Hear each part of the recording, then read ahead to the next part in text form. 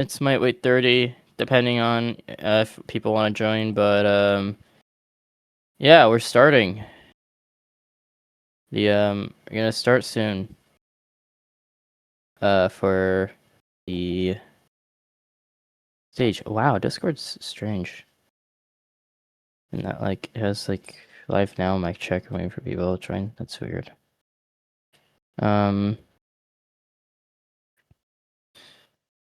All right.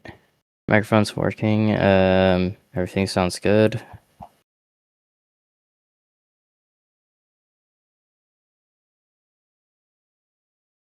Let me change. How do I change topic? How do I change topic? There it is.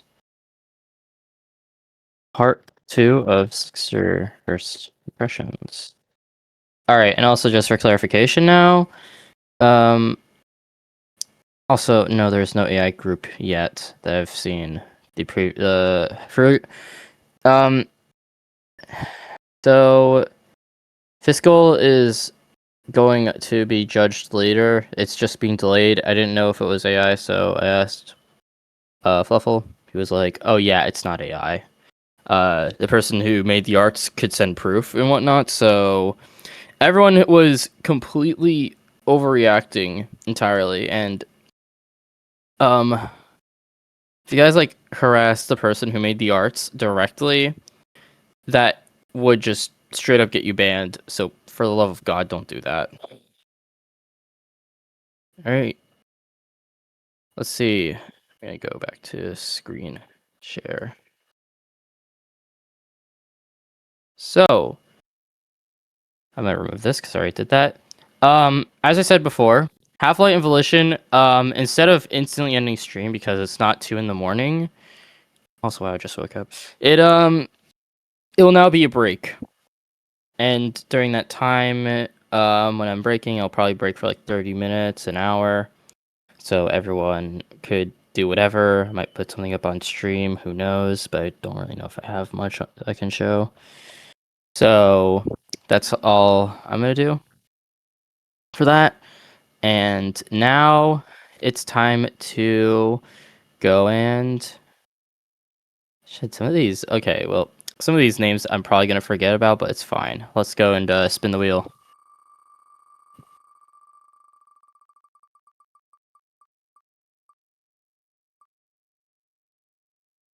Okay, well, I know the name of this one. This one's so let me get that name real quick and copy it so I don't make the same mistake I did last time. There you are. Copy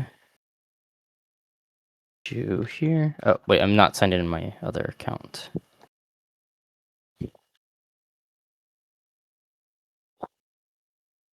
All right. I can't make a copy? What do you mean I can't make a copy? Yo, why can't I make a copy? What is this? Did I get screwed over by Google Docs? What the hell? Why can't Google Sheets? Why can't I make a copy? Okay, I'm refreshing. What are the limitations? Oh my god, they can't let me make a copy.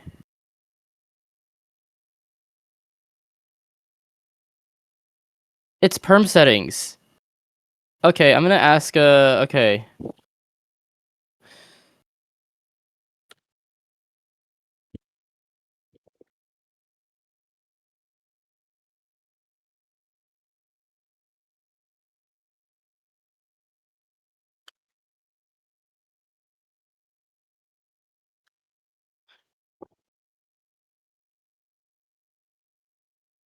Shit, man. Okay. Well, I can't review this because I don't want to leak. Yeah, we're gonna return to this later. I asked Fluffle about, hey, can you ask them to enable perms to make a copy? That, wow, that was, damn. Okay. Holy shit! If that hit that, okay. Thank God it didn't hit that, because I actually did want to do some judging. Okay, so this is this one. I'll have to wait for Doodadders. Alright, make a copy. I like how you added what brief you're trying to do, so I don't get confused, like ICT would. Alright, now it's time for me to show you guys Ego Meditatio. So wait, what's the shtick with you? Merm, look here when reviewing. Okay, thank you for putting the Merm Skelly here. There. But I think he prefers Jules format. I'm the one who prefers Mer Skeleton. Zohan Foe is evidently smart yet socially inept. Okay, so I'm just gonna get Ego Meditatio up right now.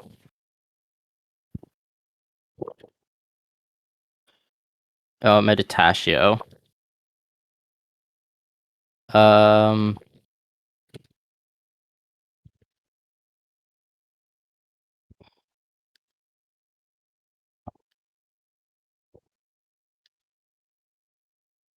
So I didn't need this.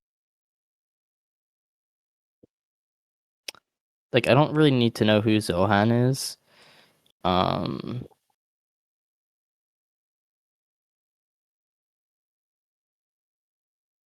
So you could have instead went Zohan Foe is a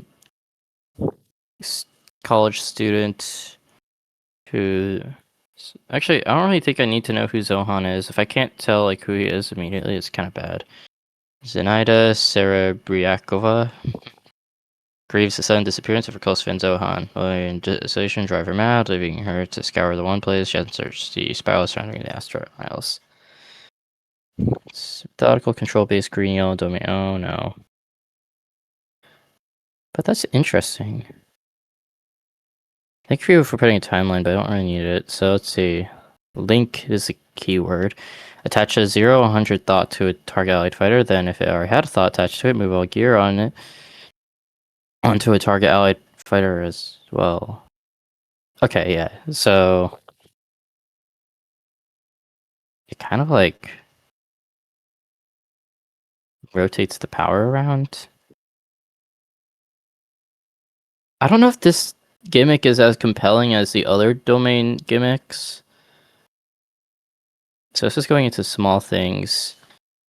Gimmick isn't as compelling as other domain gimmicks. Simply because when it comes to like the other domain gimmicks, you have some insanely cool stuff. Like, oh yeah, you could just give yourself a shit ton of gears, like a small pool of gears. Oh yeah, you could just simply make someone's flaws or imperfections actually insanely overpowered. Like just make them like those flaws and imperfections make them insanely good. Oh wait, yeah, no, these things, these plant people, yeah, they kind of like live after death. They kind of just come back from their death to just attach themselves to something, sort of like how a vine would. Not after death, but like how a vine would like slowly encroach on something. Or like, dude, even Spiral with how flavorful it is, it's just like, oh yeah, no, these people are just spiraling in despair. Or wrath or envy or greed or whatever. It's like really cool. So this isn't. I don't think Link is as compelling, but also thought it's just a gear. I'll just power Mitchell keeps us civil. This is gonna be a interesting thing. Well, okay. Right off the bat, the domain is actually kind of cool. Like, yeah, I'm looking. Oh my god! Wow, this is actually kind of a cool domain. All right, you get a +1. You get a +1. For like flavor and theming.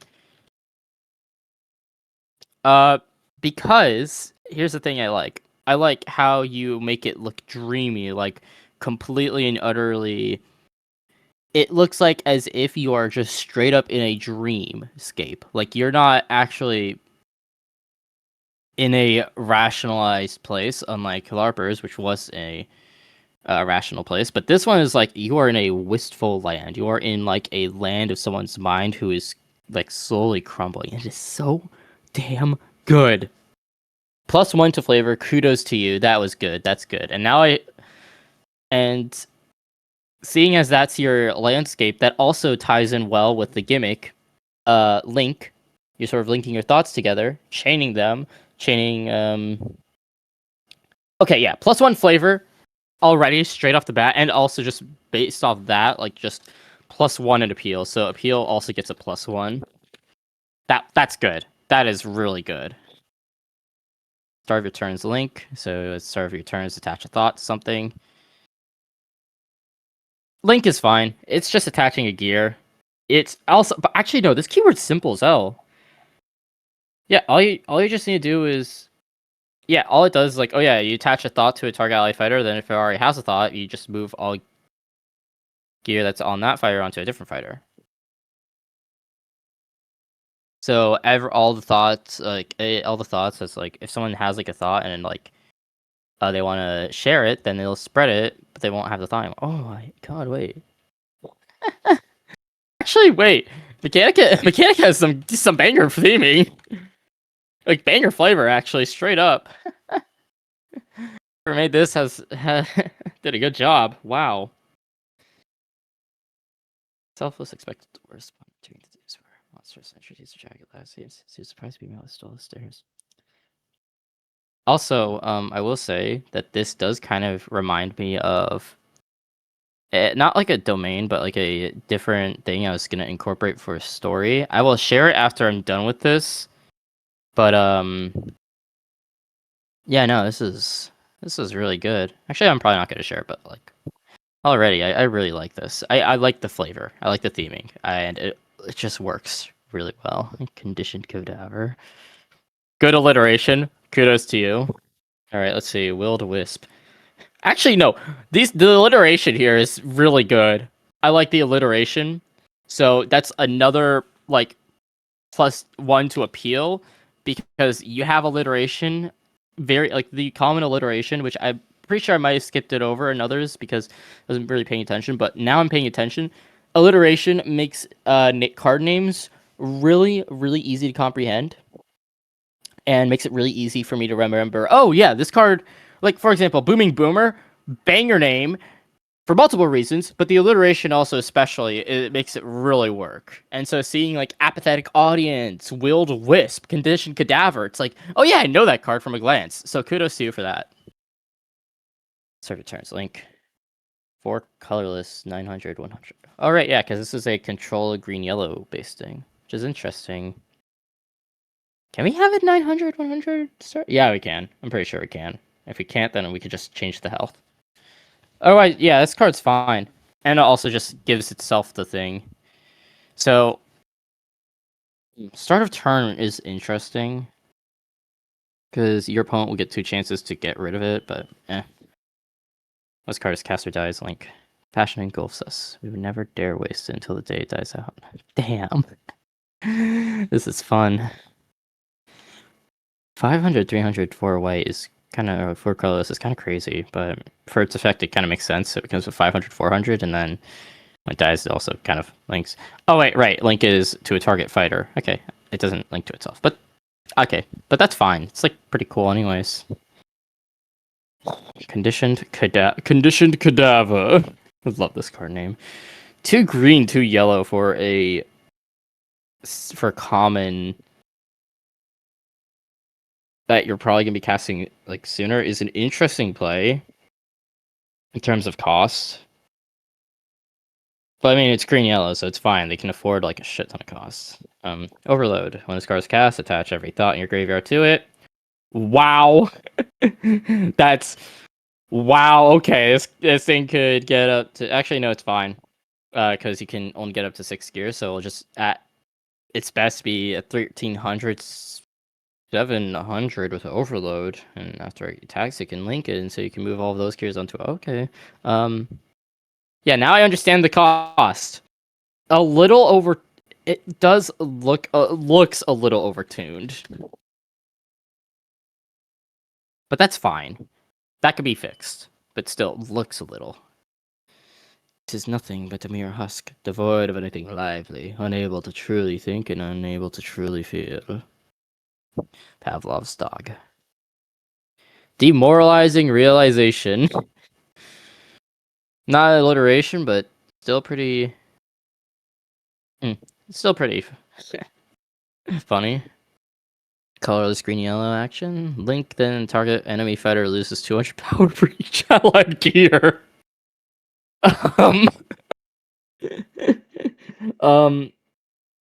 That's so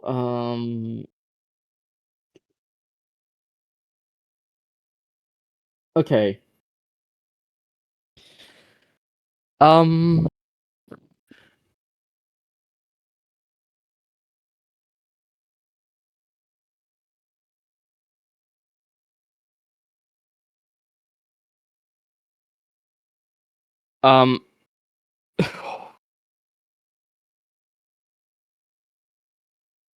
That is crazy. That is actually just crazy. Yeah, no, demoralizing realization might be genuinely insane. Oh, wow. Oh, there's so many reasons why this would go like really crazy. Zenaido, is it? I'm sure you must be confused. Come sit, we have much to discuss. Gully. Wow, that is a really good action. Like beyond good. Oh my lord. Enclosed cognition. 2 green, 3 yellow, 0 200 gear, attached to target fighter. Once each turn, whenever this fighter attacks, draw a card. I like it. I like this gear. I do like this gear. Even though I actually no, yeah, I really do like this gear. I really like enclosed cognition. Cause like here, let's just print I do think that like the fact that it is a little bit pricier than Nyarlathotep's dagger is kind of silly. Like Nyarlathotep's dagger does the same thing except your opponent also draws, but it is what it is. It's nice.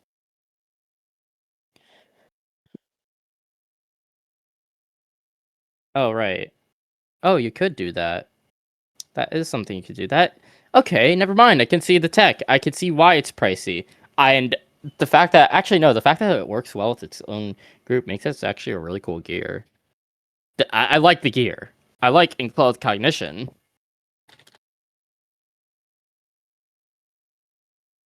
Kudos to you for making enclosed cognition. That was actually I really like it. I like that gear. You're being with Zohan's excitement upon realizing his power to see such potential be used for just such degrees is disheartening.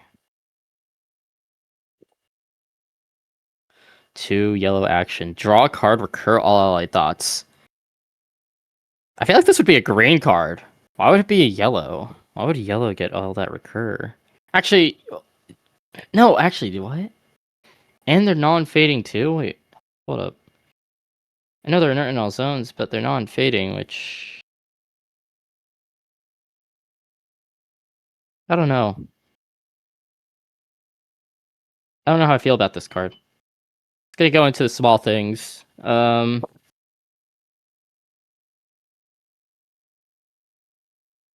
That's going to the small things.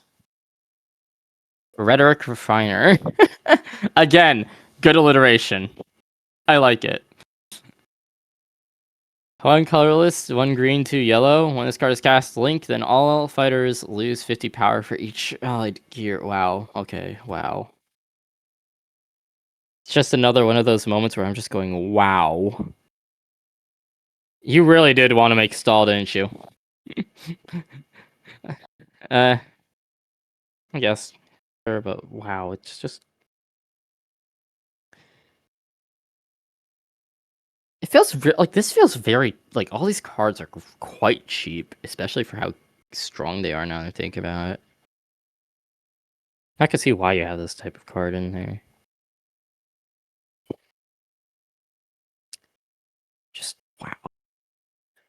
But what I will say, I like how you turn some tech in normal blocks cards into actually something really cool here.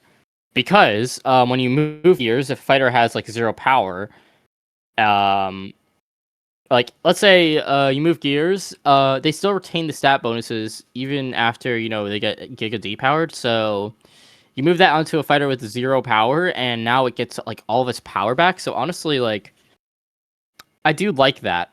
I really do. I really do like the implementation of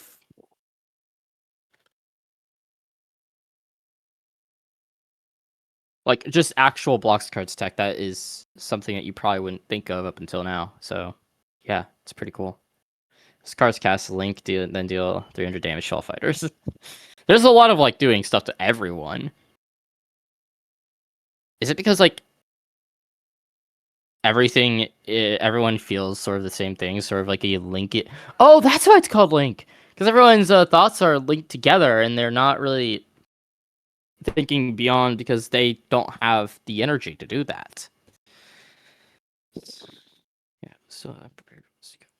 Possibly be more convincing than words of a crowd. Never throw stones in glass houses.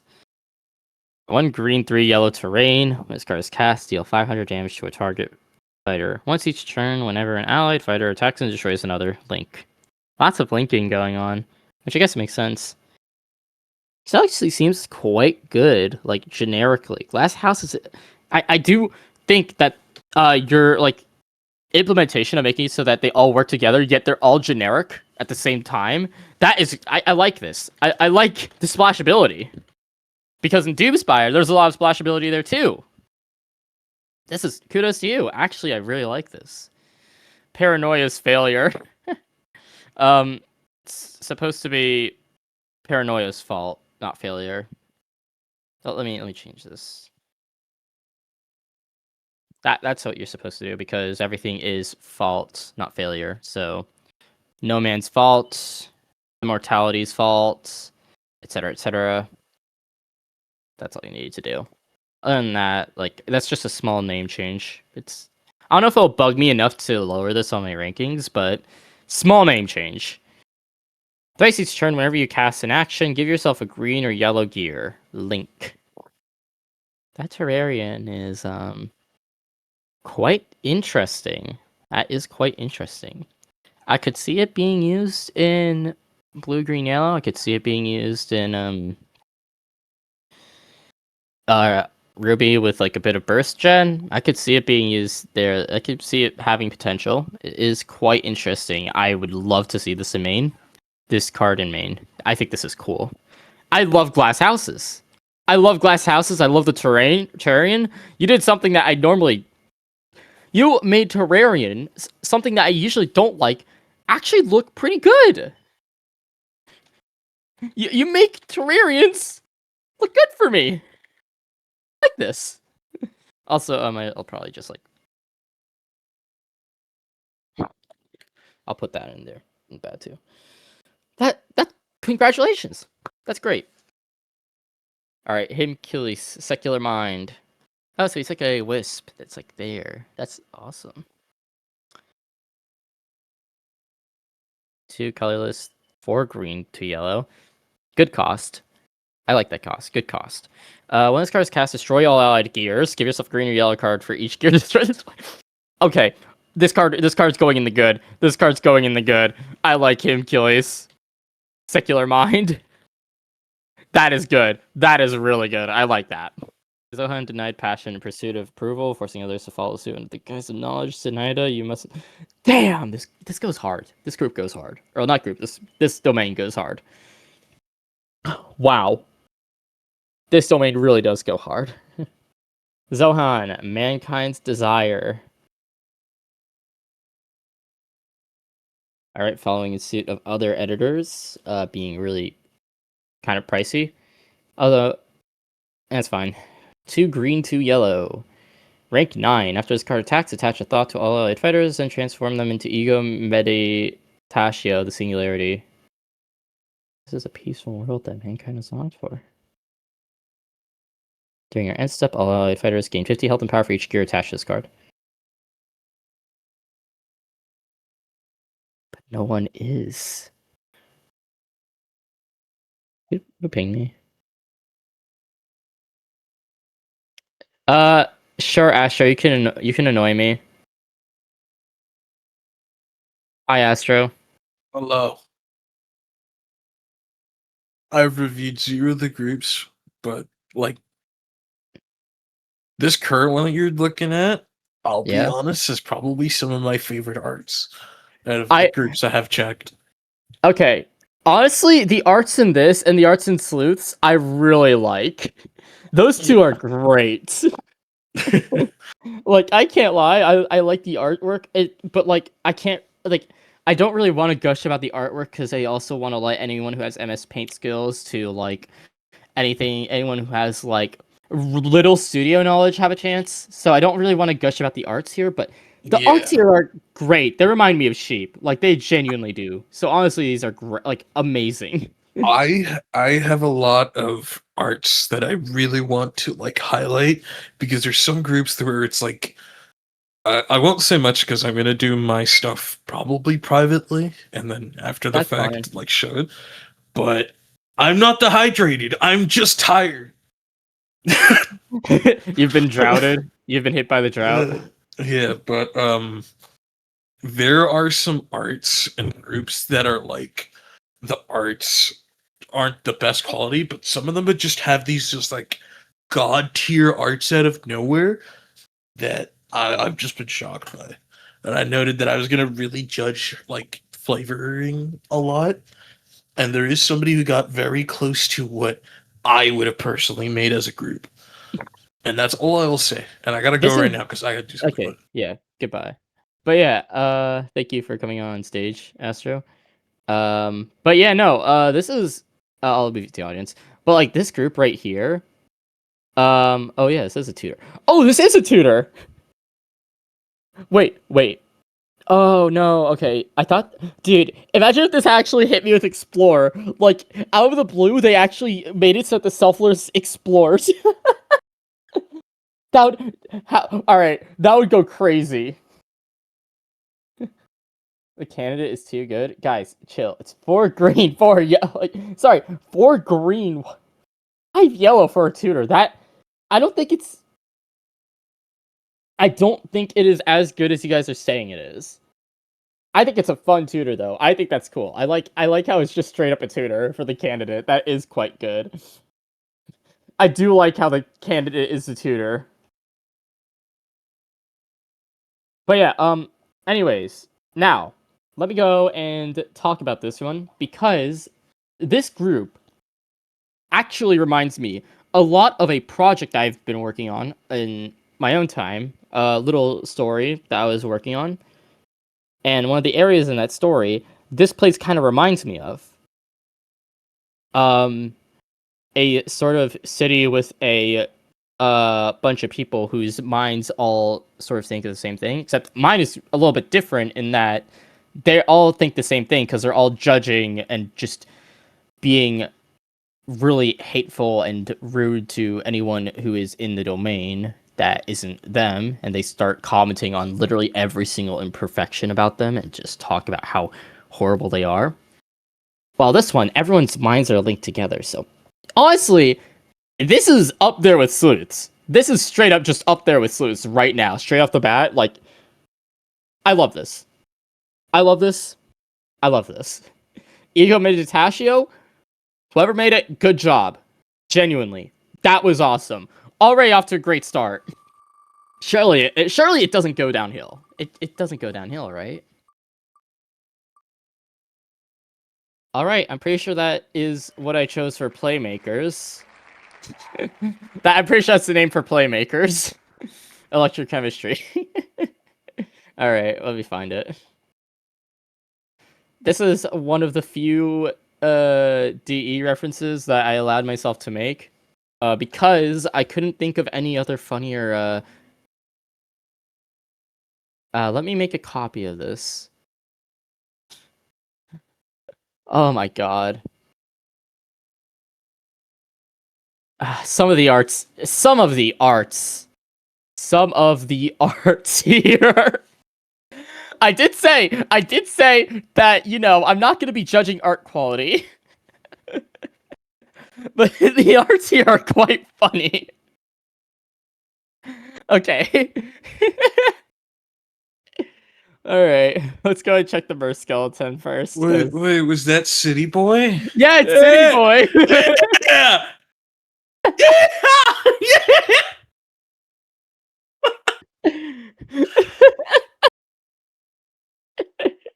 City Boy! City Boy! When did the EMTs come here? What happened? What happened to the stage? Did something go horribly wrong? I'm fine with using stock images, but... Okay.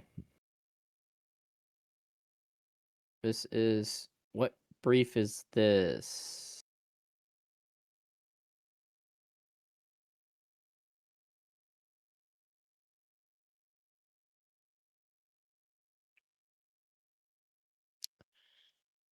Oh, wow. Perform is...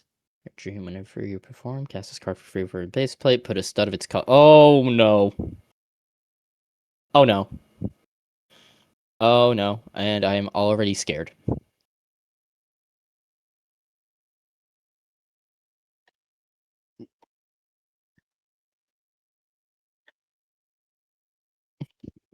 It mechanic kind of. What's the term for this type of mechanic? Astro, help me out here, because I forgot like what this could be called, but this mechanic scares me. This mechanic scares me.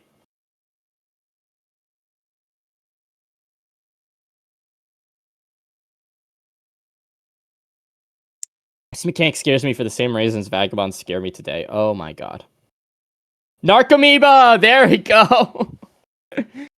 Oh, yep, never mind. I figured it out. I figured it out. Kind of. Narcomoeba. Yo, whoever put Narcomoebas there, you get like you get like, I don't know, $20 off Kalshi, I guess. That's wow. We got Narcomoebas, guys. I'll review it. Screw it, why not? Events of lunar impact have brought the Havianese into desperation. Some rebelled against Big, some fled the planet. Those who could afford neither turns to Volta. Simply forgot everything. Draw while I wake up, and you can live your dream world and become part of dazzlingly internal choreography. I'm guessing this was made before we announced that, like, lunar impact was getting rearted, so I feel like having this whole thing, it makes sense. Screw it, it'll make sense.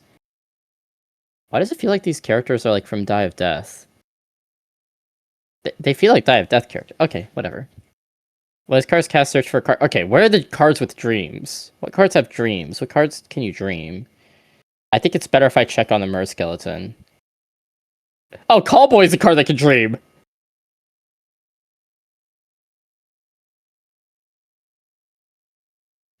Okay. Honestly, this I don't like this. I don't like this gimmick. I really don't like this gimmick.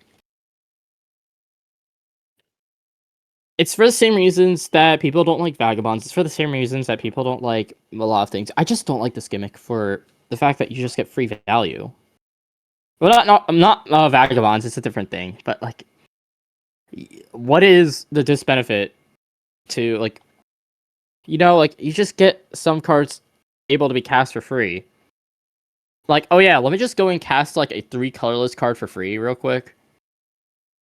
Like, do you kind of see the issue here? Because you could just like base plate Callboy, and then you could just discard a red blue card in the blue card, cast Choreographer, and now you get both Callboy and Choreographer out, and now you have an insanely, like, a way stronger turn 1 than you probably should. Because now you have like a 550, 300, 350, 350, and this card will give you an. This card will give. Wait, what the? Oh my god, that effect is actually insane. Because now you could just base plate that card into your base plate, and now, oh my lord, my lord, Infinite cards. Yeah, literally infinite card advantage. Infinite cards. No, it's not just infinite card advantage; it's infinite base plate advantage. Oh my god. Oh my, this is. Oh wow. Oh wow. Oh wow. Yikes. Oh wow. Yeah, and then you draw a card from Choreographer. I really don't think you thought the balance for this one through. Oh wow.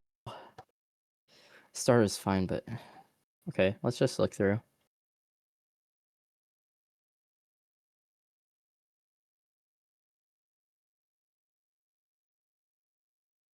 Alright, curtain call.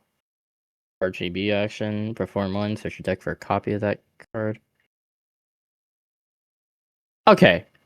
Okay, so curtain call is not only a thing that just unleashes something. Okay, you get some free value from it, but also you get a copy of that card, so you get an extra base plate for free. This is so much free value. There is too much free value. Just have a cost Blue needs for a this, reason. man. Red, green, blue needs this. But RBG as like. RBG already has some insanely good stuff. I don't think it needs free value. It needs this, bro. It needs this. Oh wow. A lot of this. Hey, listen, I'll give you this. You did shock me. You absolutely hit me with the shock. I will say this. Oh. I should also look at. I'll look at the arts later. This card is cast, perform one. I already saw that. Dream Haste. And since performing counts as casting, this. Yeah, alright, you perform with Fly Crew in your base plate, and you just get a 400 you just get, like, what is it, a 400 body that has haste for free. And you get to perform again, so you could just, let's say you have, like, hit, like, Fly Crew with, like, I don't know, like, you have a Fly Crew already, and you decide to curtain call. So this would be like a, what is it, 3 red, 3 green, 1 blue. Okay, so this combo is like rational. It could happen, especially considering how you just get free ramp. So now you would get like, what, 2 400s out on the field just because you casted like 2 cards that did not require any cost besides like 3 red, 3 green, 1 blue. Actually, no, it's just, yeah, that's literally it. So for the, oh my god. Why is this so good? Actually, wait, no, you don't even have to pay this cost. You just have to spend 2 red, 1 green, 1 blue. So, this card is just, this is insanity. It's like, do you think you can, like, zoom in a little bit? There's people saying they can't read it. Okay, yeah, sure. Probably because my stream quality. Whenever a card...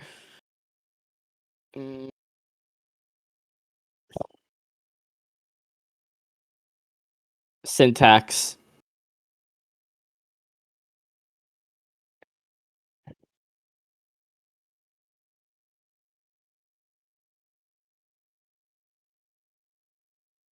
It's so simple. Just say whenever a card is destroyed from the base player terrain slot. Like, whenever you destroy a card in your base player terrain. So simple. It is so simple. Can I say something? Yeah? So, the stage is something that could be, like, outrageously scary if you pair it up with, like, stuff like cash grabs. Yeah, that is true, but also you want to know something else about the stage? This isn't once per turn. Yeah, that's what I mean. Like, Yeah. Okay. So I'm mass glad we're both spamming on the cast same. grabs. I'm so glad that we're both on the same page. That this is insanely overpowered. Yeah.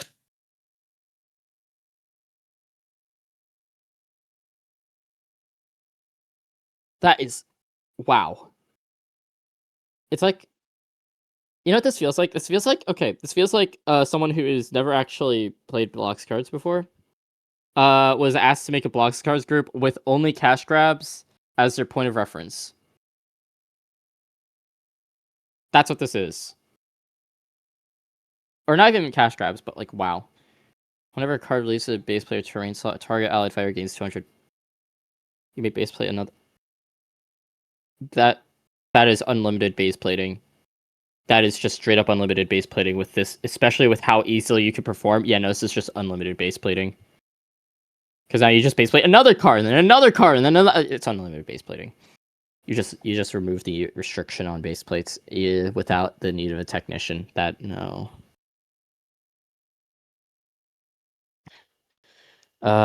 Spotlight Operator Dream. Whenever a card leaves a base plate, lock a target enemy fighter. And it's not once per turn, and there's no usage of once per turn. No usage of once per turn in sight for things that should absolutely have it. Oh, except, no, there is a once per turn, but it's only for the target enemy fighter who loses 200 power and draw. Okay, so having unlimited lock for a target fighter is like not a bad. It's like, okay, yeah, no, that's not bad.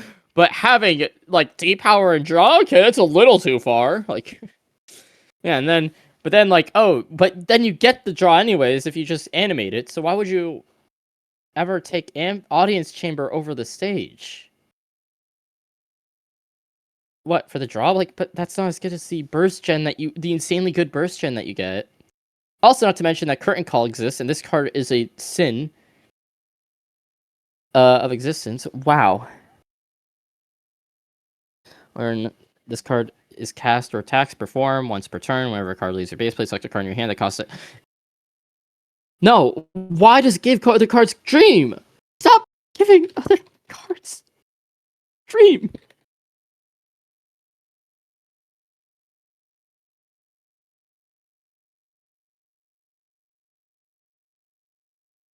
Just also, wait, hold up. I need to check something about. I need to check something real quick about a single card. Wait, you could just get a free Sorcus. Because of how Sorcus's effect works, you can unironically run Sorcus in this deck, and it will still be okay because all you have to do is give it. All you have to do is give it Dream. But you need to base plate it somehow. Oh, true. Okay, yeah, okay. It's saved by the fact that no. But here's the thing. Circle Stud. Here's the thing. You can just run the card that turns cards blue. Yeah, Royal Reunion. This is okay. Yeah, let's just go and have it. I don't think this was very well thought out. I don't think this is well thought out at all. The balance here is probably going to be the lowest so far that we have seen. Because, wow, this is a type of balance that I would show as, like, a bad example. This is not good. This balance is not good. Wow. But, you know, at the very least, you didn't make Nobility, so I'll give you that. You didn't make Giga Draw. That's good. At the very least, it's not whatever the hell I was cooking with Nobility when like a while ago. So I can tell this is probably your first group comp, and so I'll probably just give you some advice for balance. Which my advice would be, just put more time into like looking at precisely why certain cards have what they have, and if something is free, it should not, like, you probably shouldn't give other cards the ability to be cast for free. You shouldn't be able to make cards just really free and like easy to cast because cards cost studs for a reason. That's my advice. next time when you do this, I just wish you good luck because I know you could probably improve from here. All I'm saying is that the worst you can do with balance, just means that all you have to go up is all you have from there is to go up. So honestly, learn from this and then just simply improve on the next one. That's all I'm saying. I can't really rag on people who are new because we are all new when it comes to a group comp. This is the first time I've seen rank. Perform 2, cards cast this way gain 200 health and power. Search your deck for an epic or legendary fighter. In red, blue, green? Searching for epics or legendaries in red, blue, green? That is a shocker, because I did not expect blue to have anything in that field. I thought epic EL is something that you would see only in red, green, or yellow, or both, or all of them at the same time. Interesting. Volta, Prodigal, Playwright. 3 colorless, 3. Okay, 3. Rank 9 was cards cast. Move all cards from Dream Grace to the. At least it's rank 9. At least it's rank 9.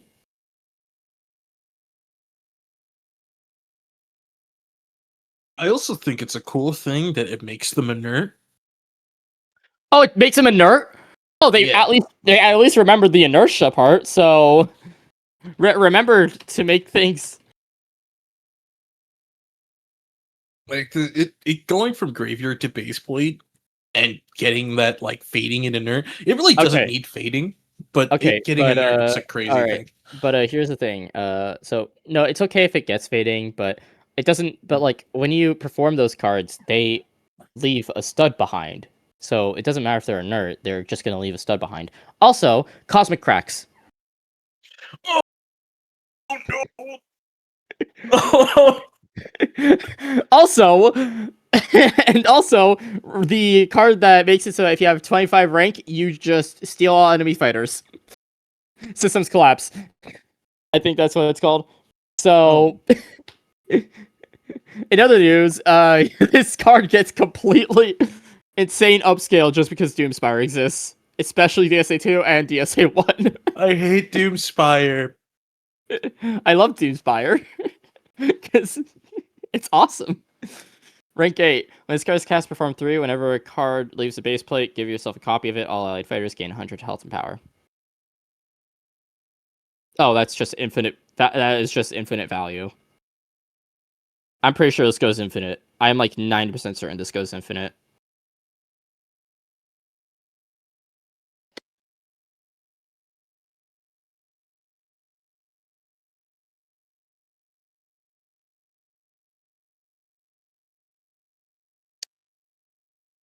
Dream World. Whenever this card attacks, perform 2, animate your terrain.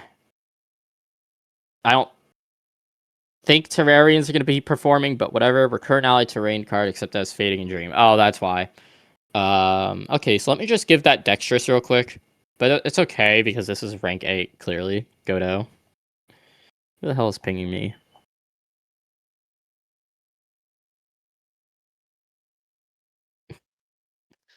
Alright. Alright, let's look at the arts now. That's, wow, okay, well, all you have left here is, like, flavor and appeal, so... I mean, some of the arts, like the lighting, excluding City Boy, which is quite funny, the lighting is good. Like, the lighting is pretty solid. I like the lighting on the arts. Which also ties into flavor. Because, of course it has good lighting. If it didn't have good lighting, then flavor L. But it has good lighting, so flavor W. Because, stages tend to have very good lighting with stage lights. I'm giving you an out here. So yeah, good flavor. With lighting. Why does this look like he has a noose? Why does it look like because that literally is a noose. I know. But I feel like you would not want to have a noose. I get why, maybe, to keep things flying, but I'm pretty sure people don't use nooses if they want to make stuff fly. Surprisingly, nooses are not against Roblox TOS. Okay. If they're not against TOS, that's fine. Yeah, there is multiple officially endorsed Roblox games that include nooses, and one of them is called Dead Rails. Oh yeah.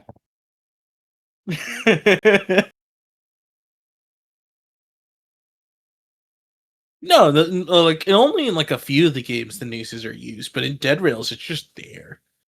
Lights, camera. Wait, where's the lights? But the lights are right there. Okay, never mind. You get your flavor point. You get a flavor point taken away. I think there's a glitch going on with the sheets because the final act doesn't have a piece of art, and I've noticed a few other groups just didn't have art.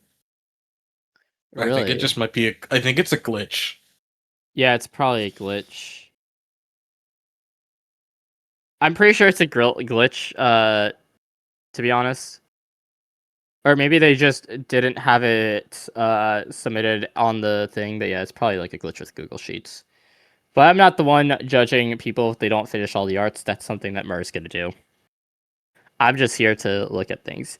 Is that Fortnite bat? No, it's not Fortnite. I thought it would have been funnier if it's Fortnite. Wait, is that TF2? No, I don't think it's TF2. It looks like a Roblox game. Oh, a shame. It should have been Fortnite, man. Why is there forbidden magics?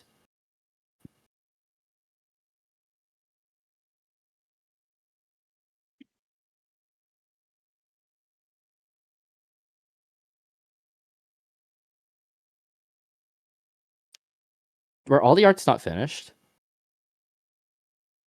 Oh no. That's what I'm saying. It's like they're like when I was checking the multiple groups, like huge chunks of arts were missing, and I don't think people are gonna submit like that. Yeah, so it's probably a Google Sheets thing. Yeah, we're gonna have to poke Fluffle about it. Mm-hmm. We'll poke Fluffle, but in general, like this does feel kind of flavorful. Although I do think it's kind of funny how they had to imagine a lot of people here.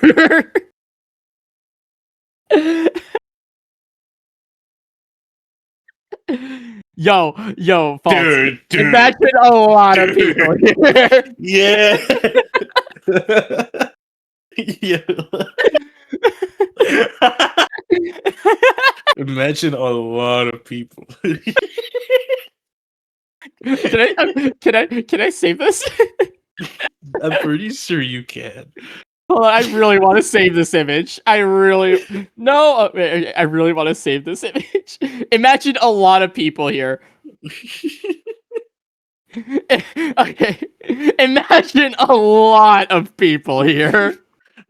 Okay, I should really note. I plan like I said it before, but I'm gonna be making one card art from every single group. I'm not saying what cards I'm gonna do. I think I know which one. I think I might do this one. Imagine a lot of Yes. people here. Yeah, free. I'm gonna be arting a single card for every single group. That's about like 30 cards. Dude, you have to imagine a lot of people here. I plan to like get everything of mine finished so I could just do all these on my free time. All right. So, this should probably have been named drama and not electrochemistry, so that's my bad for getting that wrong. I thought this was gonna be like a bunch of people who are making a bunch of toys, like like what is it, like those rip-off brands of toys, like. Well, it's not. No, Duplo is not a rip-off brand, but it feels like a cheap knockoff. You know what I mean? Like Lego Duplo and whatnot. I feel like this. I thought this was gonna be something like that, which would have been some interesting flavor, but it's not like that. So, yeah. Imagine a lot of people here.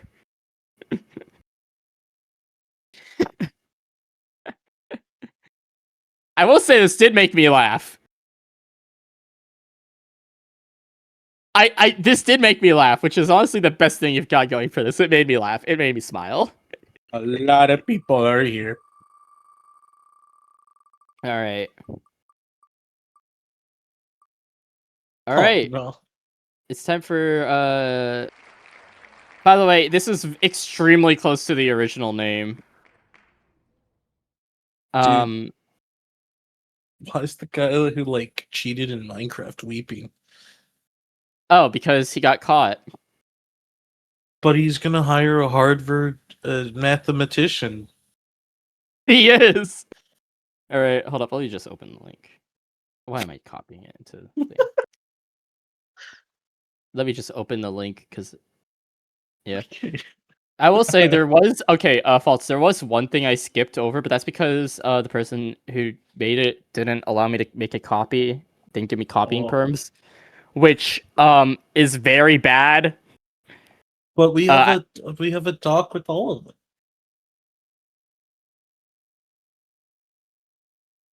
I need a copy. That could be a share link. Oh, I still need to make copies of them though. Just fair. because I don't want to leak people's names. Also, when I make a copy of it, it also it prevents people from seeing whose name it is. So that's something I have done in Gen. So guys, I made a group. All right, guys, this is Dreamweft. Wait, did you actually make this a group? No, I didn't make a group. I'm a judge. Wait. Yo, hold up. Okay, they forgot about borders, which is that's fine. Borders, but that's fine. That's fine. I still think that this is. I did say you could use MS Paint. I did predict there was gonna be MS Paint. There's MS Paint. I'm not gonna understand what's gonna happen in these, unfortunately. But thank you for using MS Paint and thank you for. Pull up the bingo chart. Yeah, pull up the bingo. To be fair, people have probably already gone to bingo. Yeah, these arts are also like really pretty. Well, the ones that are made. Yes, there is one art from all this that I am like very, very impressed by. 3, 4. Okay, what is? Don't just click the payment. Just ignore that. Why is there so much stuff? There is a piece of art in here that I am like. Is it I'm the like, dozers? wow. No, it's All the right. one. It's the one like it's the blue legendary. That art I am absolutely in love with because that is a clay figure. Is that actually okay? Before It's actually clay. Oh my god! I was gonna plan on making a clay art for Doom Spire Act 2, but unfortunately I had a crippling accident, so I couldn't make it. Unfortunately. You might know who made it, but keep quiet. I'm not gonna say who made it. I know. There's like out of the groups, I think like 60% of them I know who made it, but it's not gonna change my judgment. Yeah. All right. False. I'm gonna tell you. I'm just gonna say something that I noticed from the legendary. I'm gonna DM it to you. Okay.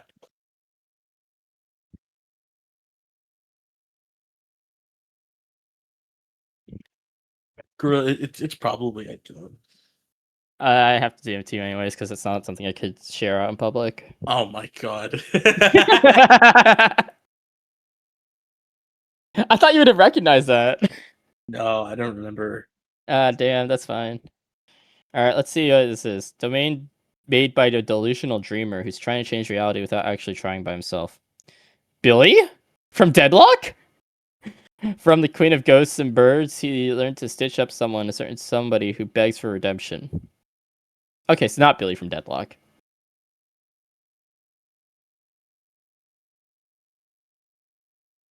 Whoever this card is. Okay, let me get Dreamweft real quick.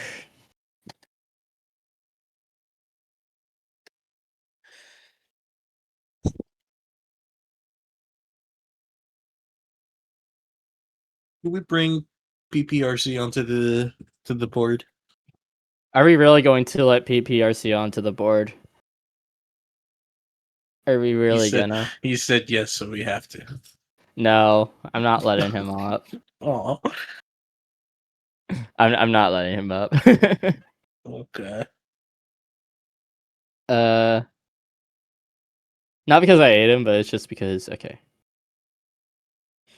Whenever this card is attached to a fighter, if the attached fighter has X or more gears attached to it, put all gears attached to it into your base plate, except Sinrott and base plate. Wait. Like, give yourself X different perspective.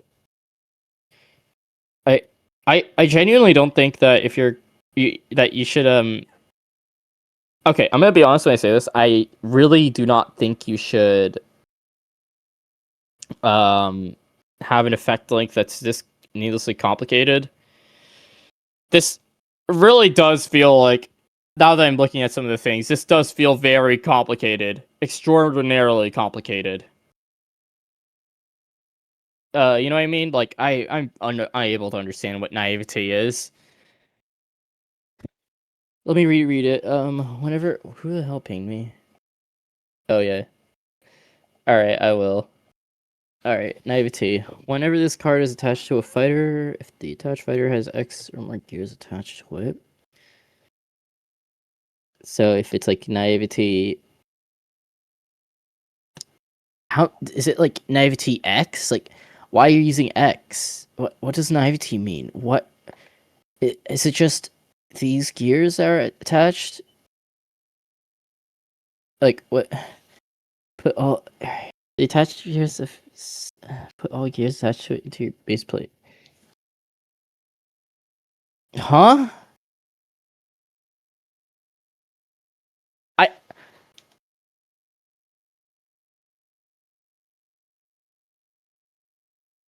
Okay. It supports blue gear target. Is it like, huh?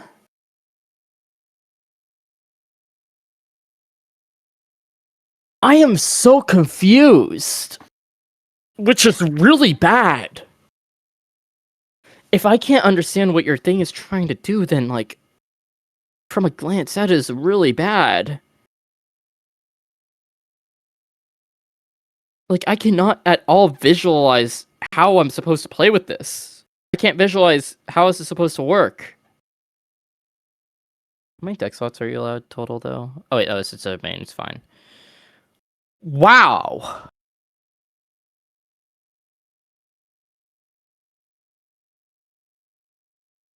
Hold on. I'm just gonna copy this real quick. Actually, I'm not gonna copy. I'm just gonna... Okay, hold up. I might get something up. I need to check this real quick. I need to check how many words this is. 48 words, and I don't need to check that. It's 48 words for this. Wow. I mean, okay, I understand why I need this much, but I don't know how I'm supposed to comprehend it. Comprehension is an issue here.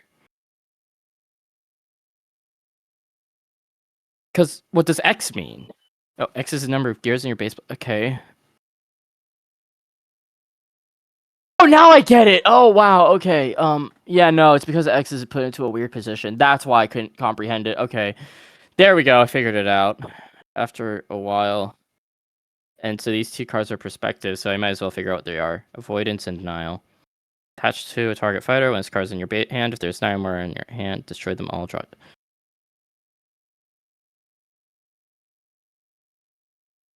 It's hand flooding. Appeal. You can say, yeah, go on. Okay. I'm laughing at the fucking image that it's just like regular dude, just circling on the solo level. Is it what this group is? Solo leveling? Sorry, where's solo leveling? No. You haven't seen solo leveling, have you? Have you seen what solo leveling is? Because I don't think I've shown you the solo leveling group. No, all right, let me. You can show me after. Show me after. No. Let me pull it up. Because okay, no, this group isn't just solo leveling. It's also like literally every other anime trope, and I covered it yesterday. It's this LARP Adventures. Oh my god! The story isn't as compelling as other domains, but God, this is funny. What the fuck? I have to get my comments up on it because sorry, you just reminded me of it. I thought that retreat was cool, but like also the fact that like you could just attach literally any gear is crazy. But yeah, it's enough of LARPing. Sorry, I have to go and actually figure out what this is about. Listen, I do not get to sidetrack as Burr does. Also, maybe whoever saw what was on my screen, I should probably not have my search history free, but it's fine. Everyone now knows I tried to get a job. Attached to a target fighter. This card is in your hand. If there's 9 or more perspectives, draw 2. Okay, so basically, if your hand's full, hey, we're just gonna destroy all your perspectives and wait. Oh, wait.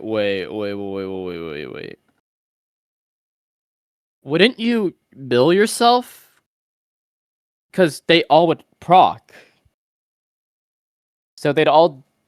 Because I'm pretty sure they would all proc at the same time, unless if it's like... I'm gonna make the assumption that that only one of them procs.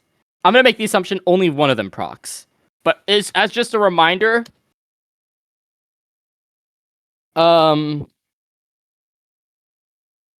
Yeah, no, it's actually no reminder. It's just that I'm gonna have to assume that one of them procs. Wow.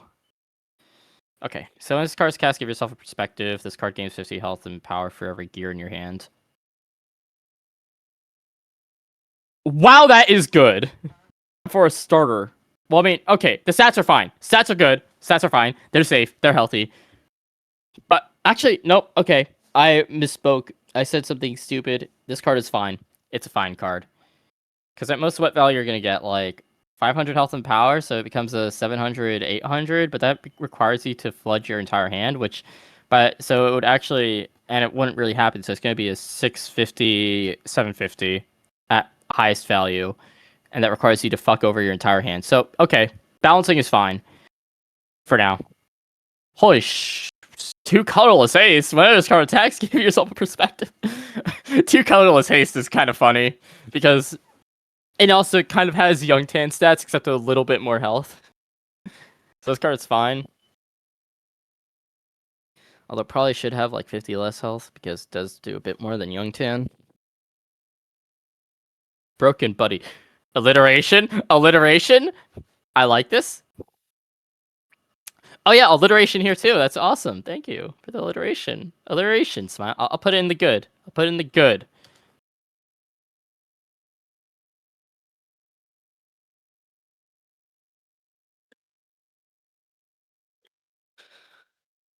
Thrice each turn, whenever a gear is attached to a fighter, swap this fighter's stats, this fighter gains 50 power. Oh, that's actually... That seems fun! Like, this actually just seems like a fun card. Like, unironically, this seems kind of fun. It wasn't the world that was ever changing. It was their perspective.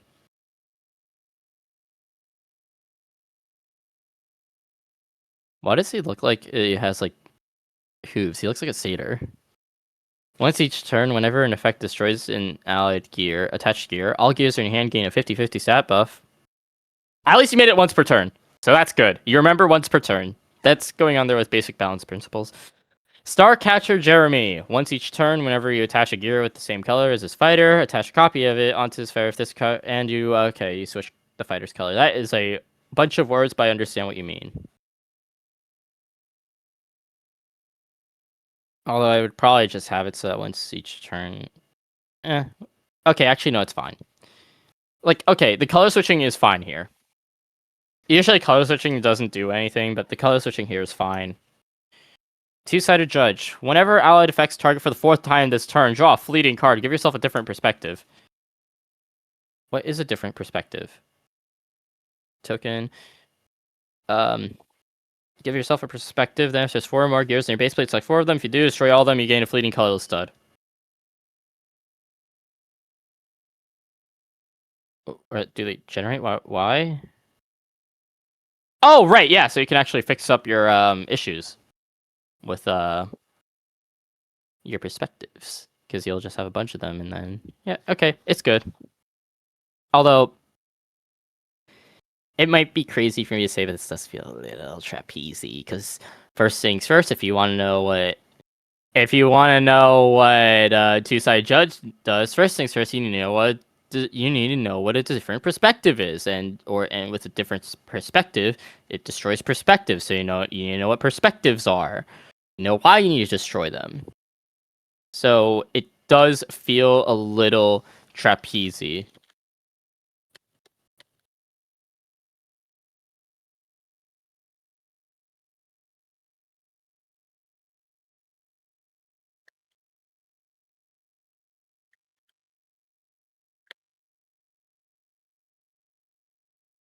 Also, I will say, here's something I will say about mechanics, and also not really lore, but just for mechanics.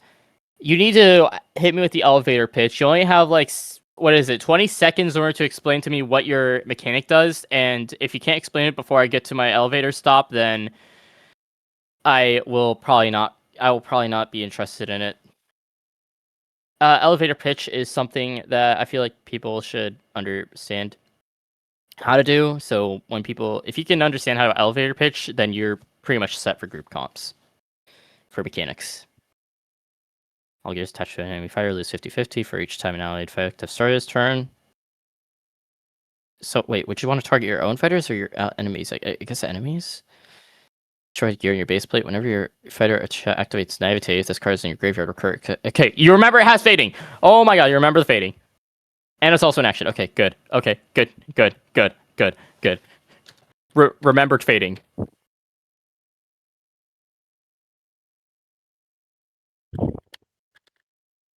Good.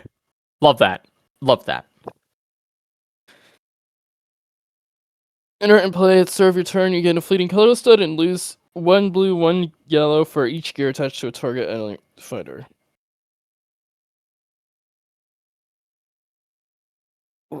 Why would I ever want Mr. Junior? I feel like this card would be kind of bad with its effect, wouldn't it?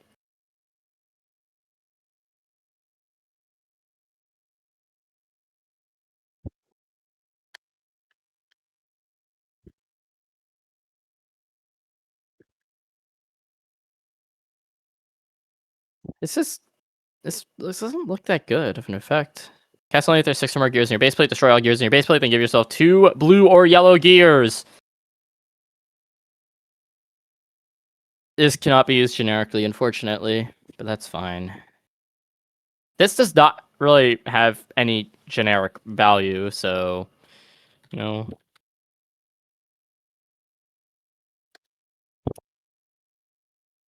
Which is small, but I really don't like that. Tomb of the Catchers. Once each turn after Naivete. Okay, so this is a terrain, so it's a Terrarian. Okay, so its Terrarian is my deity's Pistol. That's fine. Once each turn after Naivete activates, double the attached fighter's stats and unlock it. Then attach Terrified and Fragile to it. Oh, wow. Okay, so this is an end game closer. That's fine. That's fine. And also, yeah, why would you ever want to have Mr. Junior? You can't cast either of these. If you have him out. Oh, right. Also, something I should mention. Domains are meant to have some generically viable cards, yet some of these cards aren't really generically viable, so I'm gonna put like splashability in the bad. Like there's little splashability. Because some of these cards really only work within them. It feels very parasitic. Rank 8, whenever a gear is attached to an allied fighter, set its stat modifier to 100, then recur a gear from a graveyard, except it's fading. Whenever a gear attached to this fighter activates Naivete. This card gains 50 health and power for each gear is destroyed for its effect. For rank 8, that's... Huh. It's a lot. For something that doesn't feel like it's much. Wanderlusted. Rank 10. When this card is cast or attacks, destroy all perspectives from in your base plate for every gear destroyed this way, attach a perspective to all fighters. All attached gears on enemy fighters lose 50 health and power. For a rank? Really? This card feels kind of bad. Wanderlusted looks really, really bad.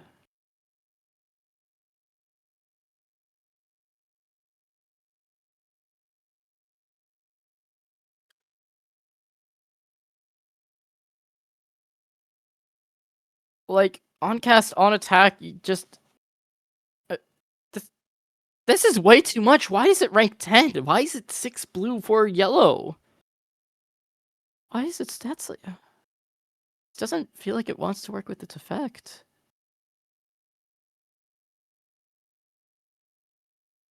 I'm not really a fan of this.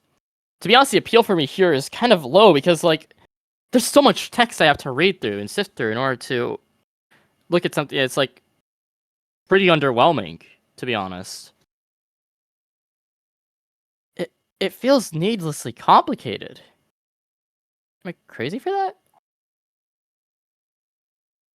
Like, am I crazy for that?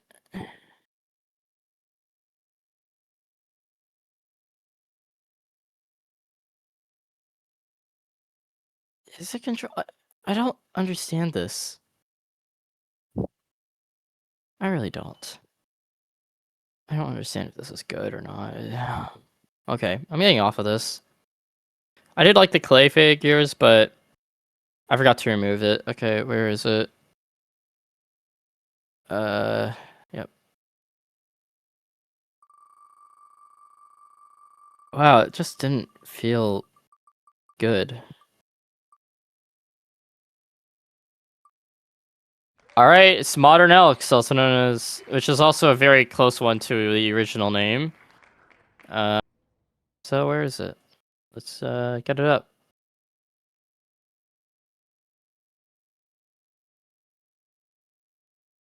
Embezzle? Are we embezzling things? Up and up? No, it's up fighter.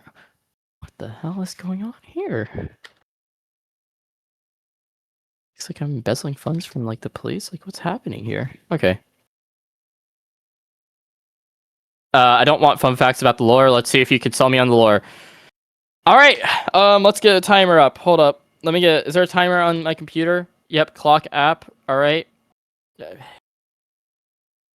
Sorry. No. Where's timer?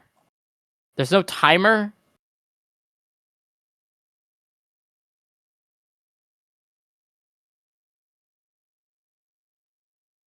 Oh, there's timer. Okay. Actually, no. Stopwatch. Let's see how long it takes me to read this out. Tech Galileo, world filled to the brim with excess technology or creation to the point of it seeping out into the doomspire where natives who embrace robotics live in 3 different worlds due to discrimination. Migrators, after the event of system collapse, have found themselves into Tech Galileo and learned to reside in it, helping natives by repurposing their useless technology. 13 seconds and I really don't know what I just said. What about repurpose? Okay.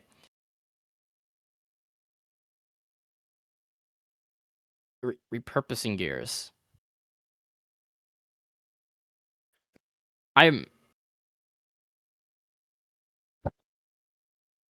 Hold on, I need to get water real quick.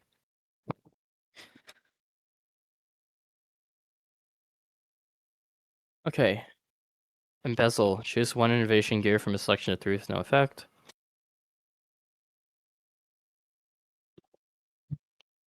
I don't know if embezzle means what you think it means here. Repurpose. Destroy all innovation and reinvention gear on a target fighter. If you do, combine them all into either reinvention or Palmarius Ultima gears according to the card's total cost, up to green, blue, yellow. Which means I have to find out what where are those gears? Okay, so it's either portable tent, which is green, yellow, reinvention, attached to a target fighter during your end step. All allied fighters gain 50 power for every gear attached to them until your next end step. Why do you have to do like, oh yeah, everything gets X based off of all the gears onto something? Like, I don't know. I guess people are like that. Every differently named gear in your graveyard.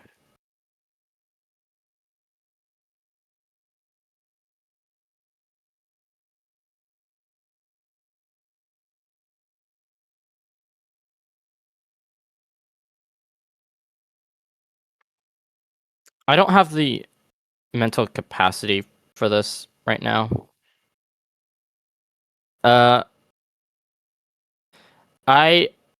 think personally speaking, right now, I would like to. Oh, is that mustard? Okay. I think I would like to skip out on this for now. I'm going to take a quick skip on this. Yep, I'm gonna skip out on it for now. I right now I do not have the mental brain power, at least mental fortitude after having to deal with whatever that was. With the thing that drained all of my mental fortitude.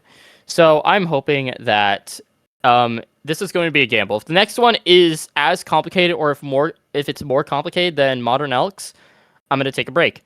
So I don't know how many these are, but also if it somehow lands on Half-Life Revolution, then I will be pretty happy.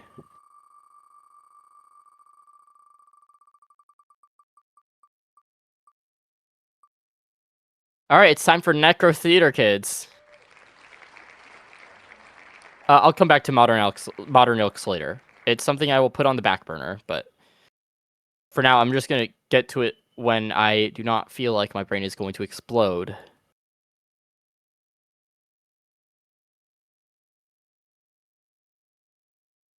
Hold up. Where are you?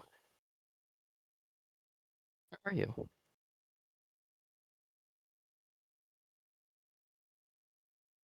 There you are.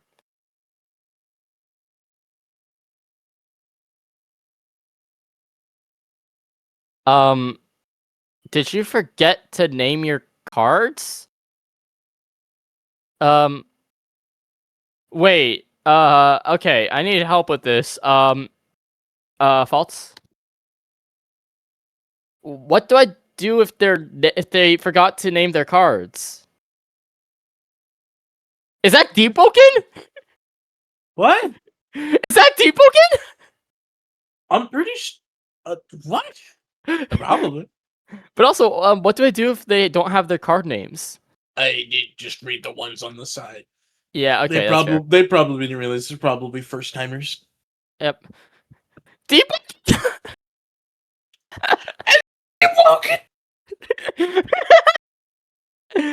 Holy shit. We It's in the deep, Deepoken. boys.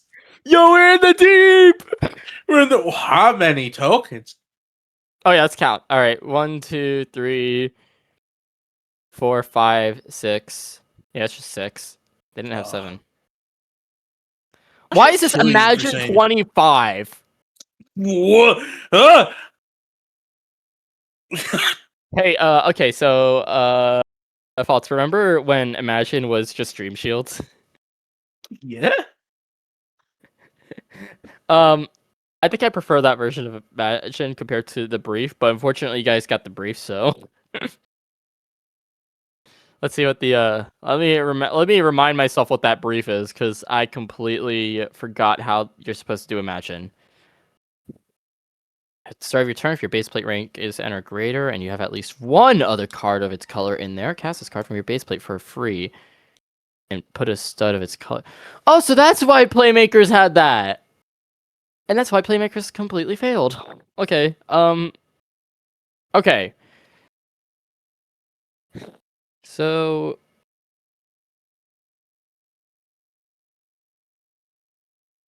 that's okay, so that's what happened with that. Alright, I'm building. Alright. So it's just based off of normal thing.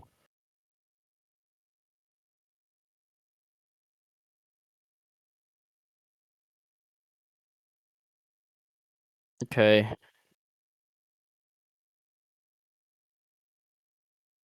Theater theme group that references their story tropes and stuff. There's no lore to it, but it's fine. Because it's all based off of theater kids. Yeah, I really, okay. Well, this card is cast. Put the sword and the stone in your base plate. I can't speak. The sword and the stone. Imagine 5 inert in base plate. Okay, so let me get up Necral Theatre.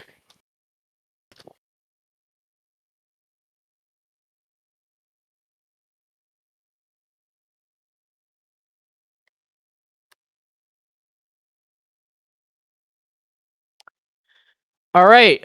So, first things first. Let's go over some of the things. The good. They remembered to make the cards that are in the base plate. Alright.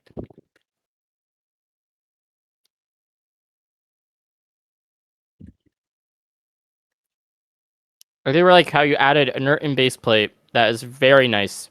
Thank you. So let me read what the keyword does again.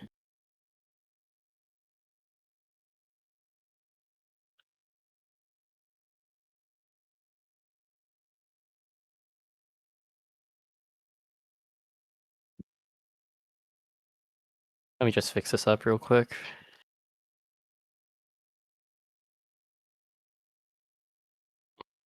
Sorry, I just had to do that. All right, let me fix that. All right, there we go. If it has a color, put a stuttering of its color in its base plate. Colorless is not a color. Thank you. Now I fixed that. All right. Act of God. All right. Dreadman Navrin. Wait, actually, hold up. Instead of it them being also they add it just adds it into the hand. That is, I like that. I like how it doesn't just put for free. You like it puts in your hand. That's nice. I actually really like that. I like how it just puts stuff in your hand. Unfortunately, imagine is a very fickle keyword because every single time you're gonna have the question, oh wait, what about cosmic cracks? Oh wait, what about this? What about that? Etc. Etc. So it's kind of hard to do imagine. So I wouldn't blame people if they couldn't get it right. When this card dies, put 2 cheering skellies in your base plate. Okay. By the way, so just so that I'm like, okay, wait, hold up. Can you? Okay. If you have a bunch of cards that have the same imagine value, do they just all get sent into your hand during your end step, and so you just kind of screw over your draws?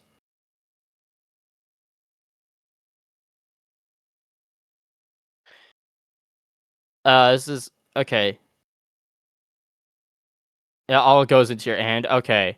I'm gonna put a point off for that. So like, when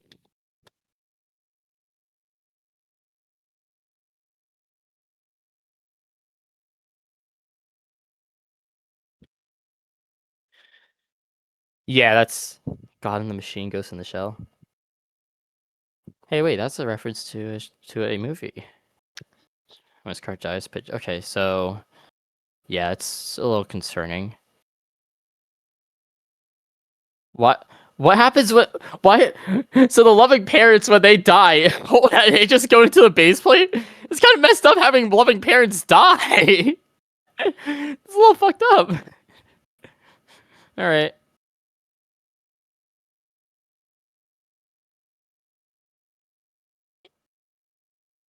Inert in play. At the start of your turn, put a copy of this card in your base plate, except it's inert in play and has Imagine 12. Wouldn't you want inert in base plate? What?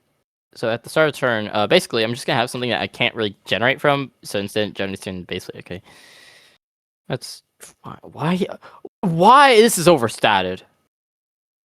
This is absolutely overstated. Like even if it's inert in play, having it be 200 extra health, this is overstated.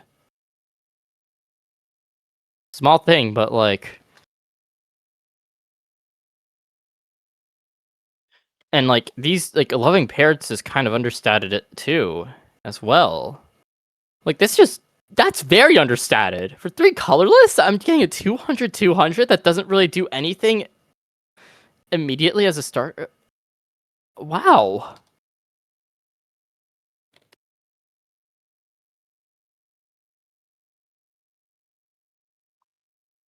Six feet understudy. When this card is cast, select a card in your graveyard to put in your base plate, except it's inert in base plate. Okay, so it's just recur with steps. 2-step recur, let's go. Card bio here.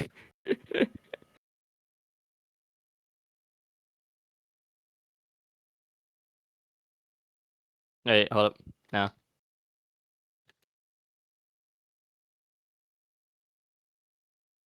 I'm making a more accurate bio. My recur takes 2 steps.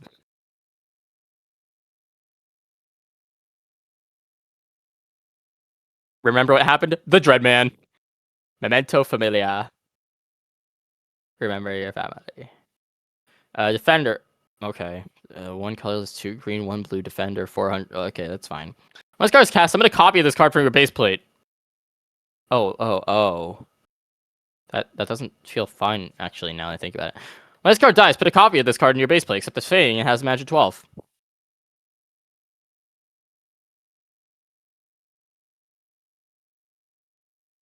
Okay. This feels like just liberate in from your base plate. You know? Like this is just this is really just liberate from the base plate, isn't it? Draw a card, then put a strange stone and right hand ghoul in your base plate. Actually, wait, no. It's not liberate from the base plate. What this is it's draft from the base plate. Which in that case, why don't we want it start of turn instead of end step? Because this would be way better if it was start of turn, because I'm pretty sure you start of turn you draw and then you get all your imagined stuff. So yeah, honestly, that's one change I would have made. Yeah, no, instead of end step, this really should have been start of turn. Sacred Stone and Right Hand Ghoul. Okay, so now we have to know what Sacred Stone and Right Hand Ghoul is. So Sacred Stone was in our base plate. Whenever this card attacks or is attacked, summon a Cheering Skellies. Summon a 300/300? Okay, I guess. Right Hand Ghoul. Wow, it's just really static. It just has stats. Yes, this really is just, I'm going to beat you to death, the blue-green deck. I will say, kudos to you for making this a gear. I could see this being used outside and being used in blue-green wide gears. Plus, at the same time, this doesn't really use that many gears, so it can't really be used out there, actually. Probably only with, like, Prop Manager, but that's it. Even then, Prop Manager needs something else to it. Okay. Actually, no, Imagine 5. Yeah, okay, never mind. You can use Prop Manager as sort of a starter for blue-green wide gears. So that is 1 point to you for making a generic starter that can be used in a deck I like. Which might seem like it's kind of pandering, but it's unintentional pandering, and that's fine. Also, the flavor's okay. It doesn't hit as hard as, like, you know, the flavor from other groups, probably because, you know, you have deep woken arts, so the arts sometimes, I really can't tell what's happening in the arts sometimes, because it's, like, kind of, you know, just using deep woken assets. Which, it's not really a good idea to have stuff that's, like, kind of, if I can't tell what's happening, it's kind of bad. So, honestly, it's, like, I can't tell what's happening in the arts, usually.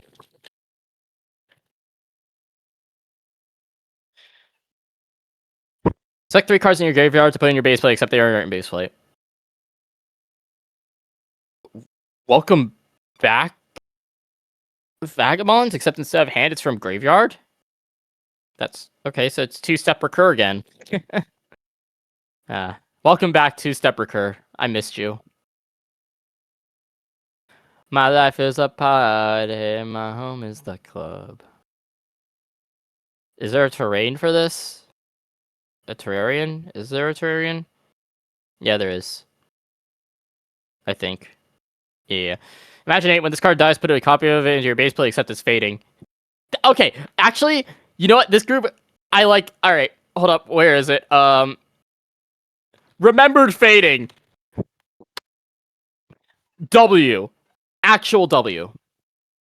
King behavior right there for remembering fading. Put a card in your hand into your base plate with Imagine 8. Okay, so I'm gonna put a card in my hand into the base plate so that I can recur that card for my base plate later.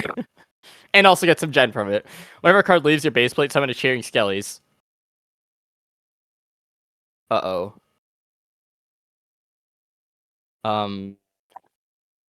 Uh-oh. That is a really big uh-oh moment. Cause you see, this card can flood your entire board if you only use a little card combo. And that card combo is using this, and I'm pretty sure it's the Robloxian Overlay. Wait, actually, I gotta check what the Robloxian Overlay does really quick. Because if it does what I think it does, Uh-oh.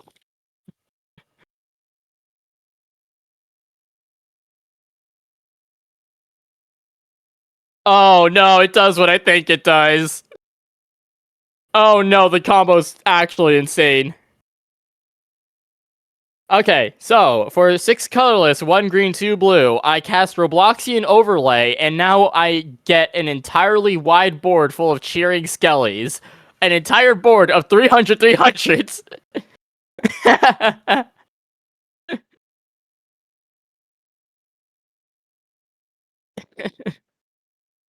500 dead parents. Also, you say MCH, but also Robloxian Overlay shuffles hand and stuff too, so they would have to draw into the MCH from the Robloxian Overlay.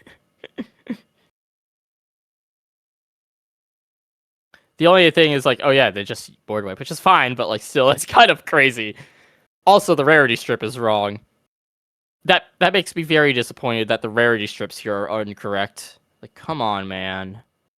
I'm putting that in the small things. That deserves to stay in there. The rarity strips are wrong. When this card dies, put Deus Ex Machina in your base plate. I imagine 25 is an action. Obliterate a target fighter, then summon Anima Fated to end the field as a 2000 fighter. What is Anima Fated to end? Oh, it's this guy. Nah, not yet. And then he does Happy Chaos ult, and then he instantly wins, and it goes into round 2. 50% rat, 50% weasel, 50% man, 100% dread. That's not how statistics work. I mean, statistics. That's not even how percentages work. It'd be 50% dread, and then you would go 12.5, 12.5, or like, yeah, 12.5, 12.5, 25, 50. That's how you get to 100. I'm pretty sure. Or you could just divide it into a better way than I did. Imagine 12. When this card is cast or leaves base plate, summon 2 cheering skellies. So then I base plate him, and then he imagines, and he comes out of my base plate. I summon 2 cheering skellies. I base plate him, comes out of base plate, summon 2 cheering, base plate him, comes out of base plate. Yeah.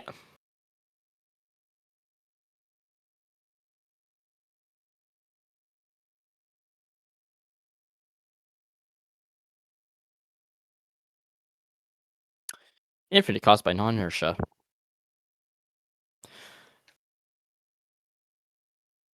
Once card is cast, put all of your Imagine cards into your base plate from your graveyard. Why do people really love just like Michaela adjacent effects? Like Cup of Tea adjacent effects? This feels also very good. Because now you're just flooding your hand. Well, not very good, but this also just does feel pretty strong. So yeah, I'm gonna like put it in like the small things because it's sort of something I'm not 100% certain about. But yeah, Theatrice concerns me a bit. Overall, what do I think about this deck? Well, if the legendary didn't, go infinite straight up, for free, or like didn't give me like insane amounts of free value if I just have 12 cards in my base plate, then I think it'd be subpar. That's how I'd put it. Yeah, this does just feel kind of subpar, even like compared to other things. Oh yeah, you could really just get Deus Ex Machina in there. You really could just do that, can't you? Huh, okay. So I'm not gonna put it up there, and I'm not gonna put it down there because it's not as bad as other things I've seen, but definitely isn't good.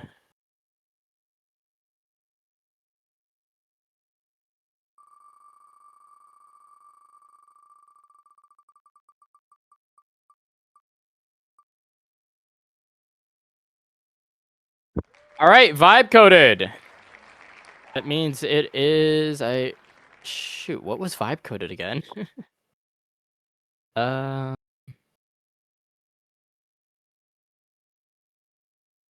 Okay. Definitely not that. So I have to scroll up a bit. That's what vibe coded is. Okay, I see.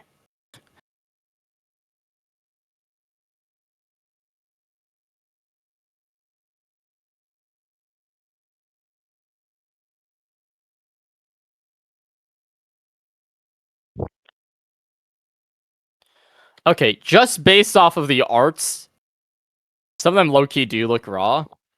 But before I do that, let's see what brief they followed.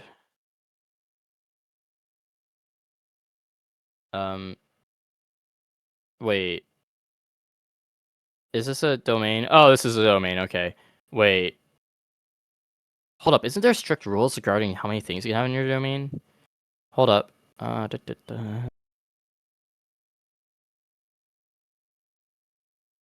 Four commons. 3 uns. 2 rare.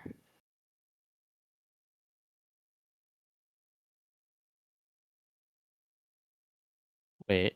There's another domain that was 32 in total. Oh, that's... Wait. 4 common, 3 uncommon.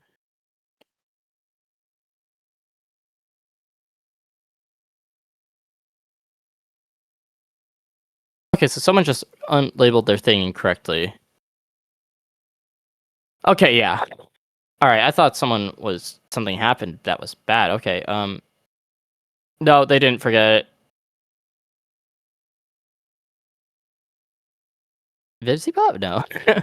Sorry, I was getting confused by some of the character designs here. Alright.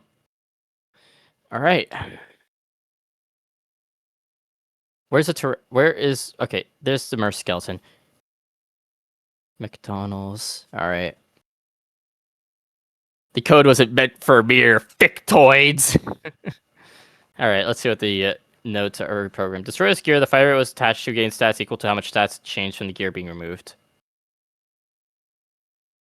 So flaws, but instead you just completely rewrite what the flaws do.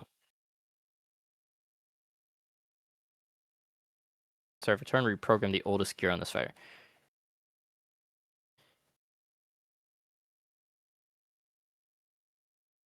Okay, so with reprogram, basically, wait, how does it distribute the stats? It's like equal. Like, how does the strat distribution work? Because I'll zoom in for everyone. I forgot about that. How does the stat distribution work?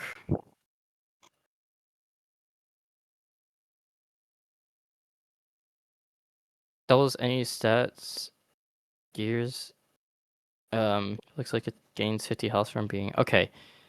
It's not just that; it also works with other things. I was just confused because, like, okay, so I'm also no, you can't because it won't give you the actual thing.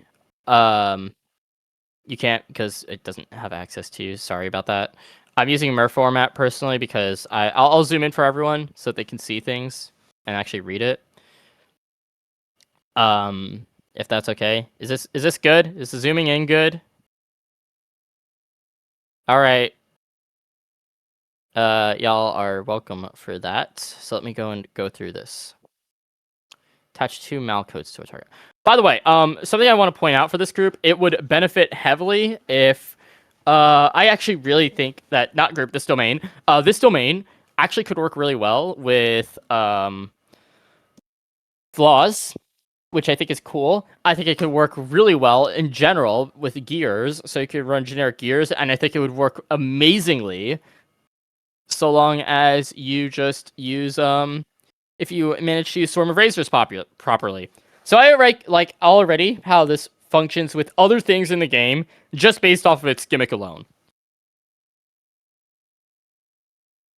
So, Malcode. What I'm going to do right now for Malcode, I'm going to put in notes, Malcode. The good, the small things, the bad. I like straight off the bat that I really, not love, but I think that the gimmick is actually pretty damn solid. Because it doesn't give you anything for free, unlike some of the other things, so that's good. And it also kind of synergizes a lot with other things that are already in the game, which I think is pretty awesome.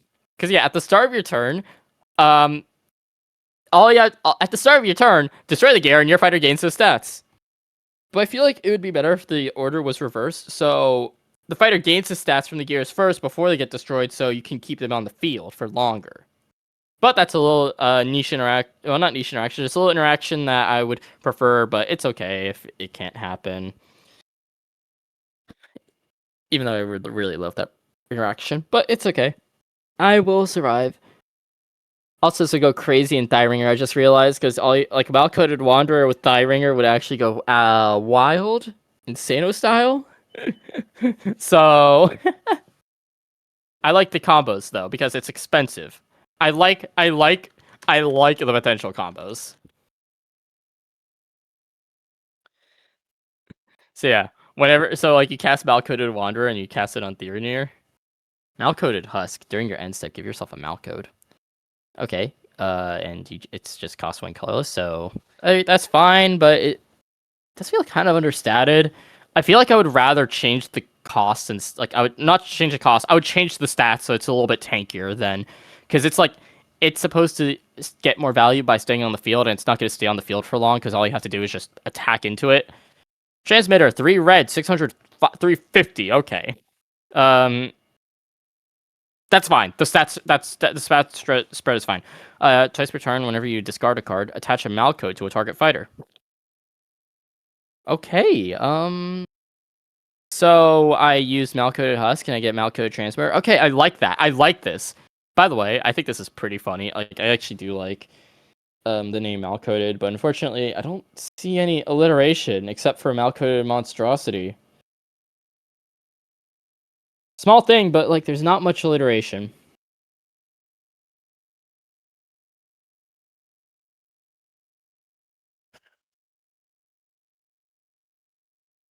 Forms succumb, the minds of some are not strong enough to enjoy the code's will. Despite their technician like bodies, their minds eroded from within.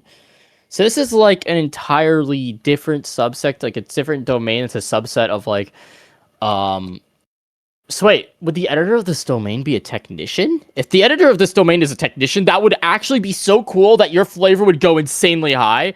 I need to check Jewel Style Skeleton though to see if the domain editor is a technician. Or is there a technician?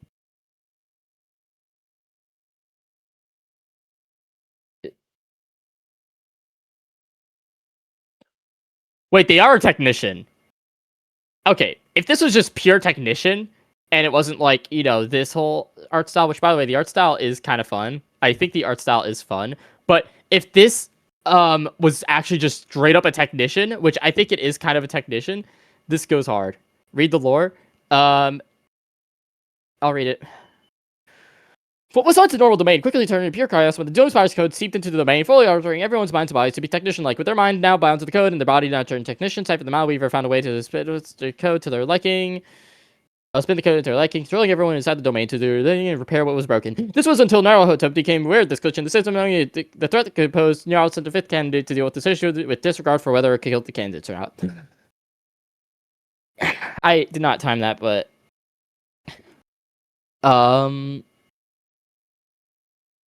okay. The flavor isn't as there. It's not as. Man, damn it! The flavor isn't there now. No, I would have rewritten this. It would have been the technician instead that has the domain, and the technician itself, with now unlimited power to create what it wants. Even though it doesn't actually want, it just sort of corrupts everything and forces everything in there to abide by the Doomspire's code, even though they aren't bound by it. That would have been way cooler, actually. Unfortunately, the lore wasn't as cool as I wished. You really could have spinned it off as like a unintentional "I have no mouth but I can't scream," and that would have been really funny. Like, that would have not been like not just funny. That would have been really fun.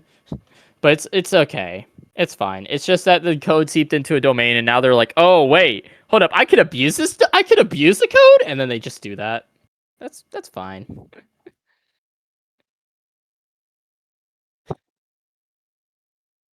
All right, let's zoom in.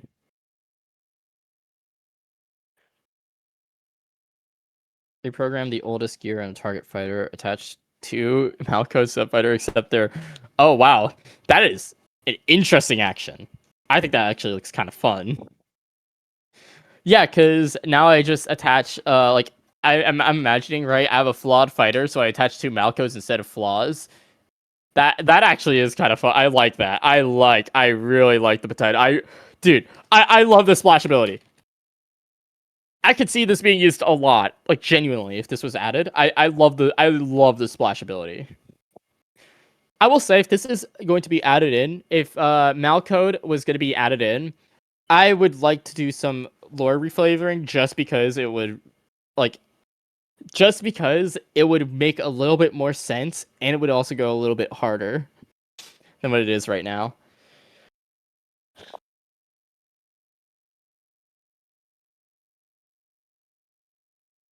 All right, also let's look at the arts real quick. The transmitter is. I do like the technician parts. I think that's cool.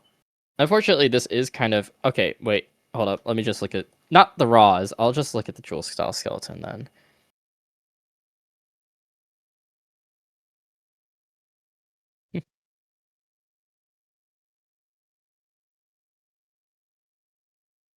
I like how. All right, I will say that the incorporation of drawn into 3D is pretty good. I like that. I I like how also the scheming like of everything just it feels nice. This actually no, I can't say that because it's spoilers, but so I won't say it. But the theming is pretty. I like the theming. I'm looking at the arts, and like while it looks like there's a lot going on, like for example, corruption's fault. That's fine. In general, though, I think it's pretty cool seeing how like oh yeah, the infection is taking over people. They're overwhelming my mind. They're taking me over. And it's like this pretty evil. Like it's like it feels pretty fun. Honestly, like this honestly just feels like a fun thing. Also, demons don't look like that, but that's fine. This is just a fun group overall in terms of art. I need to judge the arts alone, right? Like there, but honestly, flavor W in terms of arts, appeal W in terms of mechanic. Like there's the appeal, there is the flavor. So all you have to. I'm being hit with the same thing that I've been hit with sleuths, aren't I? Just good arts that flow into each other well and looks really nice. So, and it also fits well with the theming of it all just being like everything is falling apart at the seams because everything's being invested by the fabric of the universe, the code of the universe. So you have all these different things that are related to code, like woven binary, breach firewall.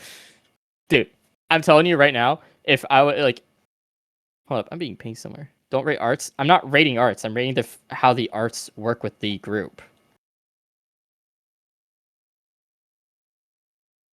That's what I'm rating. Also, don't ping me, please. I know what I'm rating. I'm saying that like, what I'm saying is that like what I'm able to judge with arts is how they fit well into the theming of the group, and this fits really well. So it's a flavor W. All right. Now, reprogram the oldest gear on a target fighter, attached to Malcoded subfighter, except they're negative 100 plus 100. Right, I already looked at that. Sorry, I'm a little frazzled right now. For each fighter, the first time a gear attaches to it, each turn, attach a Malcode to it. Oh yeah, because it's like sort of like, oh yeah, the what is it? The malware is breaching the system. All gears in that fighter gain 0.50. Yeah, because now like the virus itself that's overtaking everything is. What I will say is that I wish that when it came to Malcodes, instead of it like destroying the oldest and completely removing it, it doesn't really feel like it fits what viruses actually do on computers, which is not just self-replicate, but it also, I get this is like more so of like a not ransomware, but more like a infestation that's trying to take it out. So it's sort of like a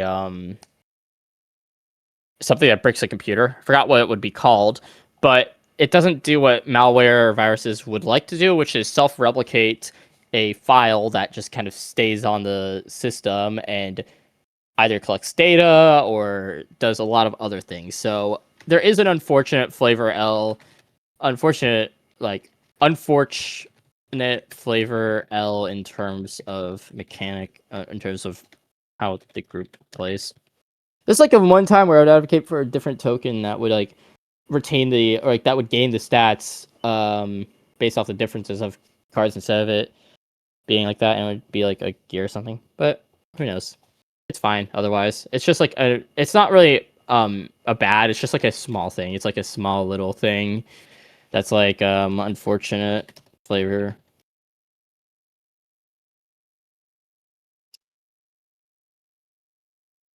Dude, I'm telling you right now, if I saw this group back then, like if I was like, what is it? Maybe when I was like hella into like coding and ciphers and computers and mysteries, I would eat this up.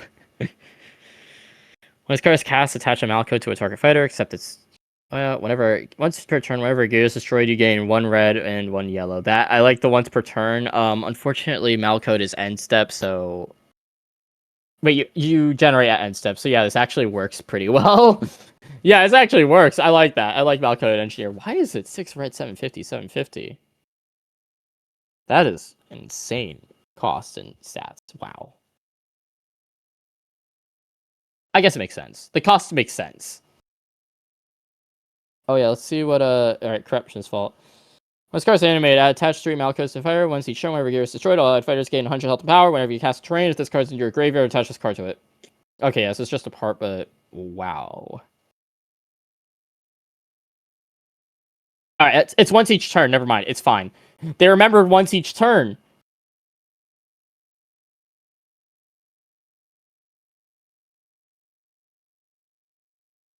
During your end step, give yourself a free red and yellow gear, except they're both inert when discarded.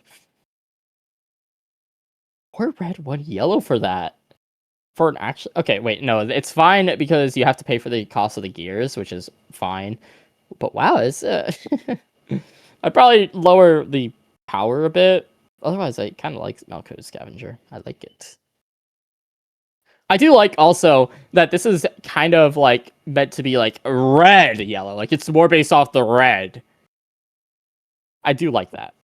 Malcoded Monstrosity, 5 red, 2 yellow, 900, 750. When this card attacks, attach the Malcoded to itself. Whenever a gear attaches to this fighter, all gears on this fighter gain 050. Oh yeah, I should probably read the BIOS. Pair was broken.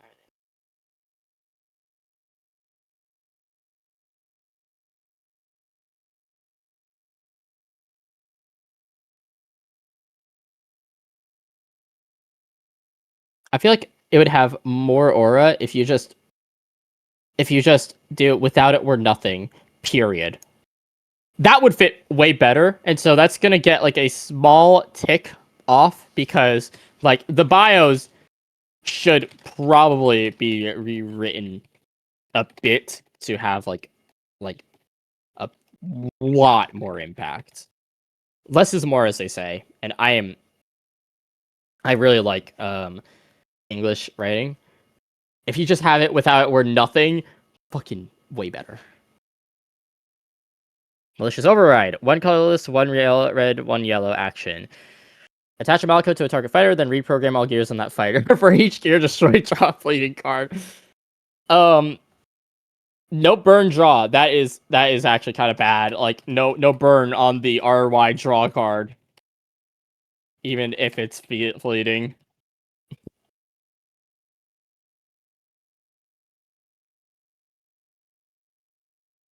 Overload the Mind. 2 colorless, 4 red. Reprogram all allied gears, and for every 4 Malcodes in your graveyard, attach a Malcoded to all fighters. Huh. Actually, it fits as a red epic. That's also a pretty big effect. It's yeah. That is a pretty big effect, and it does feel this feels like a fun effect. You know, like honestly, the appeal is there. This mechanic feels fun to play with. Now to play against, this would feel terrifying. Dare I say, this would actually feel miserable at some points, but to play with, this looks fun. The reason why I'm not sure how this would play if I were to play against this, to be honest. But and now it's time for the Moribund. 7 red, 2 yellow, 1,800. This card is cast. Attach 4 Malcodes to this fighter. Whenever gear is destroyed, this fighter gains. Oh yeah, never mind. I see the flavor there. Because the moment that they entered the domain, they got like little Malcoded. Who keeps pinging me up? Remember to be nice if you aren't up. Alright, I will.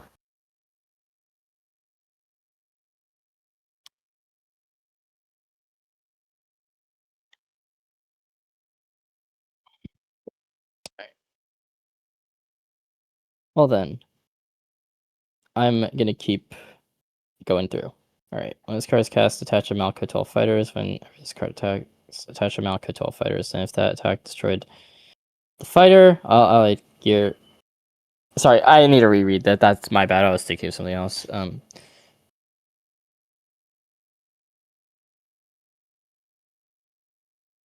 Alright, there's flavor in that. I do think that the flavor here is pretty good.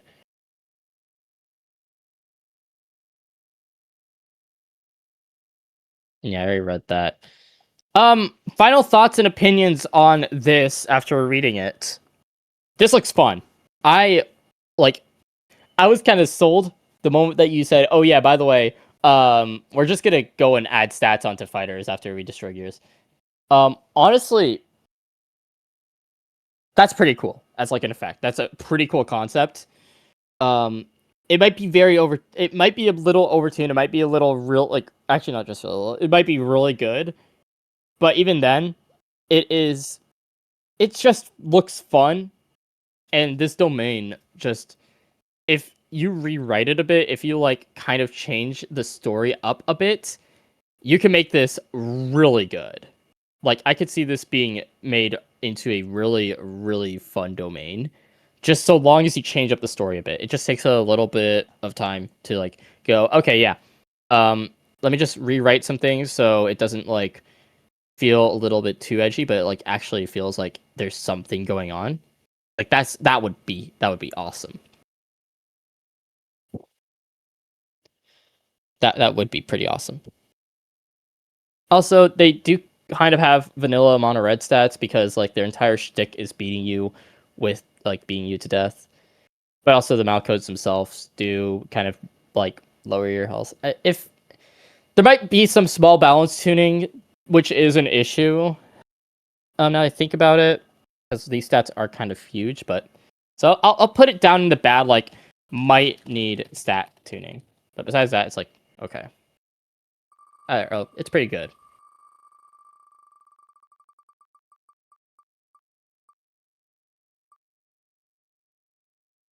All right, time for voila, which is here. You have 2 different spreadsheets. Okay. This one doesn't have the art. Oh, this has the arts. I can't see which one's which. These are just raws. Damn it, I have to use Jewel Skeleton for this one. Unfortunately, they did not get the MERS format right because they didn't get the borders. It's okay. I would still prefer the borders, but it's fine. Oh, right, I should probably make a copy of this before. Don't forget that.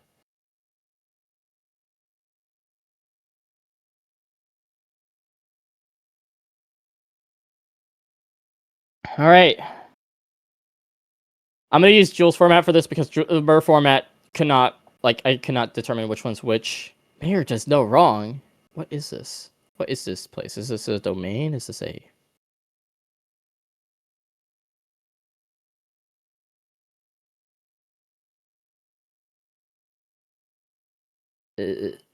This is a domain, okay. Give all campaign gears. What's a campaign gear?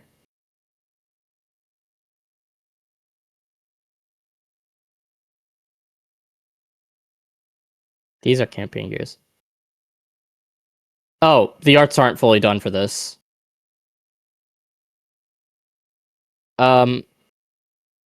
Okay, that's a DQ, unfortunately. They just straight up do not have all the arts. Because unless if it's a Google Sheets thing, I'm going to make a discussion about this. They don't seem to have all the arts. You need all the arts in order to, yeah. So I'm just gonna mention to all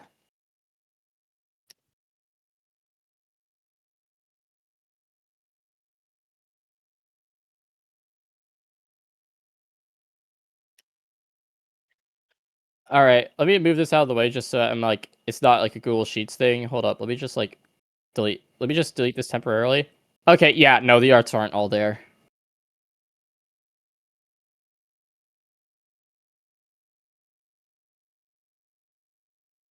That is unfortunate. It's actually kind of sad. I do feel bad for people who get DQ just because like they couldn't finish all the arts in time. That's sad. I'm sorry, Voilem, but you don't have all the arts, which sucks.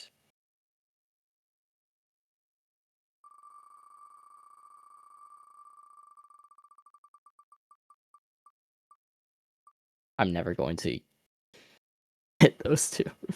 All right, Pizza Tower. Hold up. Let me get it. Let me get it up. Here it is. Open link.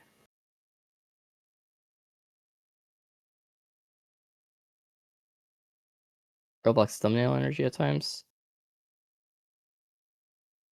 Make a copy.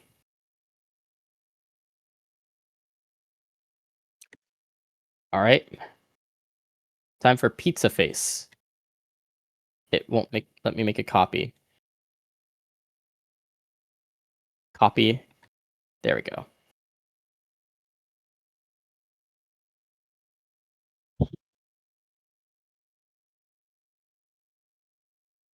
Okay. It's time for, let's see what this whole shtick is. They gave us resources. What? Okay. Oh yeah, these are the resources, and this is. I don't want to see more lore. A renowned makeup artist from the overseas, Davy Beauchene suddenly buys out Havenstead's store and makes a monopoly for the people. When he buys a small restaurant named Triumph Pizzeria, the employees, the cost of the employees living wages. Ettore Domeccio takes the major offense after negotiations fall flat. Ettore, that's way too much lore. Just say that like a pizza place was brought out or something. Oh, okay. Red, yellow, burn. I think people are not gonna like this. I can already tell there's gonna be someone is gonna be in like the judge channel going, boo, boo, I hate burn, I hate red, yellow, burn, boo. Makeup. Right, what's the brief for this?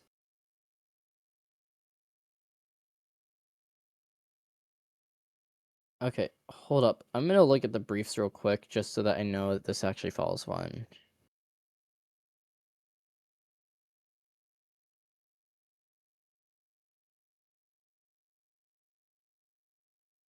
Okay, so this might be a satire, I think. This feels satire. Right? Does feel kind of.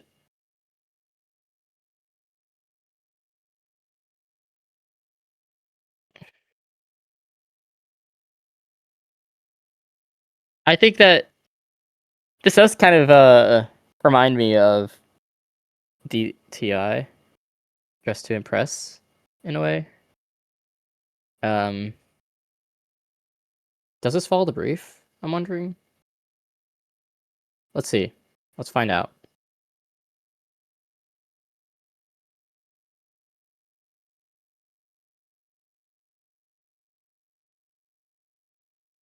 Oh wait, it kind of does.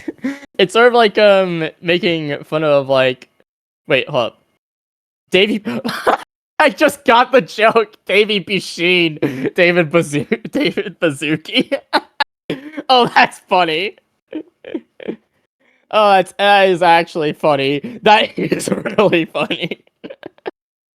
Whenever Pizza Group Fighter is on the board, discarding 2 cards will put a melting dough in your base plate. Needing transforms the target enemy fighter into a pizza face. Why does this do so much?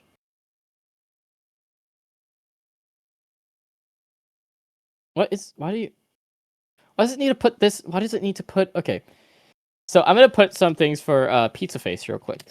So the good, the small things, and the bad. The good. The satire, the play on the name made me.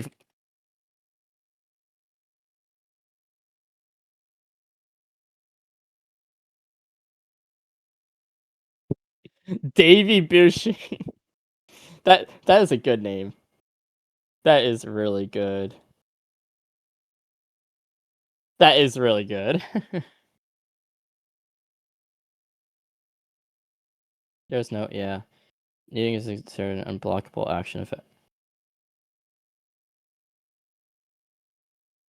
Yeah, this is a bad thing that like there is way too much text and stuff, and it makes it hard for me to.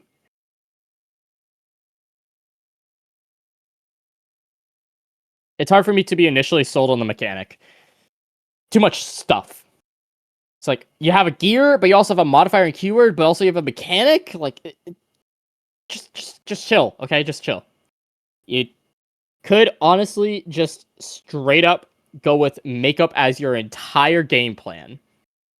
I see Ransack 5, and already I am concerned because that is not something that should be put in the group that's not Smiley related. And that is not Smiley related. Flavor, and that's a minus on flavor. Flavor L for putting a Smiley mechanic on a non-Sid/Smiley based card. Because if it's not like Sid the street sweeping sweeper guy, and if it's not Smiley, I don't understand why you would want Ransack.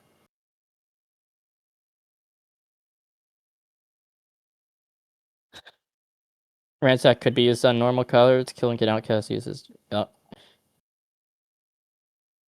Really?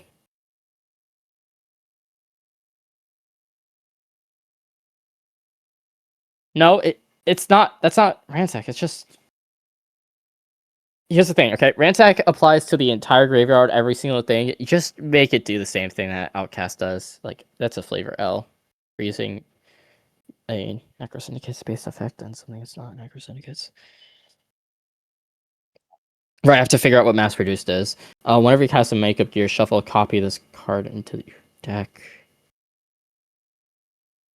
So now I have to look at this, assuming that you could just get an unlimited, like, I really don't like mass produced. I do not like mass produce.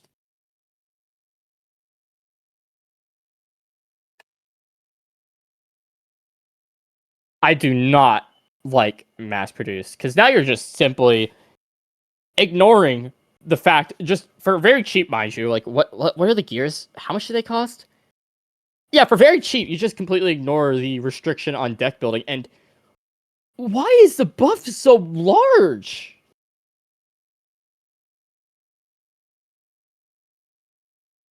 What can only be attached to a target opponent?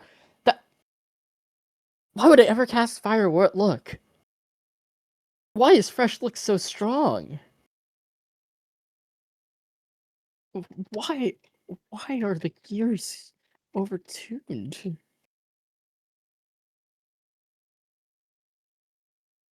Or at least not overtuned, but like, why are the gears like that? Okay, they're not overtuned, but like, still, I got surprised. Like, why is Fire Look only attachable to opponent fighters? Why does Fresh Look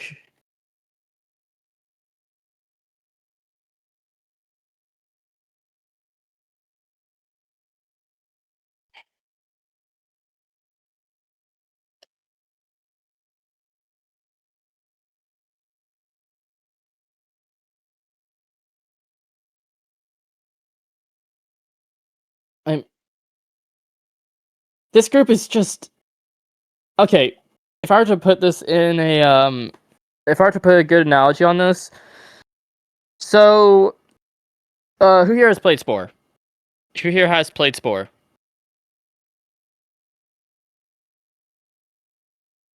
All right.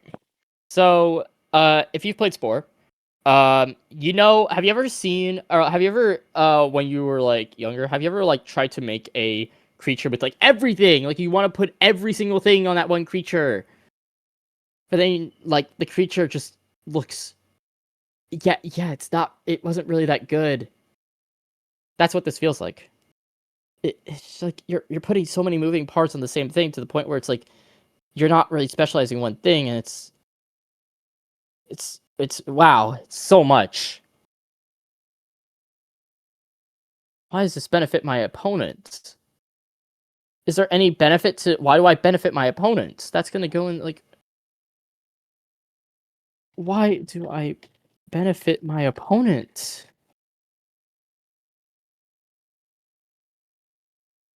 Is there a reason why I should benefit my opponent? Should I make my opponent good? Why do I make my opponent gain power? Why would I want to get a random makeup if all it does is make my opponent better?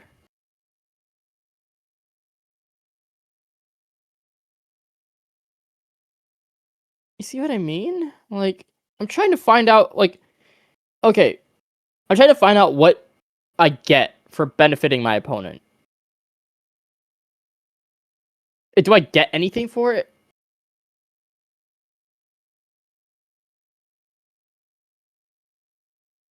Oh, that's what I get for it. Okay, so I have to reread the mechanic need in order to understand. So now I understand that I'm supposed to be benefiting my opponent. What I do is, starting when a piece of group fires on the field, starting to put melding dough in your base plate, needing to transform it to target enemy fighter into a pizza face, which a pizza face I'd have to look is this thing.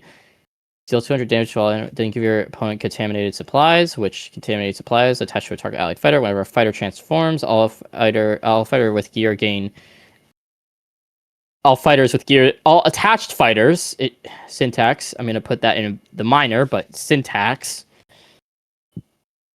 Gain 150 health and power.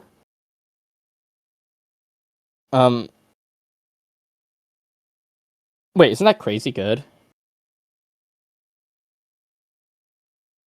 But the only way I get this token is through melding dough, which requires me to discard 2 multiple times, so I have to discard in total 6 cards in order to get melding dough, and usually those cards will probably be makeups, because I'm probably not going to want to benefit my opponent. I understand the mechanic now, but really, like, what I'm seeing here is, like,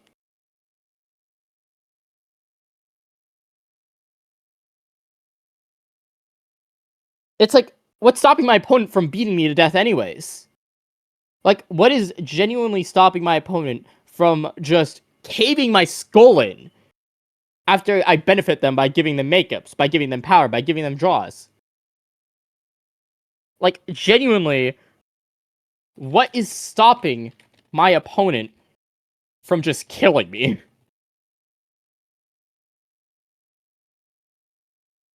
Because it doesn't look like these cards, you know, have some insanely good tech that prevents your opponent from killing them longer. Oh, look, it's, Triune... Wait. Okay, I'm gonna put this in the small things. Actually, no, I'm gonna put this in the bad because this card works way better outside of its own group. This card is an insane Anthress card. This is actually just an... This is actually, like, straight up the best Anthress card that has ever been made in a group Gully, as far as I am aware. Triune Pizzeria is an Anthress card that is extraordinarily good and put in the wrong group.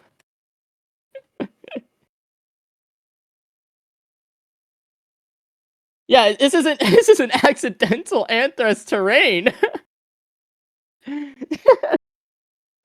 They just straight up made an Anthras terrain. Oh, and also, just because like the makeups only benefit, like these cards keep benefiting your opponent. This is the only time where I'm like, you should probably just not have an when discarded at this point, because these cards are just at this point like at least free up at least free it up, because these cards kind of just benefit your opponent at times, but maybe not.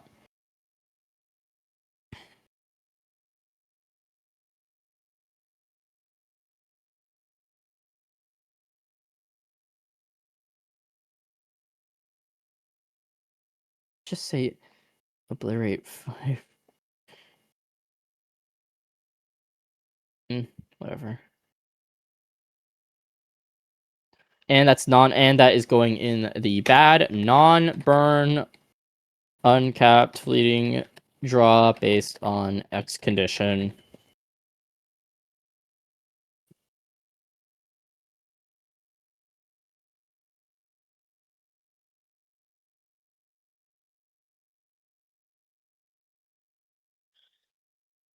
Once each turn, whenever you attach a makeup, give you a mass target allied fighter mass produced.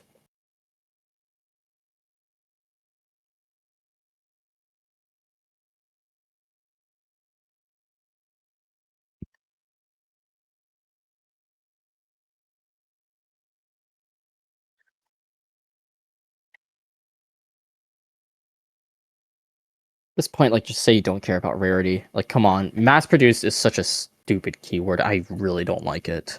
Apologies for what I'm saying. Sorry. That is my bad for saying it like that. I'm really not a fan of mass produced.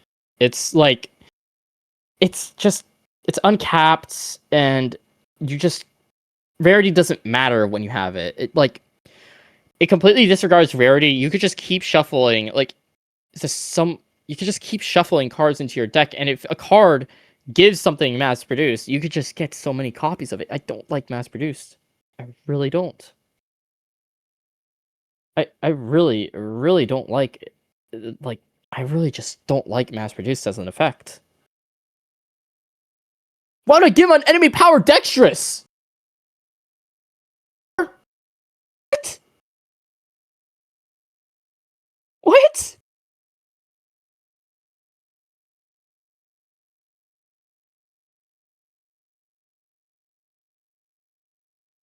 Okay, my apologies for my reactions. I'm so sorry. Why does Binding Guilt... Okay, I'm just gonna say this right now. Why does Binding Guilt act as a throw the game? This card is just like, oh yeah, I'm gonna throw the game immediately. I think it's like... No, but like, here's the thing. You can't instantly transform it, so you're just kind of throwing the game.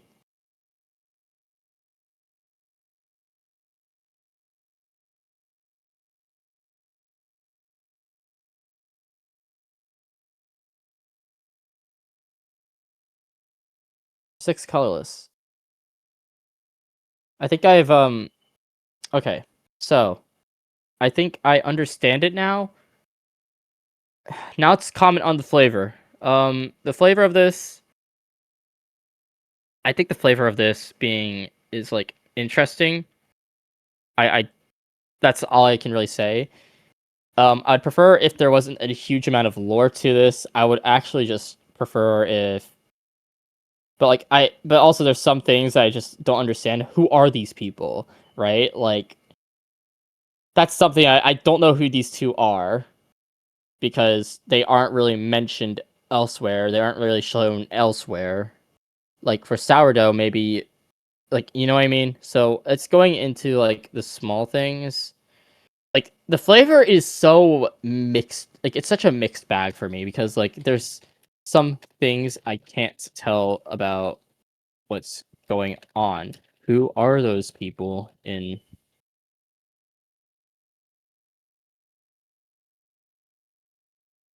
I guess they show one of them, Ettore Dementio, but like, who is the other person in Binding Guilt? I don't see them anywhere. Who are you?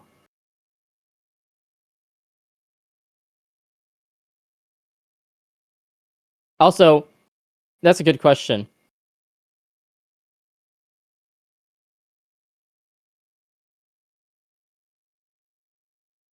Yeah, Davy Busheen is not mentioned anywhere in the bios. Unfortunate. Even though the arts do look good, it's not. It's just so many things outside of it that aren't really that good. Unfortunate that it tries to do so much, but when you actually like kind of break it down, it just crumbles. Really, it tries to play like Burn, but it doesn't. It doesn't have the things that Red Yellow likes. Okay, I'm gonna have to ask. All right, we're back to this one. So let's go and see if I can now. Actually, Fluffle isn't online, and he hasn't really responded to that, so I cannot do this one again. So we're gonna have to re-roll this. I'm sorry. I need to be able to make a copy of the document. I cannot. Like, that's just how it is. Holy shit. No! Okay, I wanted a break, actually, because I want a water break. Well, time for the quiet place. Maybe you should... No. I'm not going to delete groups that are already reviewed. Oh, no. That's not what I meant. I'm going to delete groups that are already reviewed if I've actually reviewed them. Otherwise, if I haven't reviewed them, I'm not going to delete them. Or if I can't review them. And I can potentially review this one so long as I find it and I can make a copy of it.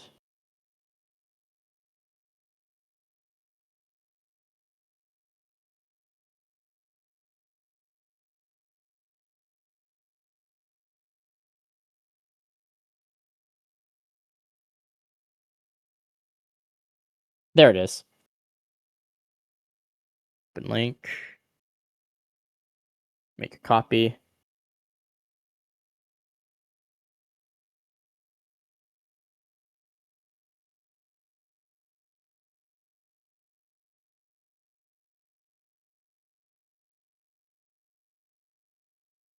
All right. I'm pretty sure I made a copy. Yep, here's the copy.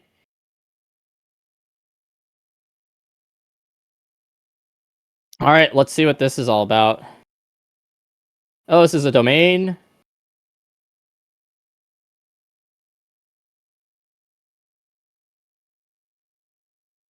I feel like you wouldn't find any abandoned domains. Okay, hold up. I'm gonna get water real quick. I am going to get some water, and I'll be right back.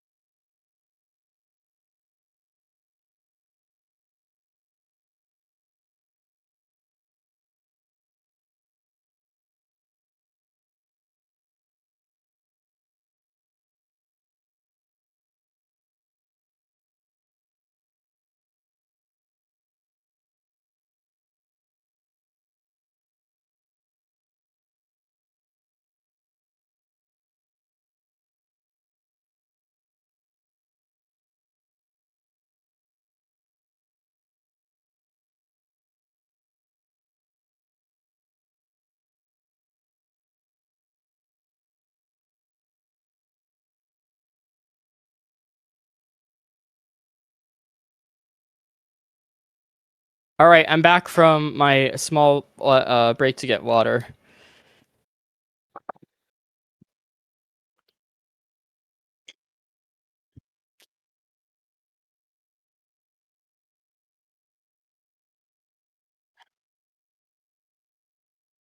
All zones of fame, whenever you attack and destroy a fighter, attach the copy to a target allied fighter as a 100 gear.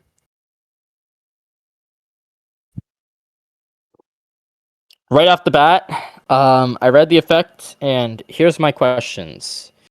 Already, wow. So let's go over this. So the quiet archives, the good, the small things, the bad. Right off the bat, everything in the base plate after a catalog happens is just going to target and attach. You know, everything. Wait. Wait.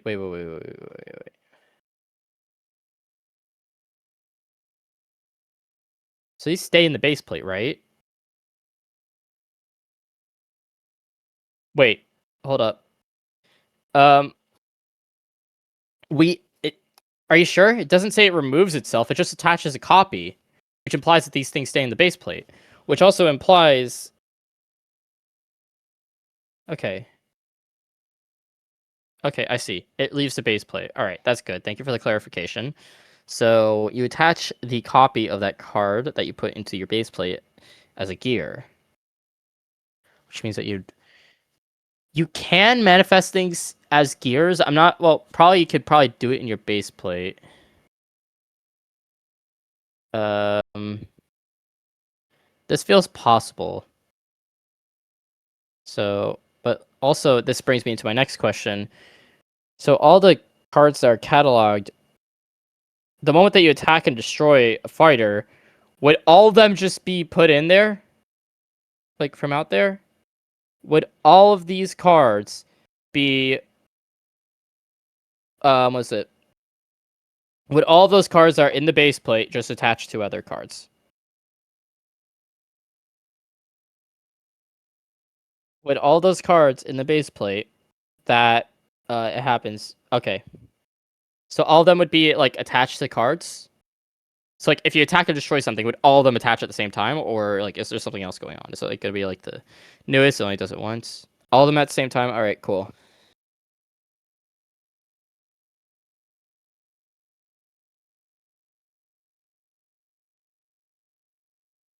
Cool, I guess this alright. That's some clarification issues solved.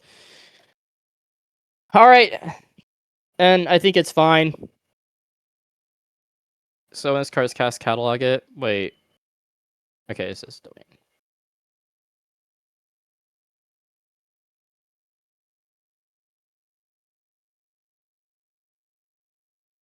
I feel like you could do way better with the naming. This is gonna be like a minus on naming for a small thing. Like, I feel like there's better names for these.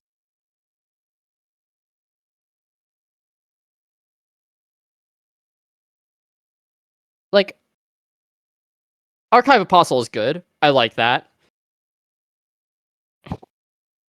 But why not have it a misindexed moth?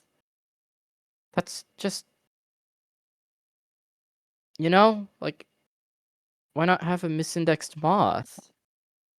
Why not have, like, the minus on naming for flavor? This card's cast, catalog it. This card's cast, catalog it. When this card attacks and destroys another, draw a card. Honestly, this card's just when this card is cast, do nothing. It's a 400, 300, 3 colorless. Which is like weaker than when the Anthrax starters proc their effects, or like when what's it? There's a few other cards I'm thinking of, but like starter looks really weak. Like, am I crazy for saying that like this starter looks weak? Because it kind of does nothing the moment we cast it.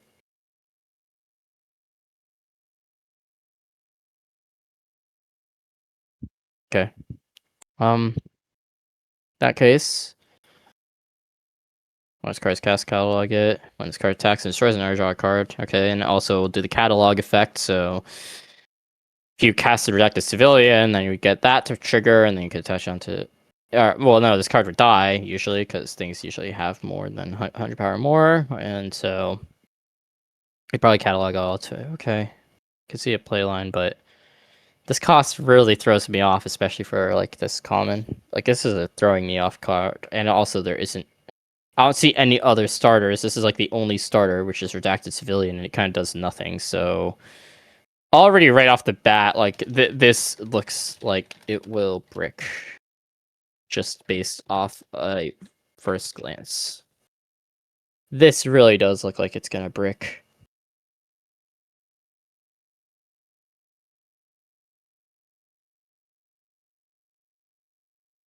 I'll let Free read that. But yeah, it's yeah, no. Alright. Archive Moth's Haste. When this card attacks and destroys another, if you have a catalog card in your base plate, search your deck for a copy of this card. This card or the catalog? Okay, it's this card. For this being a common, that's not a starter. That's damn. There's no starter commons here.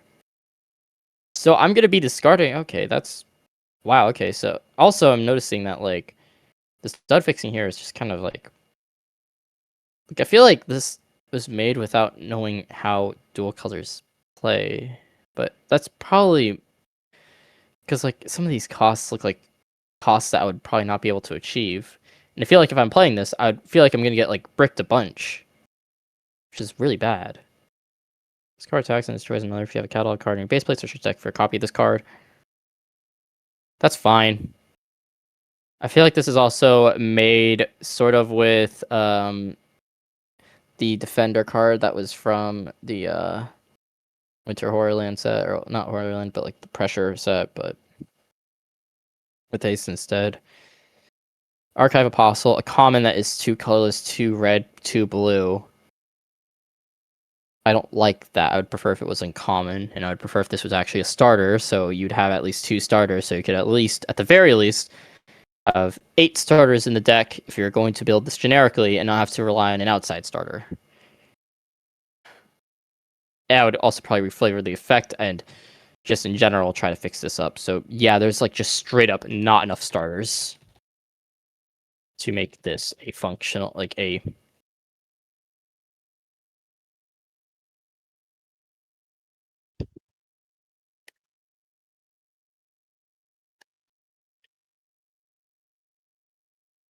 sorry, I'm obsessed with the lack of starters.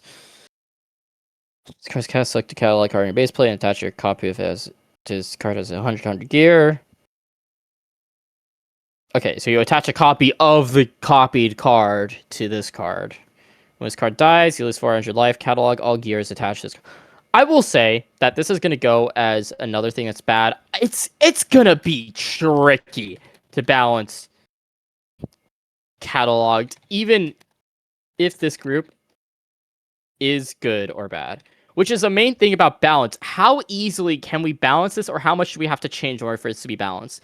This does not look easy to balance, because you have to take into consideration that, like, okay, well, maybe we could just change the, like, amount of stats they have, but then, like, what happens if they're too good at, like, 100, too bad at 50-50? This looks so tricky to balance that, like, I'm gonna have to take a point off for balance, because this looks like it's just, like, a really hard thing to balance.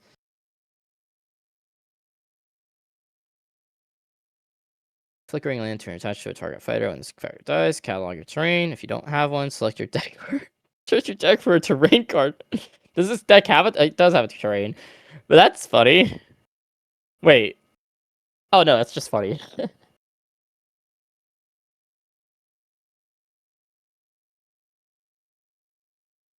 It is a 2 blue terrain search. This is fine. This is fine. But it's also kind of funny. It's an on death. I actually really like Flickering Lantern's design. I do like Flickering Lantern. I actually I do like Flickering Lantern. That's a plus for me. The Flickering Lantern design, I like that. I like that a lot. Misindexed Enforcer.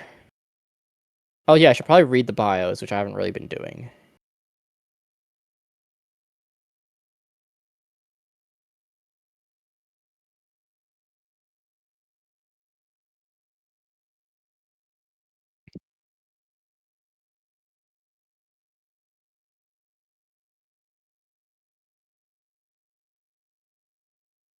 I love Flickering Lantern a lot. I think it's a really, really amazing thing. Also, flavor, theming, whatnot. I think an archive of missing information or like just completely gone, like information is just kind of gone or removed or like purged is pretty good.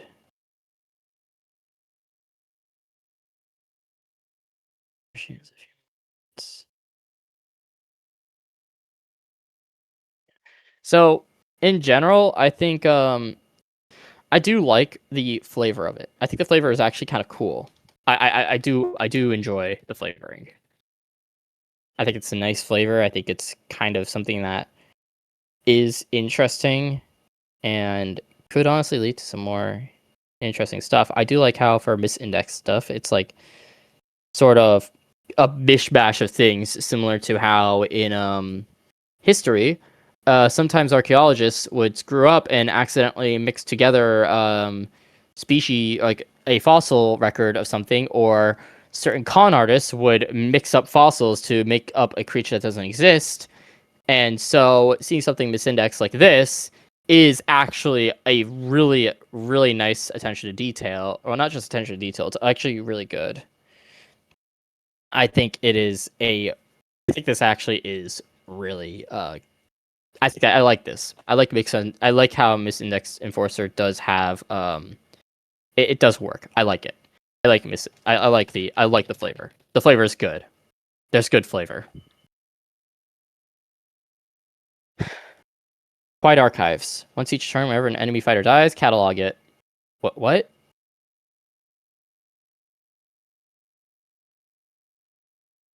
I don't no, what? What? That sounds really good. This is a that sounds pretty good. All right, whatever. That's fine. It's fine. Oh, that'll be fine. Cataloged, overload. That is wow. Those stats. Wow, that costs. Whenever this card becomes attached to a fighter, give yourself a copy of this card, except it isn't cataloged. Isn't there something that makes something catalog? Oh, okay.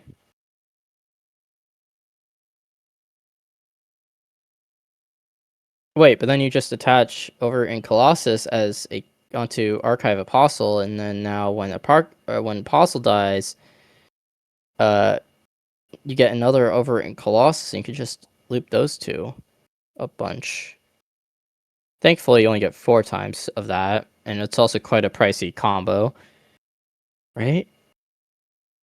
Wait, is it that pricey? No, it doesn't really do much though. Man, Archive Apostle actually kind of Man, Archive Apostle is really throwing me off, like with the balance. Actually, like our Archive Apostle's effect is it's throwing me off.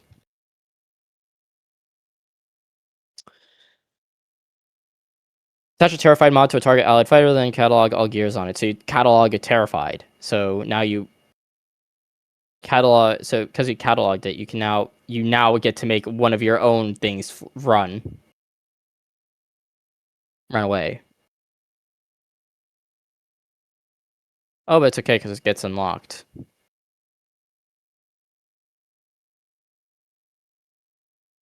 Yeah, because this attaches Terrified, and now you have to attach Terrified on it again, otherwise you're going to make something else run away. I don't know if this was well thought out, to be honest. For, like... Right? Yeah, because it catalogs all the gear, so then it got to put all into the base plate, so now... Wait, no, but in order to catalog, you have to...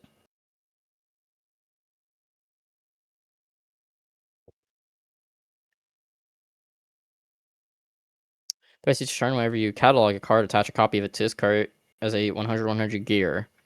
When this card... Okay, so... You attach a... Okay, so it's like a Horde of Editors. Whenever this card attacks, the defending fighter loses all triggered effects. Catalog that fighter. In red-blue? That's a red-yellow thing.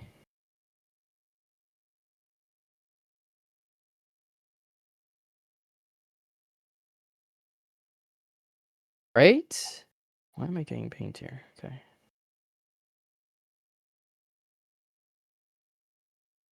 Nullity domain, but that only affects that one card. It's not Nullity's domain. That like.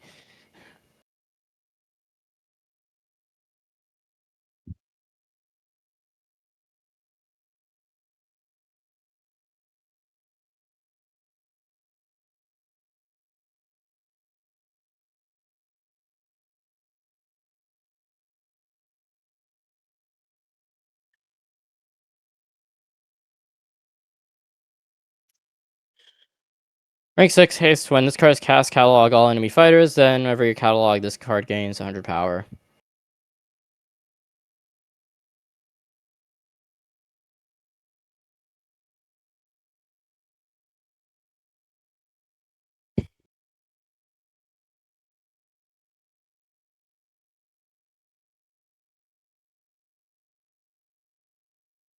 My thoughts on it. I'm not a fan of enemy cataloging, right? When this card gets targeted, catalog the card that targeted it. Why would the witness be cataloging things? Oh, that's why.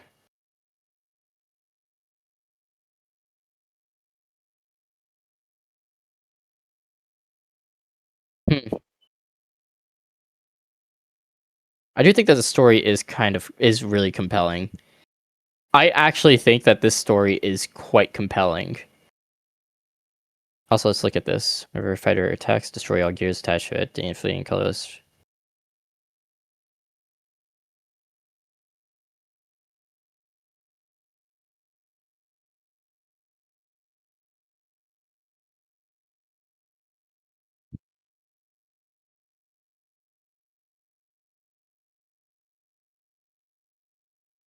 I think that the story is compelling, which is good. It's good for flavor. It's good for appeal. I like the story. The effect cataloging, the mechanic, I am not quite fond of that. So that's all I really have to say about that.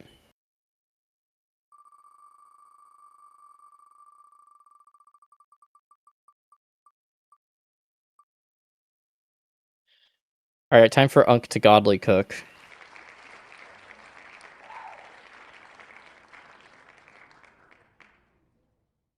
Yeah, Unk Godly Cooked.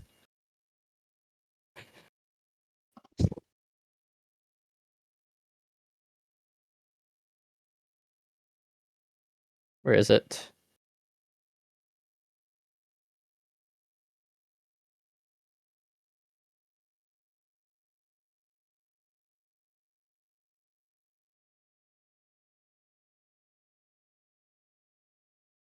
Oh, wow. Okay. Wait, but this was called, on the sheet, it was called UGC. Why is it called Hollow Fortune? Okay, it's because the group is called UGC. Okay. Just call it UGC then.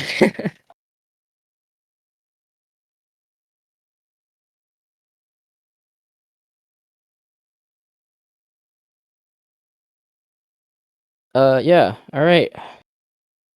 Let's see what Hollow Fortune does. A berry.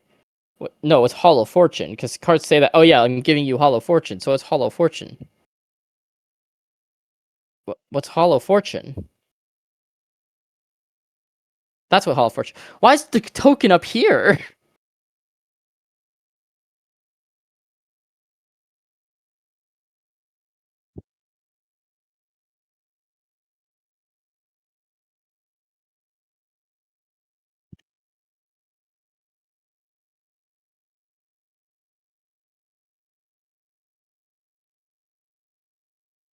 Why is Hollow Fortune up there? Okay.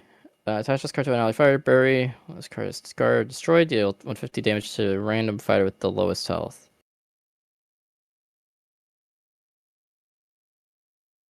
Just revert this to be the lowest, the enemy fighter with the lowest, to just reword it like that, and you just suddenly made things way easier.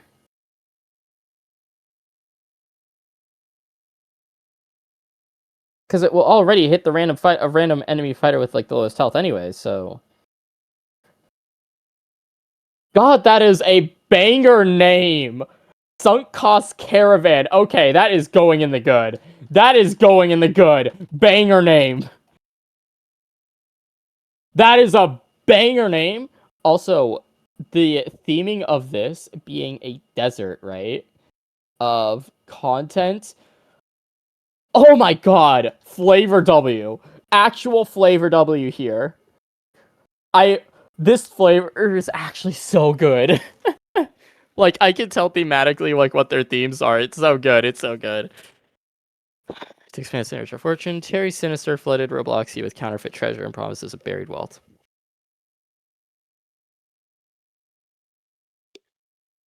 Holy shit, wait. This is also similar to the Gold Rush.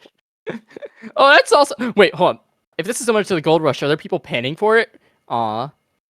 No panning. Still, though, this is already just off to a good start. Like, holy. Terry Sinister, Gold Tongue Grifter. That's good. That's good. That's a good name. But Gold Tongue Grifter, you could also call him a Silver Tongue Serpent. Like, it's good. But this card is discarded or destroyed. Shuffle it into your deck without bury. Oh, I see. Oh, wait, this reminds me of Cash.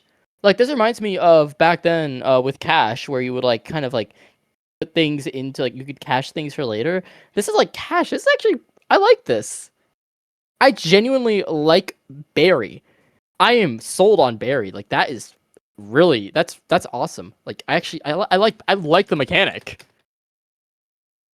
As like a sort of like discard deck reshuffle. I know this would go kind of hard in Rageborn. Like, and by kind of hard I mean really hard. Like, I could see this like, oh yeah, let me just go and, you know, use color printers. So now I just have Hollow Fortune. I discard Hollow Fortune. And then I discard 2 other cards to get Rage procs. And then like once it comes back, I can then do it again. So then I don't accidentally get rid of my Rageborn Vines. But splashability is pretty fun, and the fact that I just managed to bring that up when I look at it is already a good thing, because it means, oh, I can just look at this, and now I think of an actually fun and interesting gimmick that doesn't completely break the group, and it works in the group's parameters. So already, like, this is fun in terms of theory crafting. I could see this working in Lord Breakers. I could see this working in Red-Green. This is actually really pretty thought out. I like this. I don't like the organization, but that's fine. But overall, this is like pretty well thought out. This is actually like already straight off the bat, just stuff that I'm looking at randomly. I am making stuff up, and it's just so much fun. This is actually fun to do. So is there only one starter in this? Yeah, there is just one starter. Isn't there? Okay, but it's fine. We have a pseudo starter. Clearly, that makes up for it. When this card is cast or dies, give yourself a Hall of Fortune. So yeah, when this card is discarded or destroyed, deal 150 damage to enemy fire with the lowest health. I had to rephrase that, but I'm gonna put this on there as like a bad thing that like, well, not a bad thing, but it's a small thing that hitting only one enemy fighter with the lowest health is already random anyways. No need to add random. At least to my knowledge. Word spread through Robloxy like wildfire. Treasures buried somewhere beneath the dunes. UGCs were so cheap. I wouldn't say UGCs. I would probably say like the hats are so cheap to produce that Terra could easily make his land seem overflowing with untapped wealth. Or like not even refer to UGCs. Probably like refer to it with something else, but who knows? I still think that it's actually really cool though. I like the little like stock logo in the back. I like how like the flavor is there, man. The flavor is there, which is awesome. I also like how the Stampede is just a bunch of guys go, yeah, we're gonna make money, yeah. And they also have like UGC faces too, just to clarify. Like, okay, yeah, it's going. That is a small touch, but that is going in the good. UGC faces on the on the guys going in and getting the wealth. That is good. Unfortunately, like that is something that would probably keep like all the guys having UGC faces. That is some good flavor right there. Unfortunately, this guy doesn't have a UGC face, but it's fine. This is already just off to a great start. Oh yes, this is a Terrarian. That's why I was looking at. Okay, that's that. Right. Sinister Whispers. Draw a card, then if you have a Hollow Fortune in your hand, destroy it. Oh, that's where the destroy part comes in. Wait. Oh shit, that means that I could get value off of a few other interesting red-green cards I can't think of at this time. But wow, that's also pretty fun. This is already just pretty fun. Just a theory craft. Like the theory crafting of this is fun. That is something that I'm surprised that I managed to just get. Like honestly, like the theory crafting is just fun. So I'm putting a +1 on that again because this is just fun to speculate. Oh yeah, I could do this, I could do that, I could do this. It's like really liberating compared to like some of the group lock stuff that was from before. And with something that's just a simple effect, bury, which could also be reasonably applied to other cards that are not in this group and make them into other interesting cards. It's fun. This is fun. I am enjoying this. I like this. I like this a lot. Always give yourself a Hollow Fortune. Yeah. All right. Whenever this card attacks, give yourself a Hollow Fortune. Whenever the fighter dies to an effect.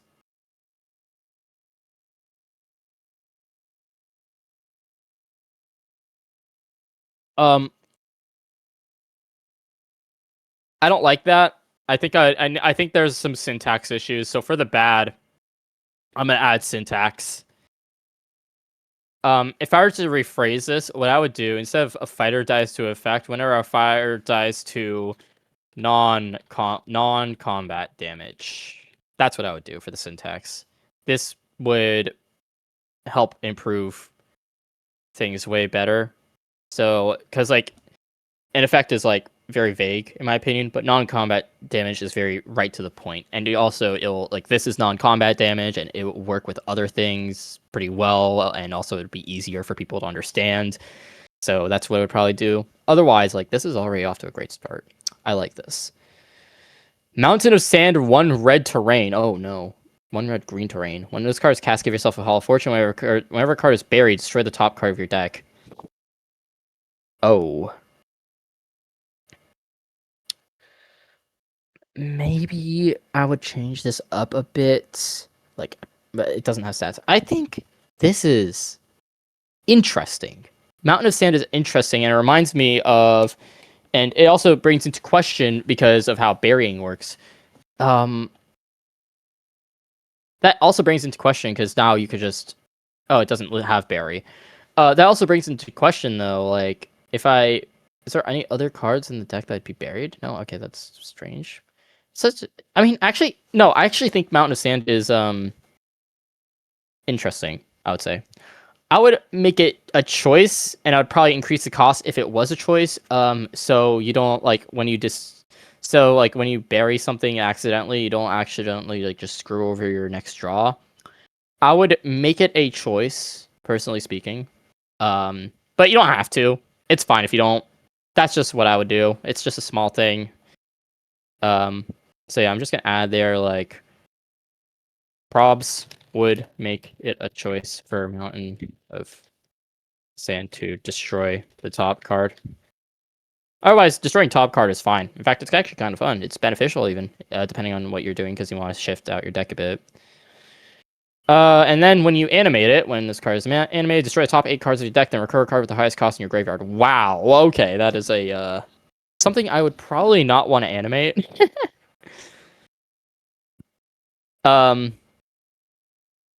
But who knows? Actually, could work with. Actually, no. I think I could actually work with this because then you use it with liberate. Yeah. Okay. Never mind. This works. It works. This works. Yeah, it works with liberate, which is fine. I'm starting to see. I can see what you're putting down, which is good. I like this.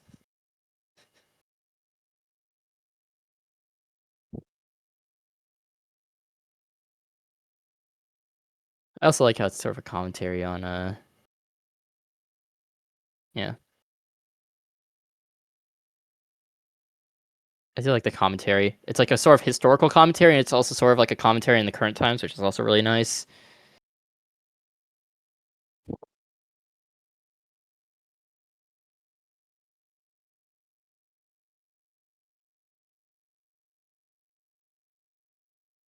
I do like how I think Terry is also probably like getting a lot of money from this too, which is nice.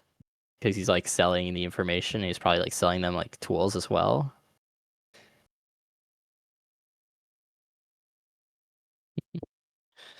Sunk Cost Caravan, such an awesome name. When this card is cast, put 3 Hall of Fortunes at the bottom of your deck. During your end step, search your deck for a token. Okay. That is an interesting card. I'm not sure if it's a red-green thing to tutor tokens. Is it a red-green thing to tutor tokens?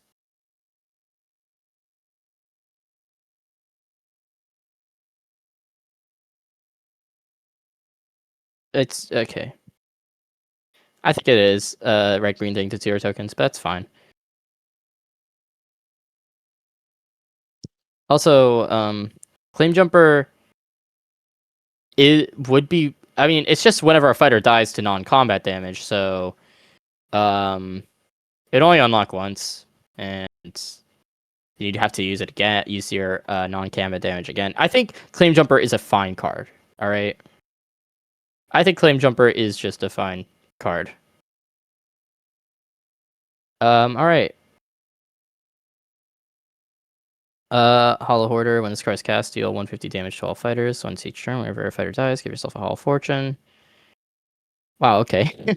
There's a lot of bread in this, but honestly, I like the fact that there's a lot of bread. I like how you're using bread. I do like bread. I do like the bread here. A fortune worth nothing. The delusion. I feel like the directions for the card were the same as the image of the guy like mining, like and like the guy who's going crazy mining while the other guy who's going back was just walking away. The deeper the obsession grew, the more people sacrificed for it. Possessions, friendships, dignity, everything could be traded for one more chance from the dunes. Destroy the newest card in your hand, then give yourself 3 Hall of Fortunes. Oh, newest card, okay. Whenever you cast a Hall of Fortune, recur this card with Fading. You remember Fading. That's on the good. You remembered Fading. Fading, recur, thank you.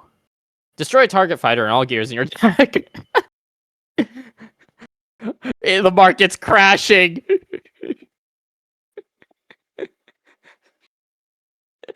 I like how it's just a market crash. I think this is a really funny card, even though it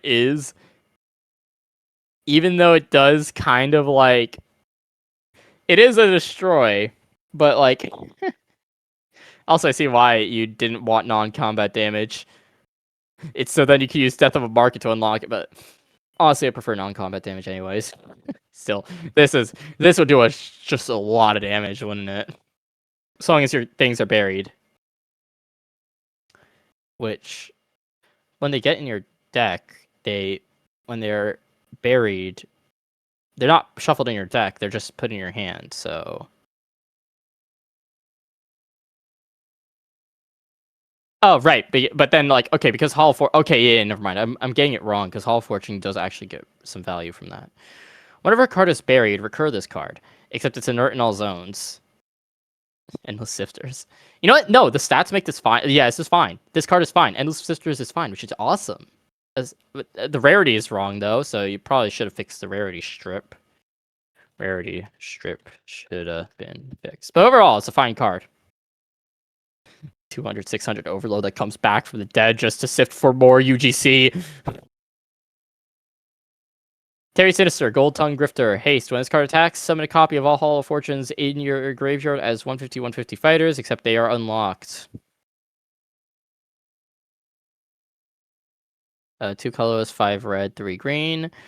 It's fine.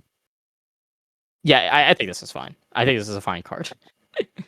It is kind of similar to what Hollow would do, but I do think that maybe you could lower the damage because he's a summoner, so it doesn't make sense if the summoner is making doing a bunch of damage.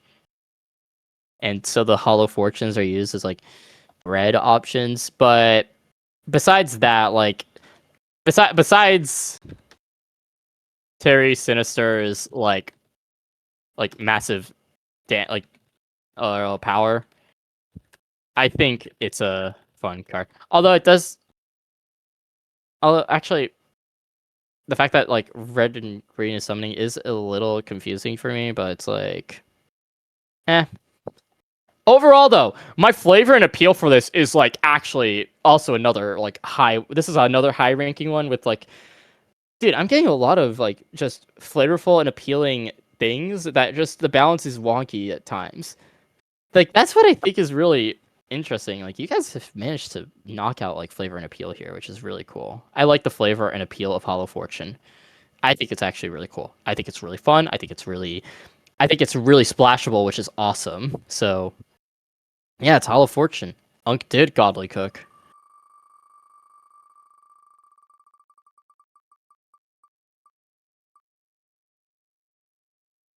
All right, and we're in chat. Is this true?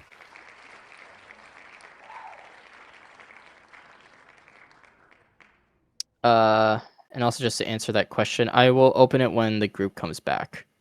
Chat, is it true? All right, wait, guys, is this true or is this false? Chat, is it true? Wheel, is this false? It's false? Is it true or is it false?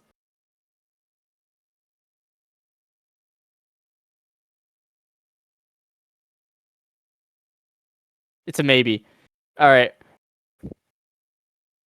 Because I would just like to say, once I find this,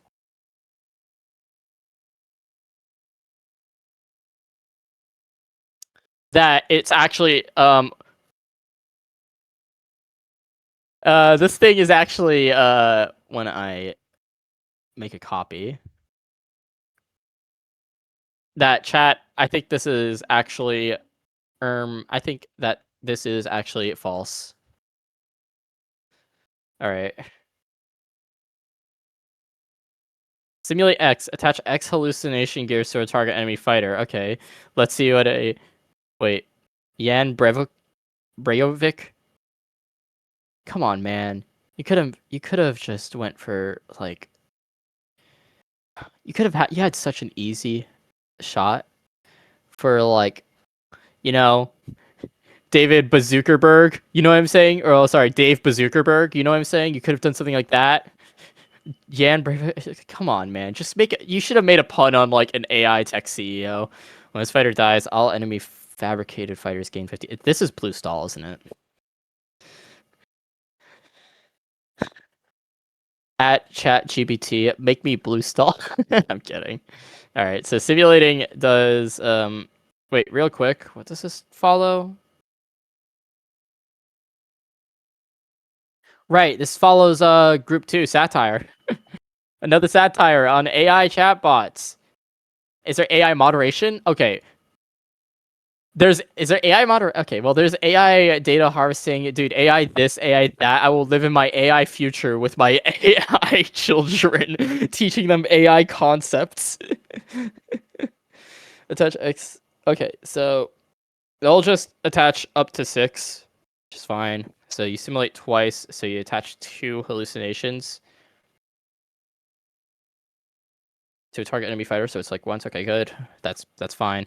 So when this card dies, depower something by 200, and so when it dies, everything on our field gets power.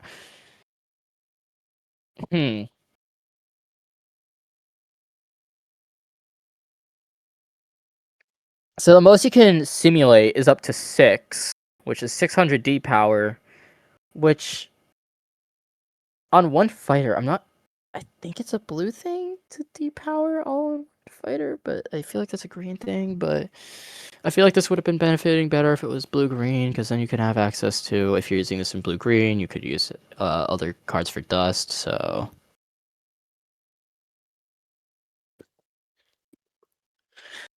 All right, let's get to it. Many people contribute to the creation of the fabricated person. They want to do everything to push the technology forward and hopefully get a raise. Right, I should see what this is about.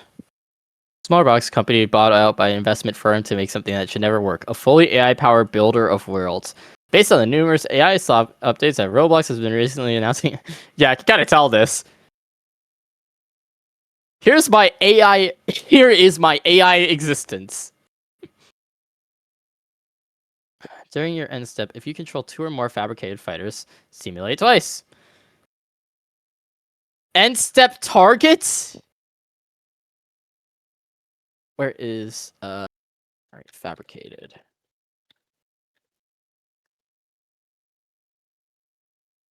End step target, I'm like 90% sure.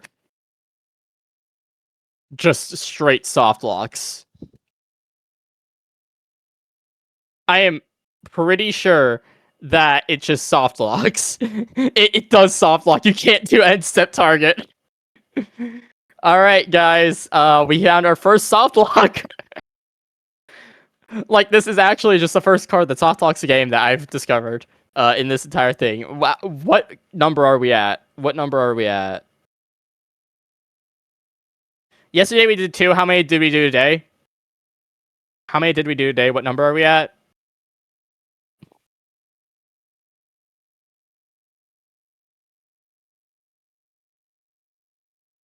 $11?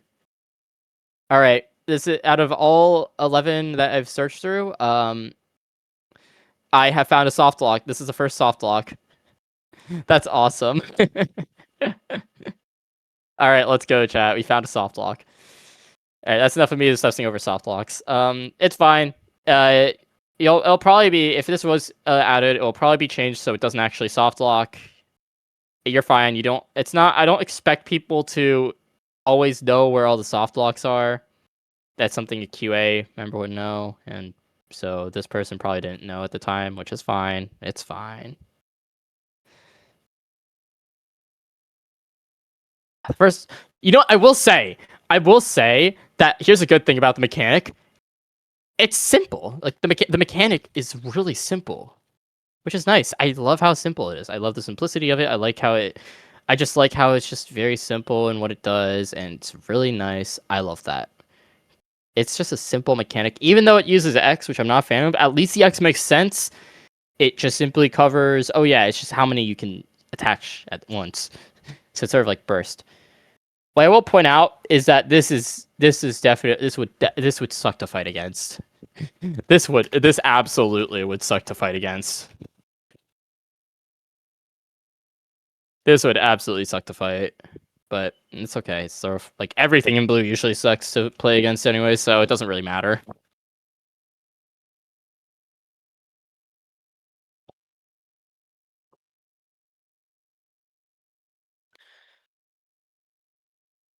Oh.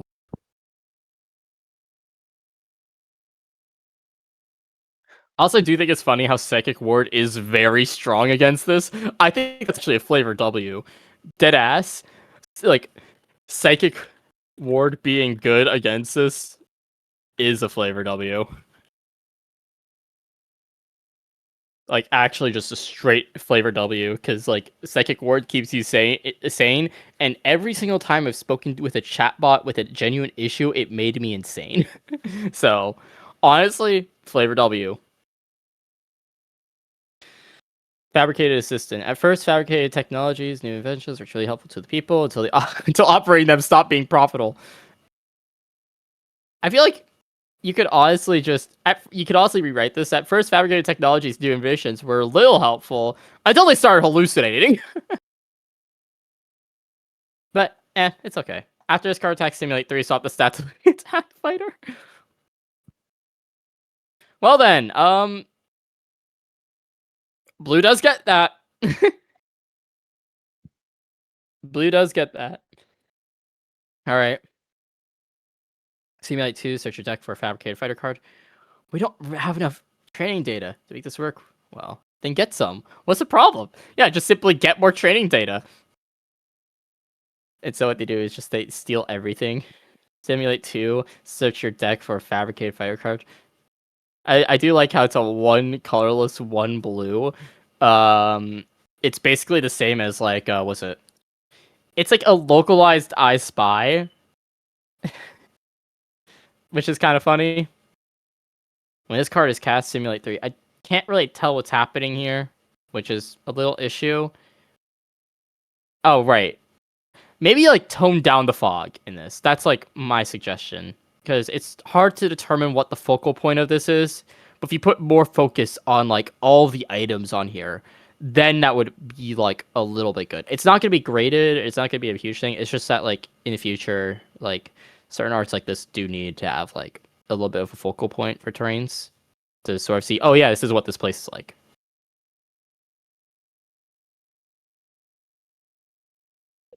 Here's what it looks like. This card is cast Simulate 3. Whenever an enemy fighter dies, attach all copies of that fighter onto this card. Then if this card has 3 or more gears attached to it, obliterate all of them, draw a card. Wow, okay. So it does 300 D power, and then okay.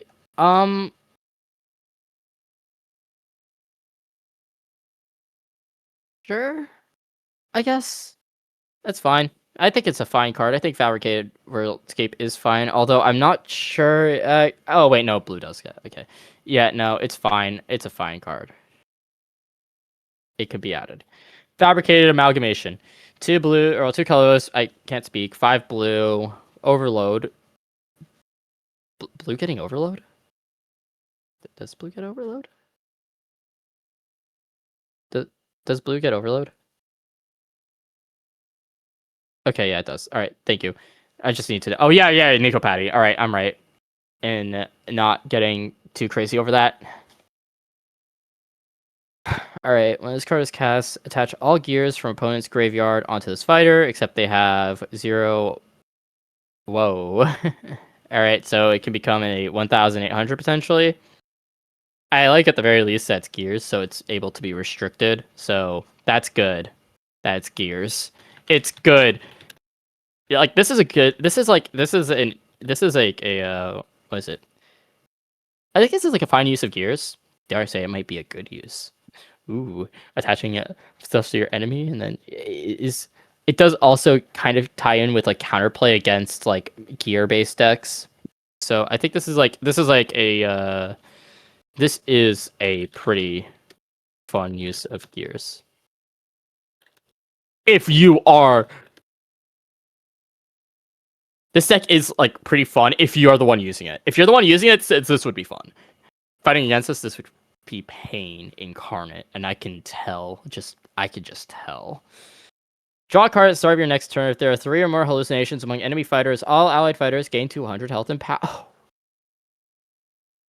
Oh. Oh. Also, it's start of next turn on an action. Considering how many hallucinations you are, this is very overtuned for See the Future. Yeah, foresee the future is quite overtuned. Also, it does start of turn, which is tech that people won't know. I'm not sure if actions could do start of turn things. I'm pretty sure that's not something, but I don't expect people to know that, so... Attach a hallucination to all unattached enemy fighters. All gears on all enemy fighters gain stat bonuses. Oh, wow. Oh, wow.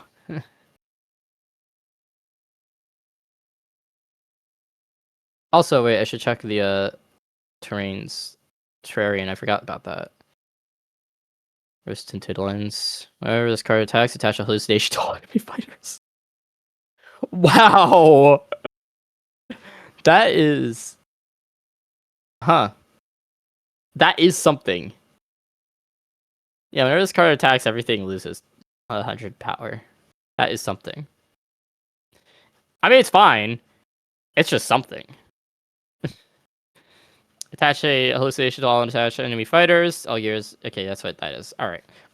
Grand reveal. Blue getting just like blue is getting a bunch of removal options with this, but it's like sort of the same case with like swap. I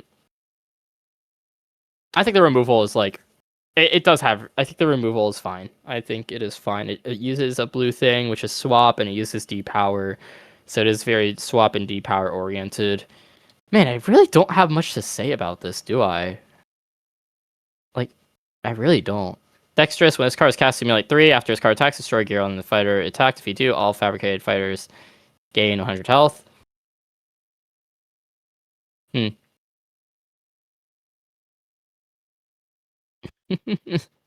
I like the flavor. What's that? The stock is strong? Get the developers to invest more I'll implement more features for the investors. I need to see increase in revenue by next week. I can't speak, but like, well, this is a mono blue tempo. Yeah, it is. It's something. Like, this is something. This is something. I don't feel the fact that I don't feel much from it doesn't really spark my appeal that much, which is a bad thing. Like, I really don't feel much from this. I don't think I'd want to play this actively, even if this looks fun to play around with gears like this. I feel like, I don't know, I don't know how to describe this. It's like I don't really feel like I'm a fan of this in a way. It's just how I am. Like, I don't think I'd actively want to start like simulating and using hallucinations, and I'd be kind of. And if I were to fight against this, I would be kind of miffed because I would get hallucinated all over, like get all the hallucinations, and it would be kind of painful because I have to deal with all that.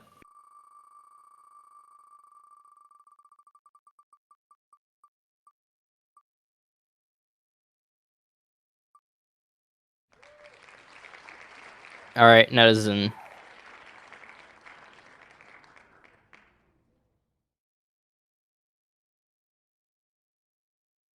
All right, this is Netizen, which means that I have to go and get it, which is if I find it.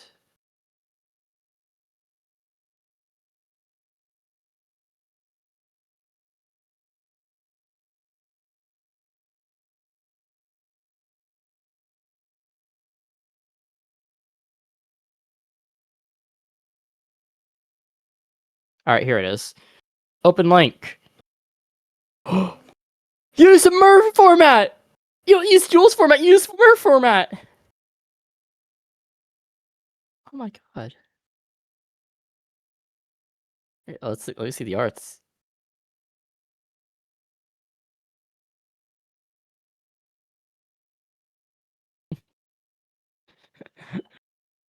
Oh wow. Oh, this is Is this like? Okay, I'm gonna go and make a copy of this. Is this like meant to be like sort of a play on like censorship?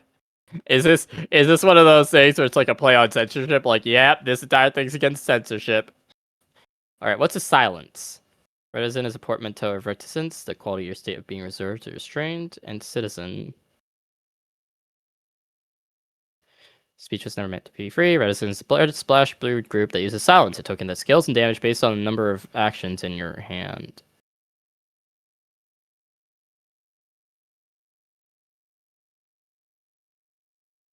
I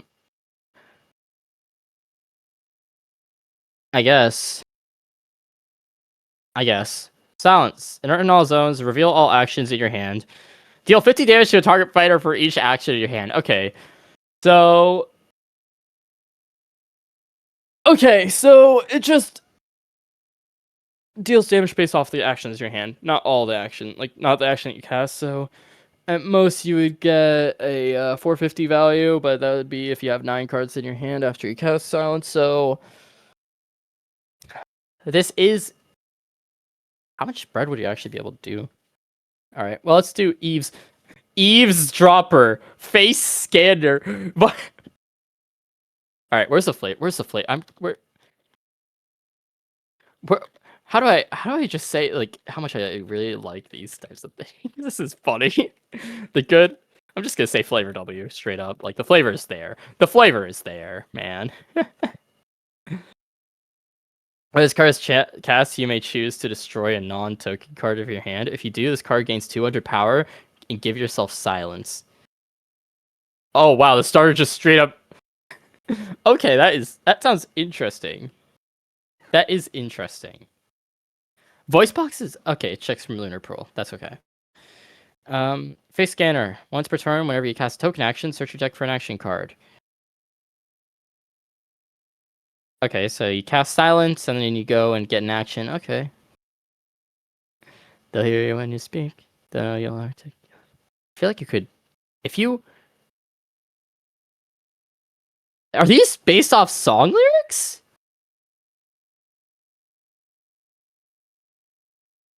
Are these based off of song lyrics? I feel like they are. Like, you know what I mean? Like these feel like song lyrics at times, which actually I think is pretty cool. I'm not sure, but I think Fluffa would probably recognize them better. I don't recognize them. Whenever you cast a token action, search your deck for an action card. For face scanner. I will say that this does look like it would go actually in, like this looks like it's made for Lunar. Which I know that the Lunar as a playstyle would be very fun for people. People really like Lunar, so having a deck that's just straight up, oh yeah, let's just give people a bunch of Lunar based stuff. That does sound pretty fun. Unfortunately, I'm gonna have to take a quick break real quick.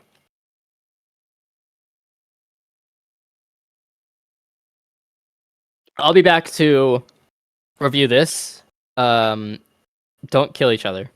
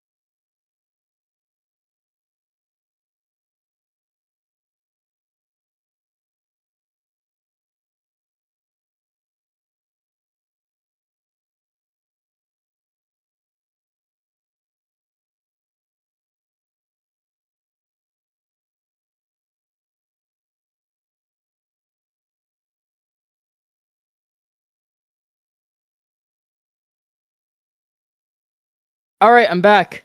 Sorry, I was having a break. Yeah, no, I need to, yeah. All right, let's keep on going. I'll probably zoom in so people can read this. Sorry, I haven't done that. Recast your first action each turn. If it's a token, give yourself a red or blue or red action. It's red or blue, but that's a small syntax thing that does not matter. Action, that's inert when discarded. Otherwise, give yourself silence.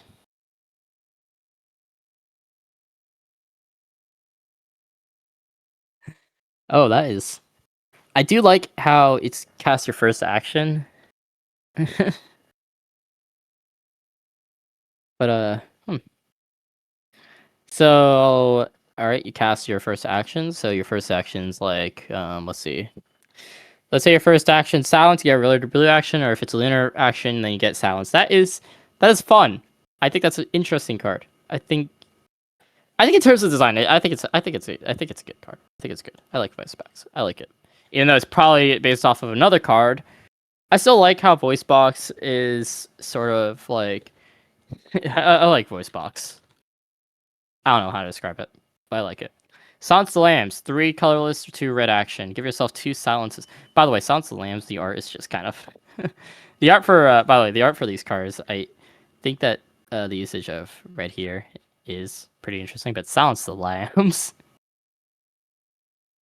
Silence of the Lambs, but Silence the Lambs is kind of goes hard. The art for this is like interesting. I'm pretty sure it's like a oh wait. Oh, I thought this was a statue.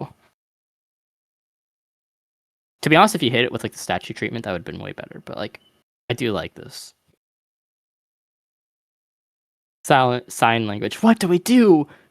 Help! Shh. Silence. Silence does look pretty good. I like Silence. I like how it looks. I like how it functions. I do like it. I like Silence. Once per turn, when you cast an action, give yourself a common or uncommon Retizen. It gains 100 health and power if it's a fighter.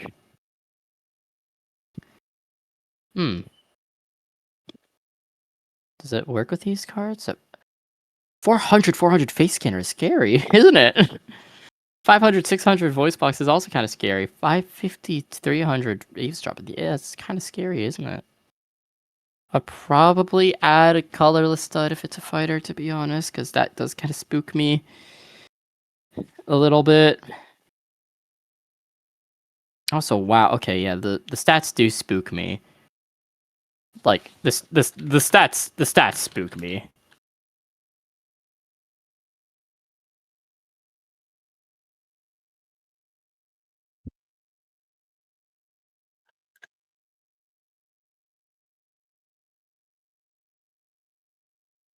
Left speechless. That's nice. Swap the stats of 2 fighters.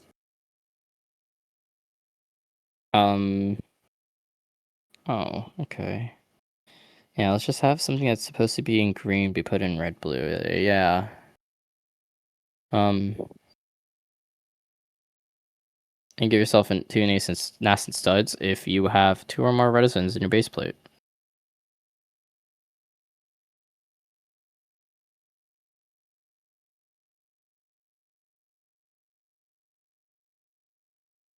Oh.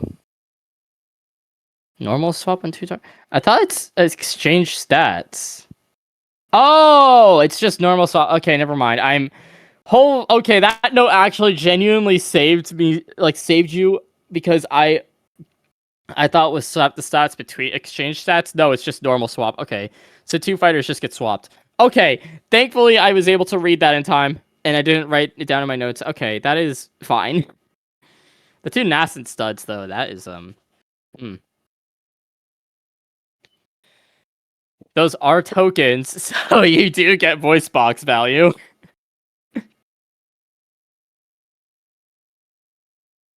Hush Evangel Administrator. Okay, bios is not as long as other bios, it's fine. Overload. When this card is cast, if you control 3 Retizens, give yourself a copy of each action in your hand. Whenever you cast an action, double this card's power. I will say that most of this really is just like this really is just like a lunar, isn't it? Like this is just lunar. Like gimmick aside. When this card dies, give yourself silence. Can't you also just get like? Wouldn't it also be kind of value if you just kind of use silence on the timid teen? No, it's not really valuable. Also, the costs are quite interesting. I do think that the little splash is a fun design choice of like a bit of splash on blue. That's fun. I'm glad that people are having fun with it. Colorless, red, blue action. Set fighter's health to 500 whenever you cast silence. Recur this card to Septest. Okay, so yeah, there is value in using silence. on Timotine, because you have Timotine out, then you use silence on her. Sign language gets recurred. And then you could use another silence, so now you do extra damage. So you have like one action and you use it, and you okay. There's some value, but it's not that much. Steadfast Veteran. When this card is cast, it gains 100 health for each action in your hand. When this card destroys another, give yourself a blue or red or blue action card and a fleeting silence. Be careful not to make a sound. That I do enjoy the usage of song lyrics. I enjoy the usage of song lyrics.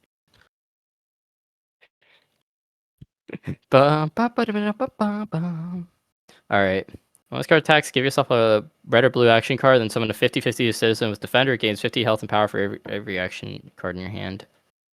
The summoning of a defender is something that I feel people are not going to be happy about, because people don't like having to deal with defenders, especially like that. Also, if you attach Dexterous to her, then she summons... Oh god. And it's not once per... Okay, yeah.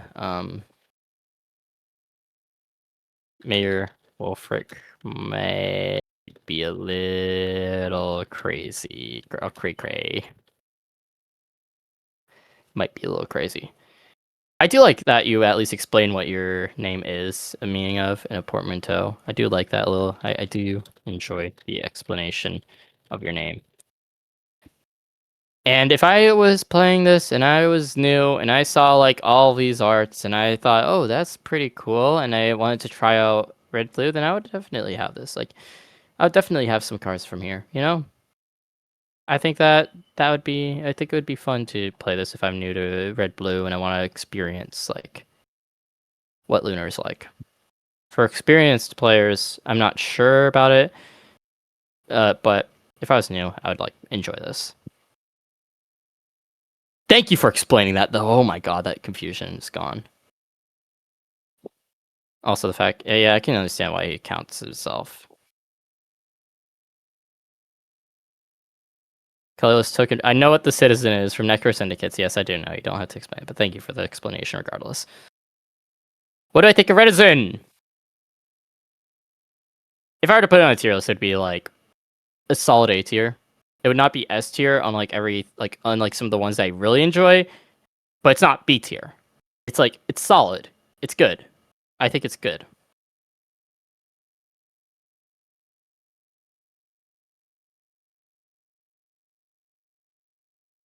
All right, and now let's move on from that let's move on from that, and let's go to our next wheel, like the next thing.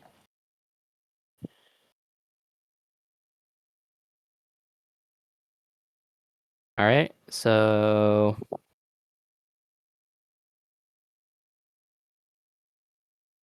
goodbye, Horizon. How many are we on? Wait, 1, 2, 3, 4, 5. Or sorry, 1, 2. Or sorry, no, these don't count. 2, 3, 4, 5, 6, 8, 9, 10, 11, 12, 13, 14, 15, 16, 17, 18. Damn, we're getting through them. Damn.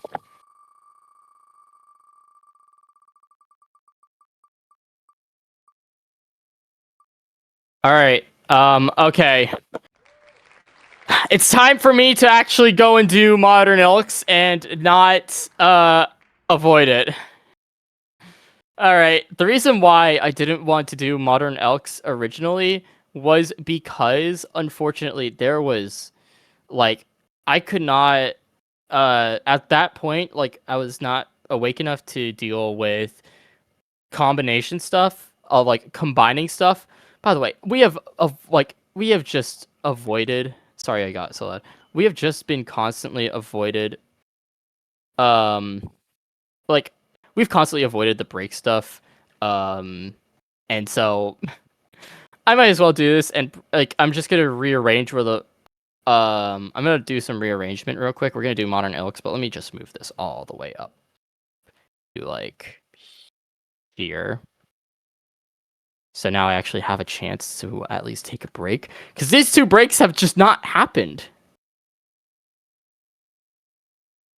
And so now I'm going to. Why is Volition and Half-Light Disco Elysium? Volition is for me to, take a break from my own sanity, and Half-Light is for me to leave. For me to run. Yeah, I removed it because I'm gonna do Modernilks. Here we go. I'll just get my copy.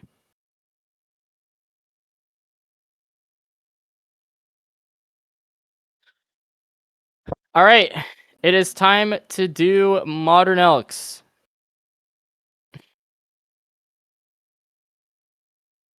Let's do this. Let's lock in. All right, here we go.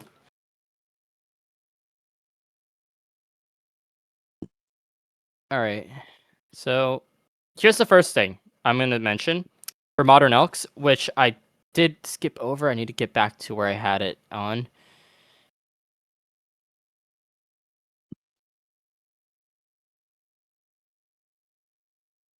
When did I do Modernilks? Oh, what?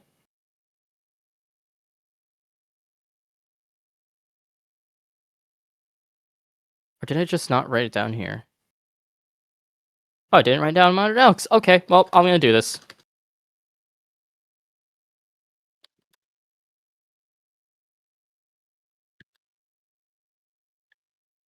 All right, let's go over the goods. Or well, something that's a small thing. Embezzle. I'm not. To be honest, okay, I understand why they're unique in grave. Like, I'm glad that they're unique in graveyard. That's good. But to be honest, how do I feel about these?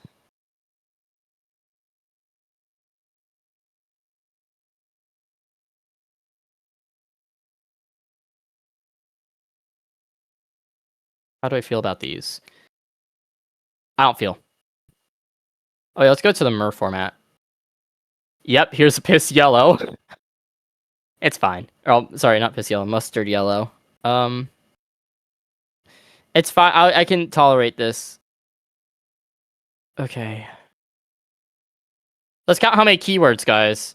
So that's 1, 2, 3, because this is a keyword. It's a reinvention. 4. 4 keywords by technicality.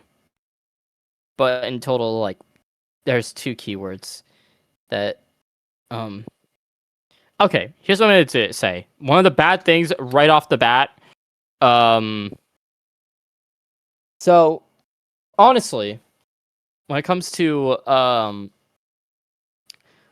this right now, okay, my first impressions is just if I'm not able to comprehend this very easily, and this feels like something that you can't really sell in a 20-second elevator pitch, then how do you expect like someone who barely understands the game to comprehend this? You can't really explain this very easily. Like, oh, you just repurpose gears. What does repurposing mean? Oh, you combine like, how does combining work? It's like, it's so many questions, and it feels like I'm not getting the answers for them. I feel like I'm just getting more questions the more questions I ask. So this complexity just kind of doesn't feel like the complexity that works in blocks cards. The complexity that works in blocks cards is stuff that's like, how do I say this? A good example of complexity in blocks cards would be something like maybe Retizens or maybe Mega Hunters, where the complexity comes not from the card effects, the names, mechanics. It comes from the fact that there are so many different play lines that you can go with it that you don't really know if they're as effective, but it's due to the flexibility that you have this complexity within the game. And here, the complexity is trying to understand the mechanic to begin with, which is a bad thing. And I feel like people should try to, and I really mean this, I think when it comes to mechanics, people should try to, just try to find someone who is like a close friend of them in real life, and then try to sell them on the mechanic. Like, just try to tell them what the mechanic does.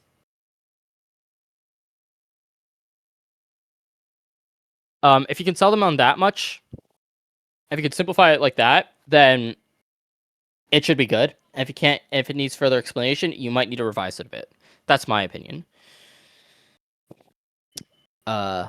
So, anyways, let's go and get through this. When this card dies, embezzle twice. Oh, it does embezzlement? Oh, you choose. Alright, so first things first, one thing is bad.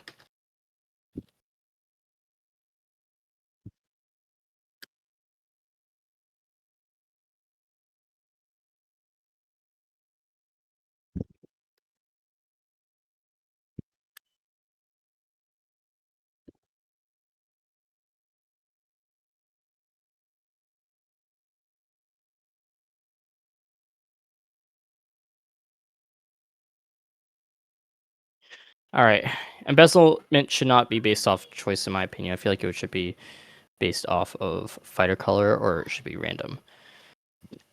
Merchant of the Innovations. Once each turn, whenever you attach an innovation gear to this card, attach a differently colored innovation gear from it to this fighter.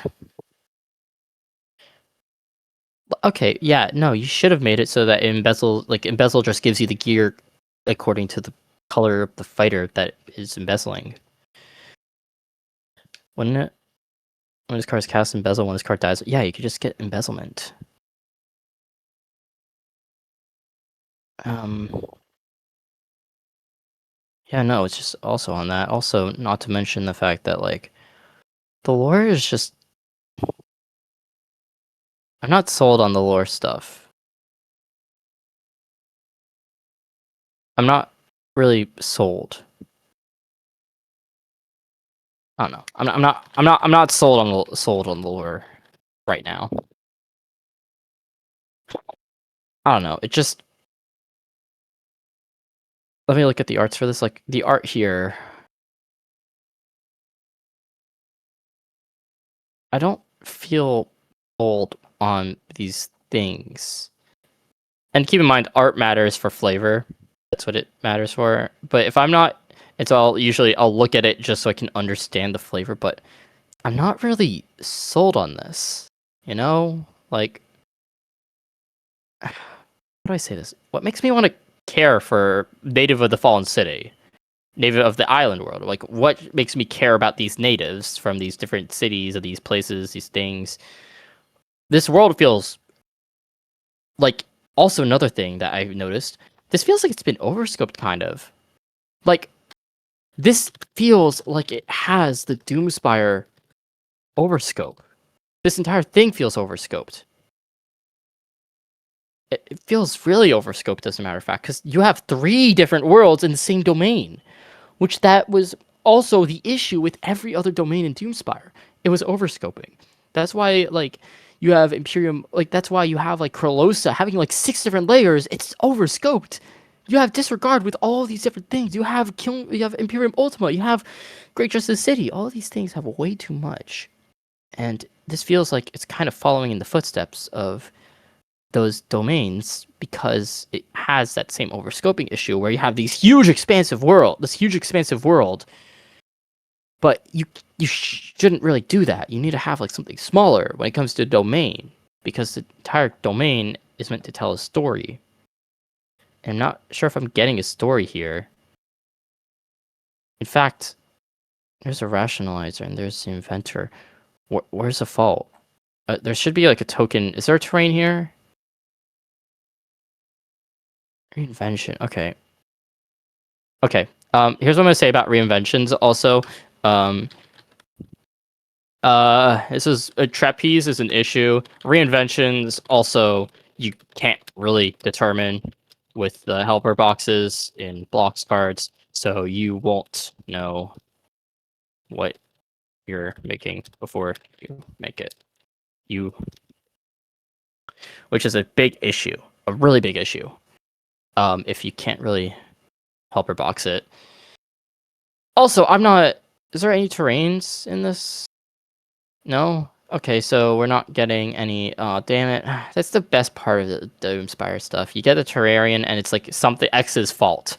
But there's no fault here. So it's hard for me to see what the story is. Is the story like waltz through a dreamland? Like, what is the story here?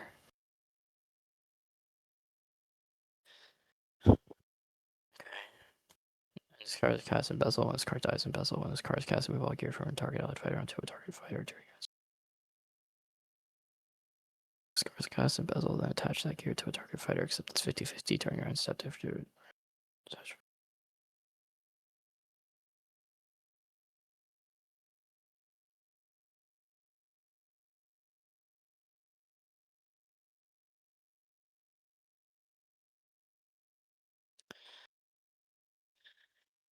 This is just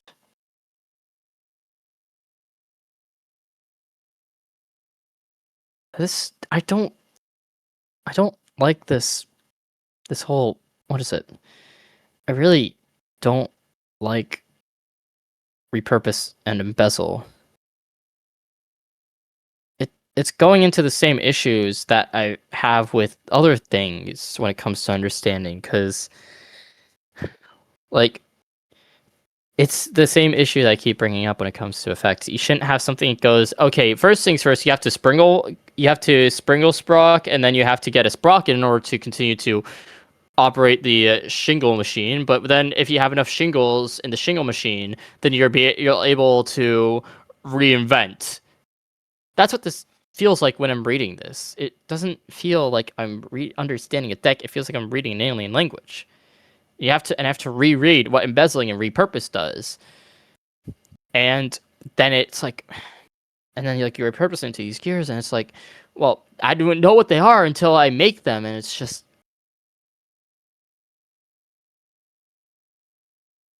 I don't know if I can. It's hard for me to find something I can actually say it's good about this, which is a shame.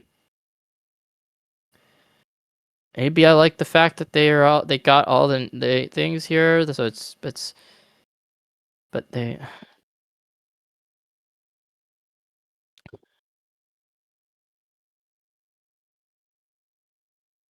I don't know what I can say for this. Like, I don't know what I could say. Oh wait. Well, even if it is a soft lock, it doesn't matter to me, because what matters is that I am going into multiple issues with just being unable to comprehend how this is meant to be played. I can't visualize this. I can't see this. The flavor isn't there. It feels overscoped. I'm not really sold. I would rather if embezzlement wasn't like entirely based off of like, choosing, because that was more selection. So you have multiple things you're doing in the same turn. It will be very overwhelming. This entire thing is overwhelming. It feels like it's been made specifically with overwhelming issues. I have so many issues with this that honestly, like, this feels so overwhelming. Like, there's so many different parts, but do the parts really mean anything to me? Do they actually do anything? I'm sorry, I straight up just. There's so much going on, and when I go into Mer format, okay, and like I look at not Mer, like Jules format, which by the way, if I can't understand things in Mer format, what do you expect me to understand things in Jules format? Because this is like how I understand things. This is like my native, well, not native language. This is like the language I use when it comes to things, because I can read a card and understand what it does, and I can have them all at once. But for this, even if I can't understand, how do you expect me to understand through here? Like, I just don't understand this. You know what I mean? Like, I just don't understand this one bit. And so honestly, I'll try maybe to find something that's good about it, something redeemable in the future. But like when I'm actually going to do my full judging and doing my whole writing, which I'll probably write an essay on each one, who knows? It might be a fun English test. Maybe not. I'll probably not write essays because I'll probably repeat myself over and over again. But in general, for Modernilks, here's what I'll say. Next time, just focus on a single mechanic. That's all my advice I would give to you. Embezzle and repurpose are two things that, when combined together, I just feel very confused. I feel very confused and I'm lost. And if I'm confused and lost, how do you expect someone who is like newer to the game, or not even newer? How do you expect someone who's a returning player to look at this and understand what it is at a glance, or not even a glance, but understand it in general and comprehend it? Like, I just don't comprehend Modernilks, even though I probably should. All right, moving on.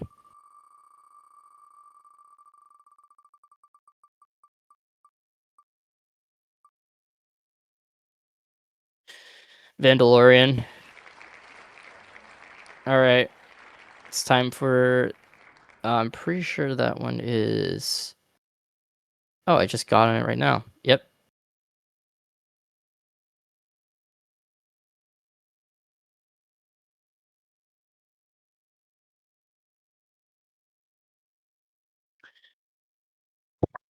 Okay.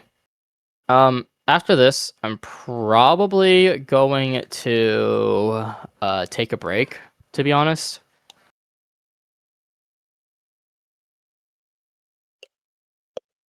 I will absolutely need to take a break. So yeah.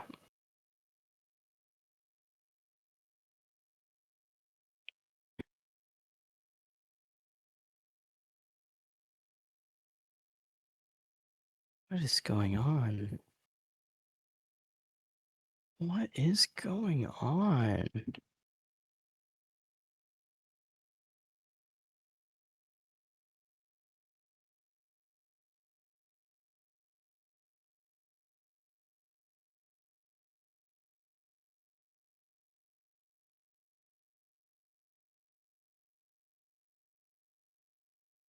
Oh no, my previous breaks were because of I needed a drink and I also need to go to the bathroom, but I think here's what I'm gonna say. I think for now I am probably going to actually take my break now and then I'll come back to this. Which yeah, I'm surprised that when I spun the wheel that many times, I spun the wheel that many times and I never landed on either of those things to actually, take a break. All right, I'm taking a break right now. Um, let's see. When do I go off this break? What are we feeling? Thinking a 17-minute break. Yep, I'm thinking 17 minutes. All right. Um, yeah. All right. 17-minute break.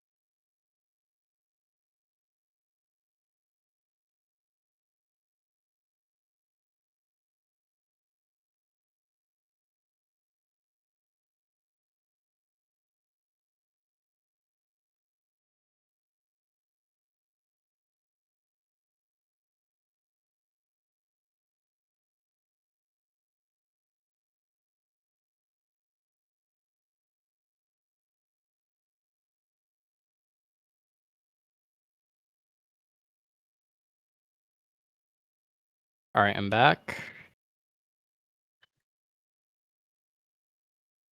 All right, here we go. I'm back. How's it going? How's it going, guys? All right, I'm gonna go and check this out. Unweaving XY. Every 5 cards you cast, if the 5th is Unweaving, cast it as a gear with a stat bonus of that instead. What color combos is? All right, I'm taking points off for splashability already.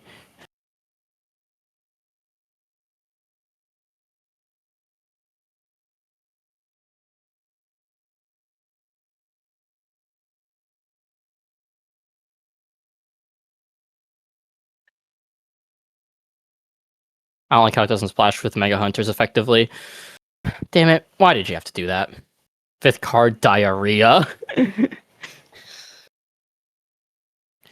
Green Yellow 1000 power stinky. Let's give... No. Green Yellow 1000 power is not that bad. Actually, it's kind of bad, but like... Kind of makes sense that it's 1000 power. Anyways, let's go and move on. So Unweaving, so if it's the 5th card, it's a 200 0 gear. So all these... I have to treat all these cards like as if I can make them a gear. What's a Wraith? What's a Wraith? Oh, it's just a 100 one call. Like how the Wraith has a needle. The bell tolls. Hey, anyone else hearing that ominous bell ringing? No, just me. Shut up. I'm not. Don't ping me, please. I'm begging of you. Vendool townsfolk. Unweaving 200 0. When this card attacks, dies. Give yourself a 150 Wraith with this card's killer, except it's inert and discard and fleeting. Profane pincushion. Alright, wait, hold on. Wait, hold up. Why is it 5? Okay.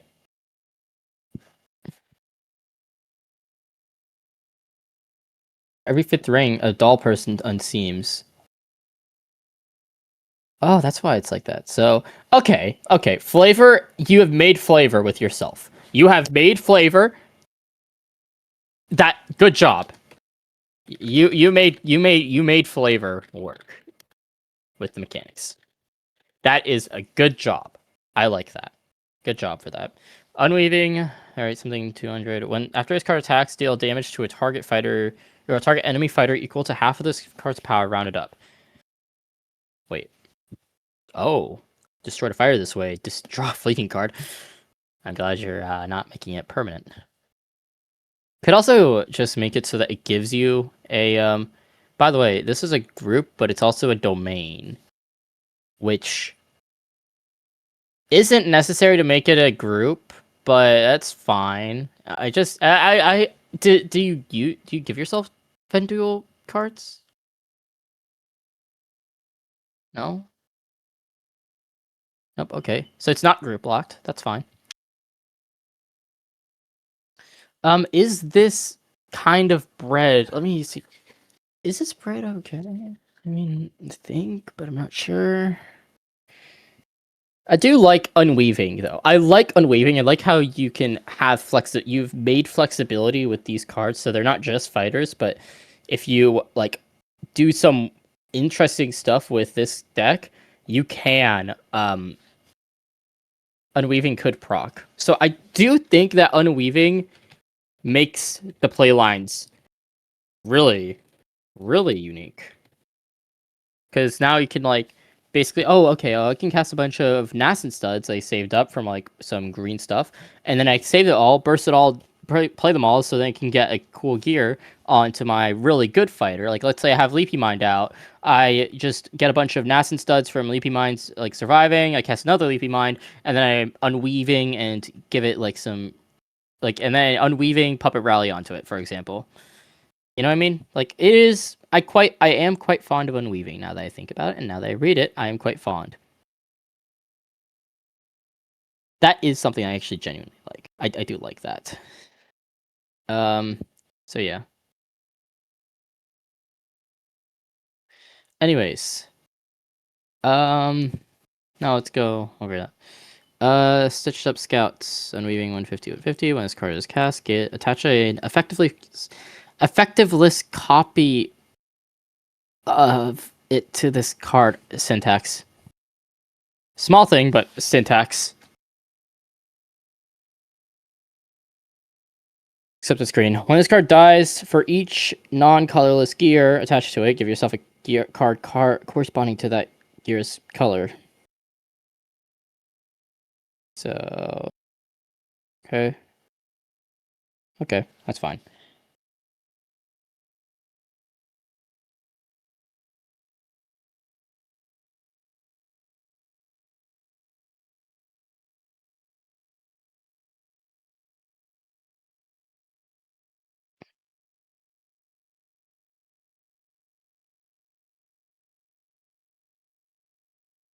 But rally.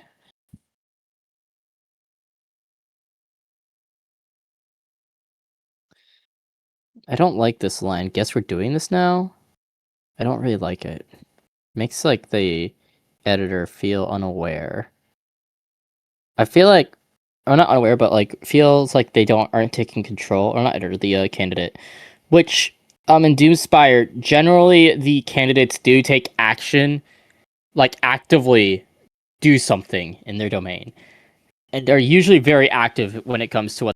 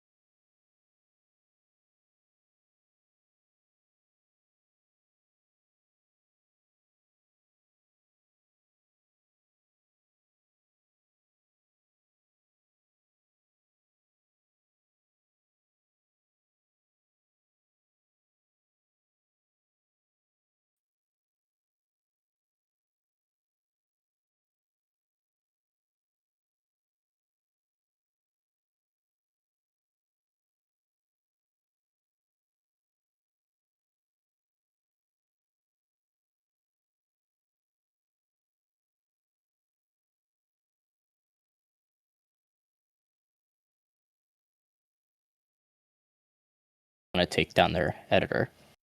Which is an interesting dynamic. So I will say that the editor and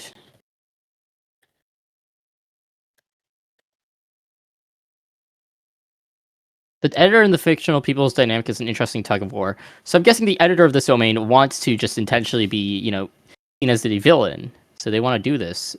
And so they want people to fight against her. Which does bring an interesting dynamic between the editor and the candidate, from what I'm reading.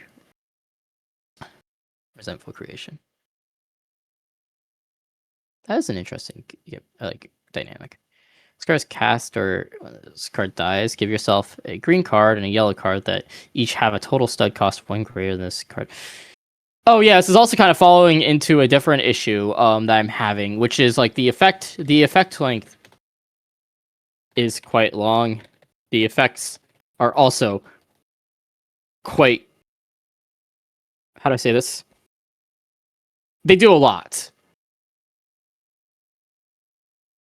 Like, I have when this card is cast, when this card dies, when this card is cast, when this card dies, when this card is cast, and like all this or dies. A lot of this is when this card casts or dies. What's this obsession with casting and dying? Do you want to like? I feel like some cards, like all these cards, like after this card attacks, deal damage to target player. When this card attacks or does. Why is there a lot of dying? Is there a lot of dying? This doesn't seem like a domain where death would be huge. Like this, why is there so much dying?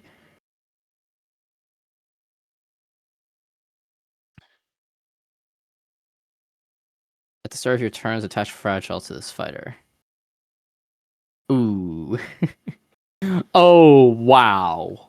Oh wow. Oh wow. Oh wow. That is. Why is there a yellow stud tacked onto this removal option? Should have made this like a mono green card. You didn't have to add a yellow. You didn't, like, okay, here's what I'm thinking. This card, Visions of the Dead, 3 colorless, 3 green, or maybe 4 green. Then I would like this, because this would be interesting. This would be funky. But right now, it's like, it doesn't feel like it's yellow. At times, it doesn't even feel like it's like fully following. It's just adding it onto there, so then you have like, I don't know, like weird stud cost. But I don't think the stud cost sometimes like fits the card. I feel like it's just arbitrarily tacking on a yellow stud.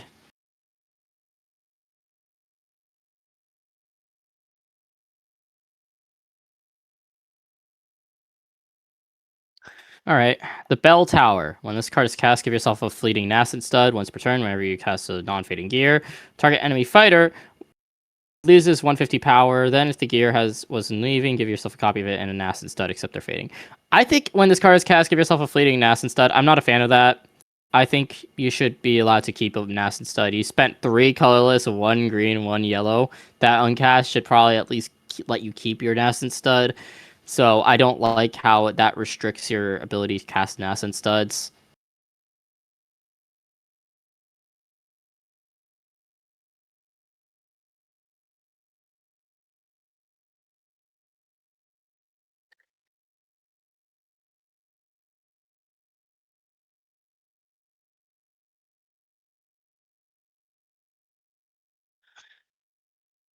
Alright, Indignation's Fault. Whenever you cast terrain, if this card's in your graveyard, attach this card to it, as it should be on the bottom. 5 charges. Whenever you cast a card, this card loses a charge. Then if this card has no charges against 5 charge, give yourself a random green or yellow card.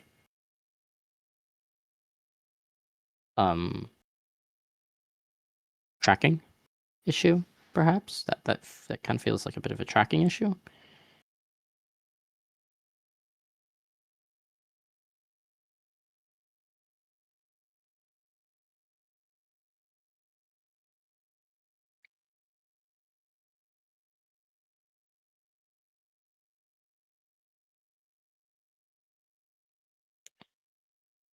Oh, wait, Unweaving. Oh, okay, now I'm getting it. Unweaving. It's not in a turn. It's like every 5 cards you cast, period. So anything that has Unweaving, if it's the 5th card you've casted this game? Is that what's happening? Is it like 5th card that you casted this game?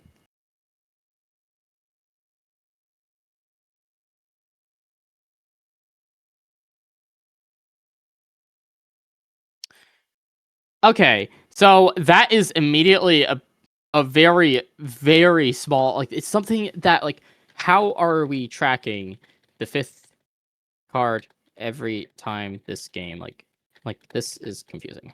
This might be hard to track, honestly, like very hard to track. And at times you might accidentally cast something with Unweaving unintentionally, and then suddenly when you wanted to fight it, you actually have a gear, and now you're like, oh god, damn it, no, damn it, no, no.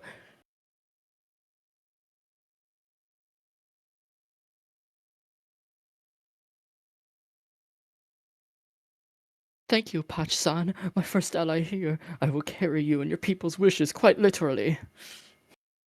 Alright. When this card is cast, summon a Wraith that's inert in play. If this card's stats, attach Overload to both this card and the Wraith. Oh. Ooh.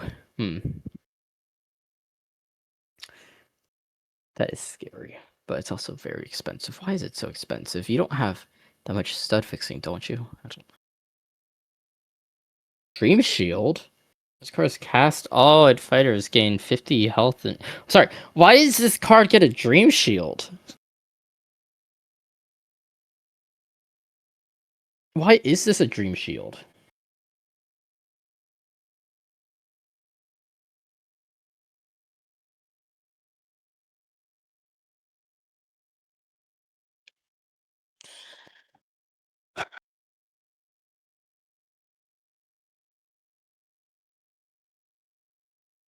Okay.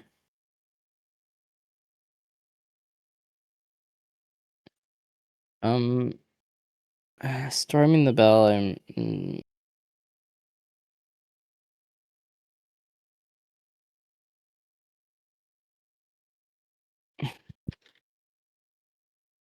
This does too much at times.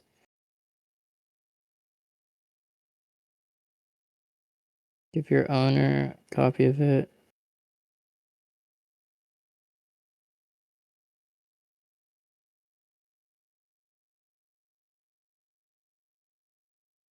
I don't think this is something that okay. For the bell tolls, when a target fighter is obliterated, it's like completely removed. So I'm pretty sure you can't really do this. Should have been, in my opinion, you should have probably give your it should probably be reversed in that case. So, but it's like so niche that like nobody cares. That's how you track it? That is how you track. That's how you track the 5th card. It's that. Okay. I'll just go okay with that. I guess. Grand Statue, Wretched Witch. Okay.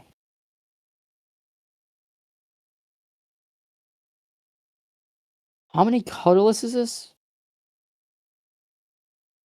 That's 7 colorless. Okay. This is very colorless heavy, I'm realizing. That is so colorless heavy.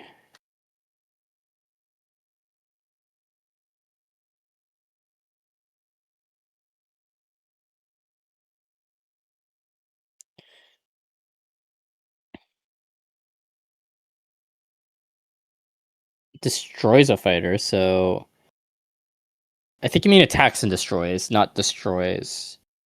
Minor syntax error, +1 on that.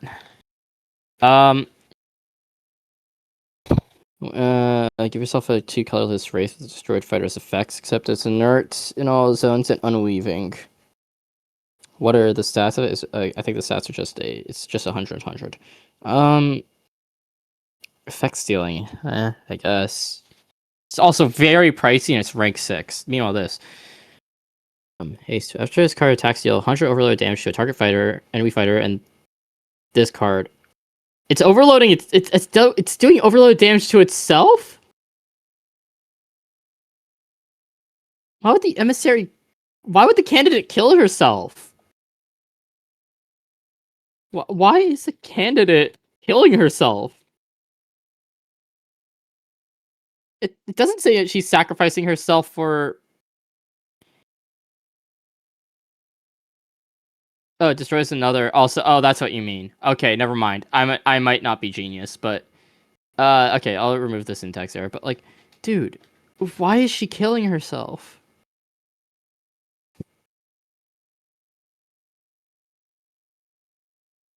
Can nobody tell me why she's killing herself?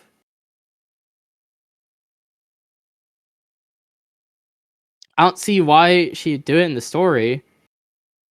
So why is she doing it in her effect?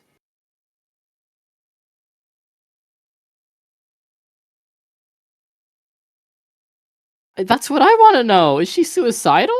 Because no, she isn't dying in any of these arts. The only one who's dying is the witch. So why is she killing herself? Now I feel bad. Like, sacrifice when she actually does it. Yeah. I didn't realize that you had a gun to your own head. What? All right. That's okay.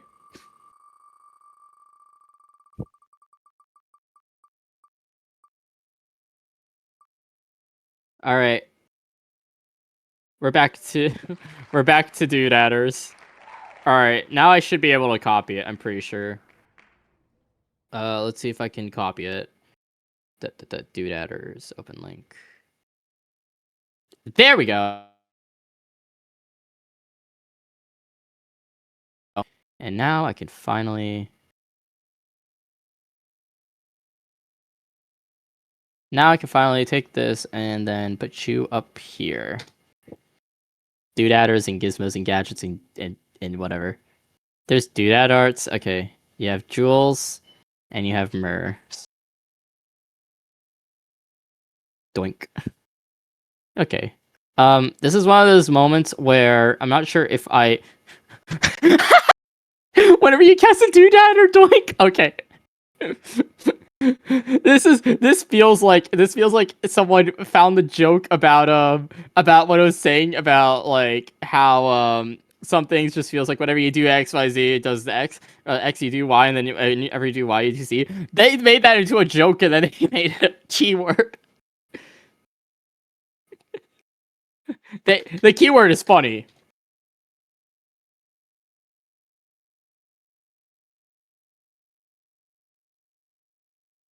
So the good thing, the keyword is really funny.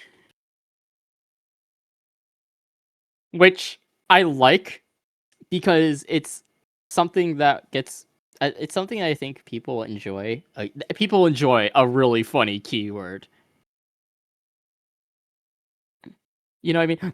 They want me to observe the arts in the jewel skeleton. Okay, fine. I guess I will. They're doodadders. They're everywhere. The doodads. Wait, okay, so what's the thing with this? Doink. Select one. Put a 0/0 doodad gear in your base plate, then it gains 50 for 50/50 for each doodad in your base plate, or attach the oldest doodad in your base plate to a target fighter. Deliver a doodad. All right, so this is meant to be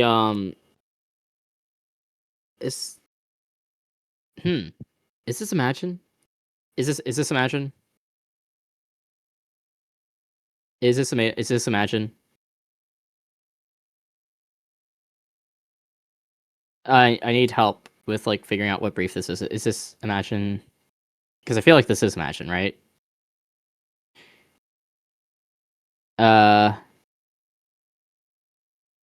Gang.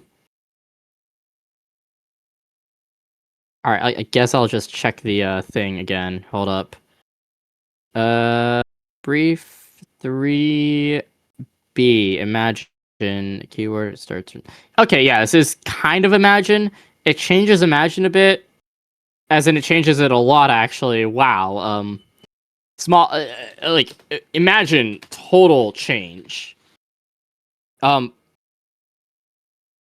I did recognize it as Imagine. So actually, it's fine that it changed. I recognized it as Imagine, which is good. And unlike Vampires, which I did not know was Explore until I looked at the brief to see what Explore was. And then when I saw it was Explore, I did not think it was Explore. So I still am not a fan of I'm not a fan of Vampires, just not telling me, like not telling me, but just completely removing the exploring aspect of Explore. So anyways, let's start getting our doodads. Okay, why would you monopolize doodads? That's screwed up, man. That's so screwed up, man. If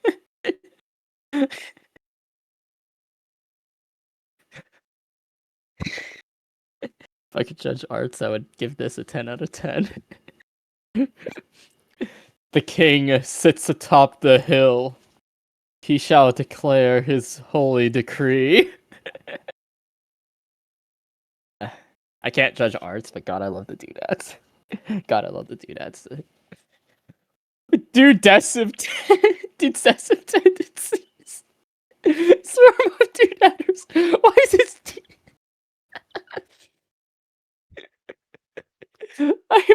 I'm actually tearing up, man.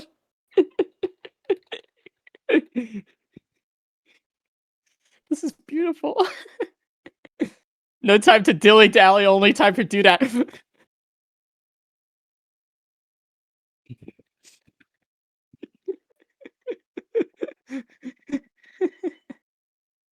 Dude, find the doodads. Alright, once each turn, whenever you discard a card, doink. Alright. Alright, let's now go into balance mode.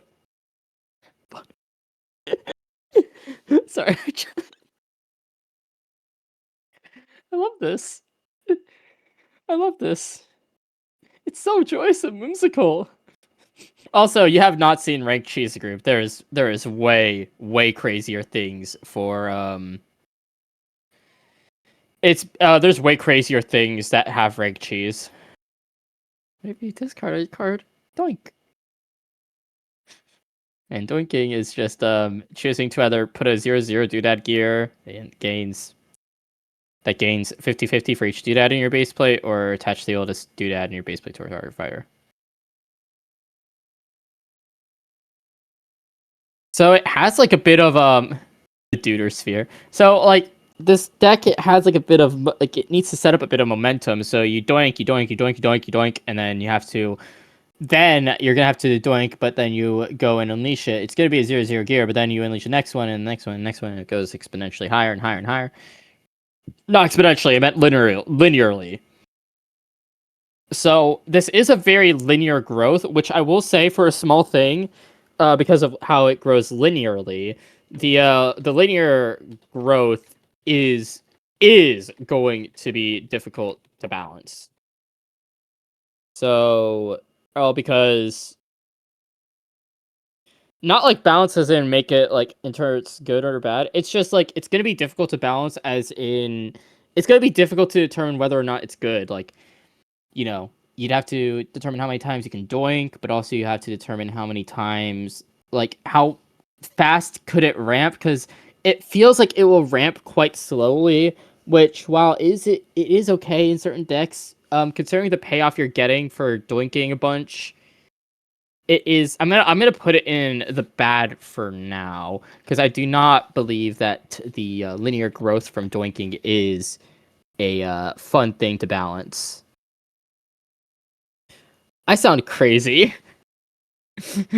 I sound crazy, don't I? An example menu. I really do sound crazy, don't I? Like, yeah, I'm gonna doink a bunch. There's a video? Well, okay then. They attached a video of doinking. Alright, let's watch the Let's watch the Doodadder video.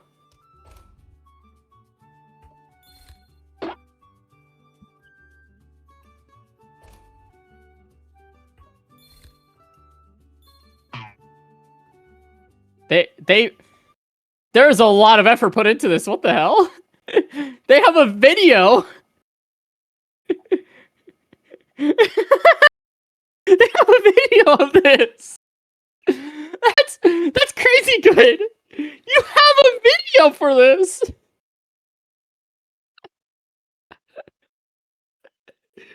Wait, hold on. I gotta watch this again. I want to watch this again, because now I need to check this out. Imagine imagine if I'm the goldfish right here. I would just see that appear in the basement, like bump. And then you deliver it, and then it's like, Beow. Oh, it gets flung over. Oh, that's appeal points. Those are appeal points. I get to see you at the VFX. wait. Doodad drawing contest? What the hell? They're doing a contest? What the hell? I don't advocate for this. I'm just gonna point this out there. I don't advocate for this, so if they don't pay Robux, it's not on me. Whoever made this, I can't. Don't talk in Gully General. Don't talk in the judge chat. But like, what? I guess I'll check this. What? Draw your very own doodad and put your Discord username next to it. Best doodad.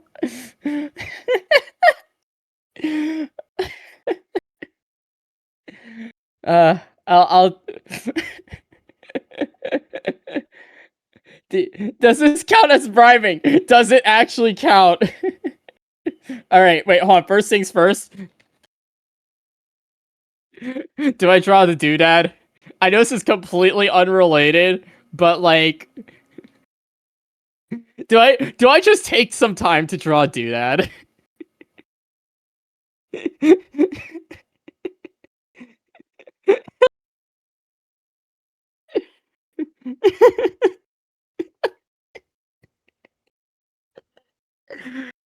I'm just actually.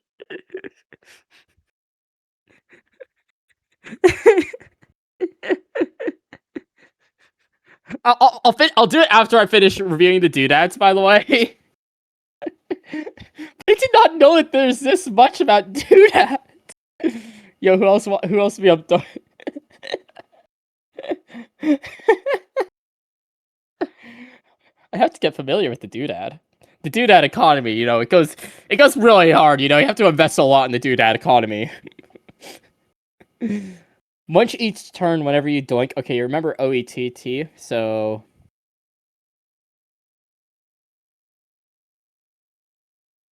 Thanks for remembering OETT. Really, really beautiful. Love that. Thank you for that. Twice each turn whenever you doink all gears on all allied fighters and in your base plate gain... Oh, okay! So that's how you get... Oh, I see. That's how you get the growth. This card would be quite scary. It's quite an engine. I feel like... What the hell? They're forging Doodads? Okay, that's screwed up, man. Dude. Okay, I will say that you guys should probably not do the Doodad drawing contest because the other judge... Let this be a surprise for the other judges if they're going to stream a secret little surprise for the Doodads. Dude, I always wanted to do that. Yeah, I won't notice the little imperfections because I love Doodads. A single blade of grass will keep the Doodad running for a week. Dude, they keep forging Doodads. It's like screwed up, man. Whenever an allied effect targets, put it 250 Doodad. Oh, wow. Oh, it's during end step in your base plate. Okay, so Doodads get eventual value. I'll see all the bios in the Doodad art section. I do think... Okay, I will say this. I would probably not... I'm not sure about what like a 250 Doodad would be like. I'm not sure about that. How do I feel about playing against How would I feel about playing against Doodads? I would be surprised, I would be entertained, and I would be overjoyed, but I'm not sure if this is too good or too bad. I don't have any balance things running through my head because it's hard to visualize. Like, you're playing with multiple mechanics here. You're playing with... First things first, you're playing with Imagine. Then you're playing with Gears. Then you're playing with, like targeting and whatnot, which is, like... It's a bunch of things. It really is a bunch of things. So, you know how it is. Haste. When this card attacks, all gears on a target fighter gain 50/50. Repeat this effect if there are 2 or more Doodads attached to this card. So if you have 2 Doodads, you go and give your fighters 100 health and power when it comes to all gears. You guys really... I like how this group really... I do like how much fun it has. Unfortunately... I can't tell if this is gonna be atrocious to play against. When this card is cast or attacks, doink. Summon a copy of this card without this effect, and with its current stats. Okay, so it,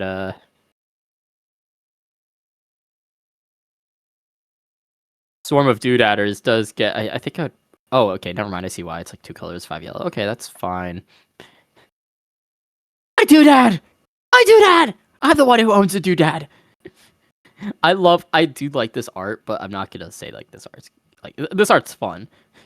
Earth provides enough to satisfy every man's needs, but not every man's greed. You have a Gandhi quote? Like, I don't think you should probably have like a Gandhi quote, like just straight up quoting him. That implies that Gandhi's like an actual Blox Cards character.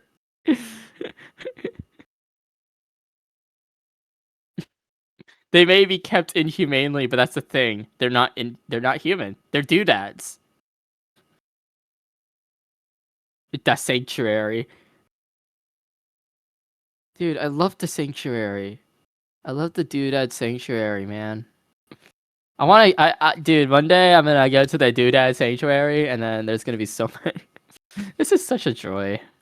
Whenever this card is cast and at the start of your turns, doink. Okay. When allied effects have targeted 3 times this turn, animate this card. Oh, okay, so it self-animates into the Sanctuary, which whenever a doodad is attached to a fighter, draw a card.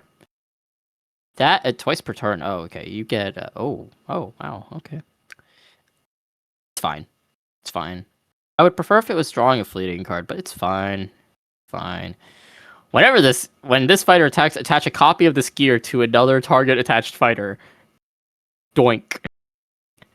Oh, okay, so blue, green, yellow, wide eyes. Blue, green, yellow, wide is back. This is actually kind of huge. I like how I like the splash ability. I like the splash ability.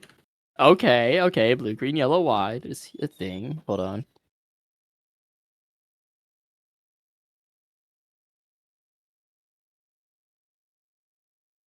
All right. Sorry, I'm back. When this card is cast, doink twice. All doodads at your base plate. Oh wow. Okay. Yeah. This is the legendary, of course. Yeah.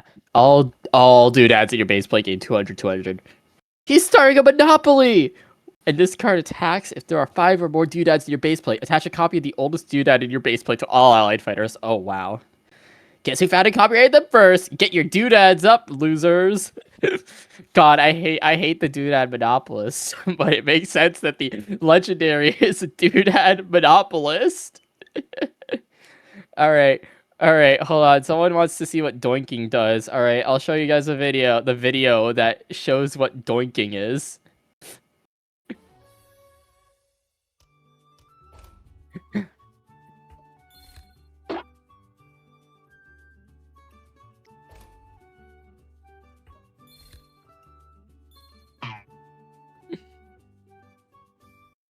That's what doinking is.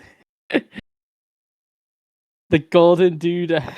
You can't show that here. There's so much doinking going on. Alright, let's check out the doodad arts. As useless and adorable as this. I love how useless and adorable it is.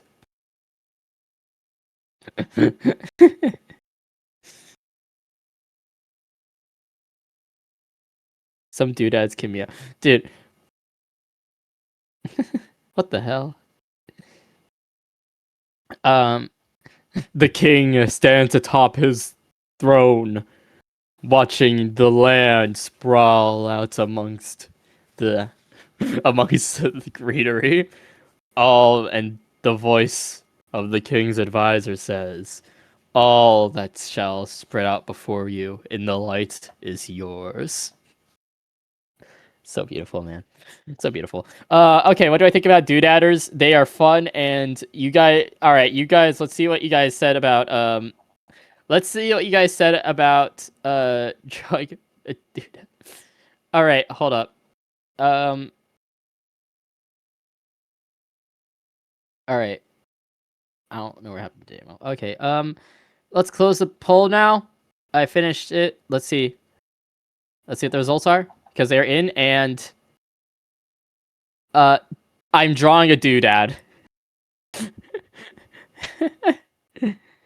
It's an... Alright, yeah, I'll add the option to the wheel. I will add the option of drawing a doodad to the wheel so I can take a break. You are so right. Draw the doodad. It's on the wheel now. Alright, which one's my favorite out of all of them? I really enjoyed... Okay, I'll give you guys the ones I really enjoyed. I really enjoyed Sleuths. I really enjoyed... Okay, you guys... Okay, fine. I'll let you guys compete. I think it's only fitting. I think it's only fitting that you guys compete.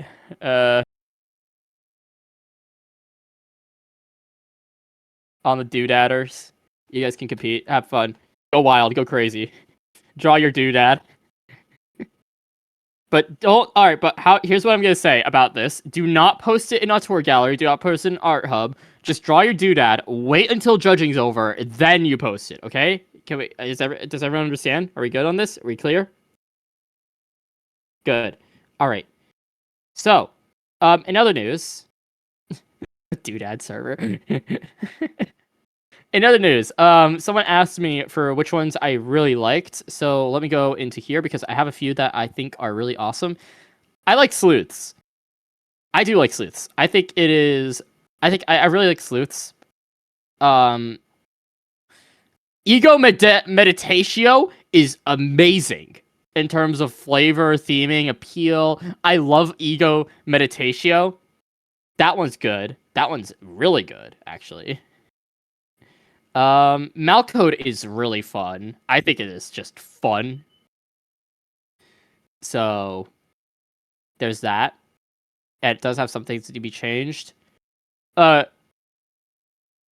And I liked UGC. UGC was really good. I think it's really good, yeah. And finally, now that we're at Doodads, Doodads are really good.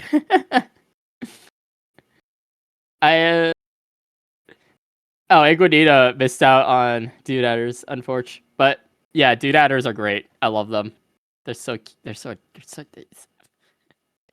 God. Whoever is the one behind Doodadders, congratulations.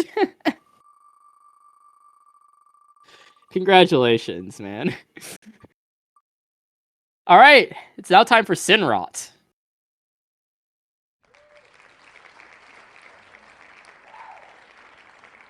Is Sinrott?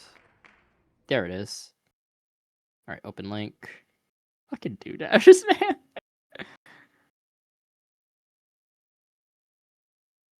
All right. Garden of Sinrott. Wait a second. Wait. I have to look something up.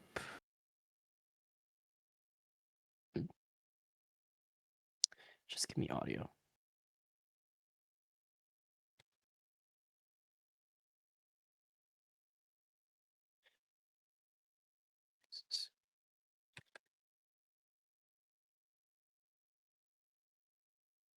I'm not looking for someone named that. I'm trying. Yeah. Is there something called that?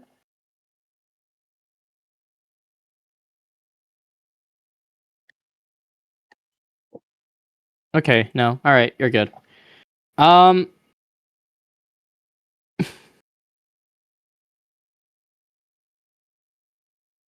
right, I'm making a copy of this.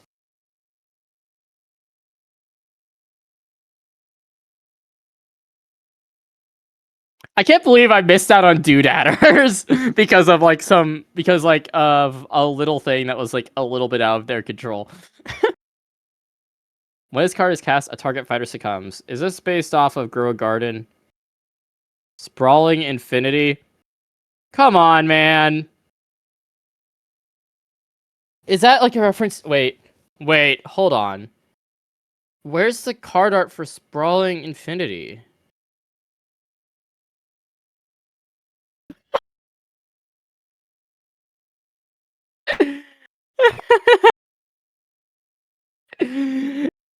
It's heroin. Is that Hero Prime?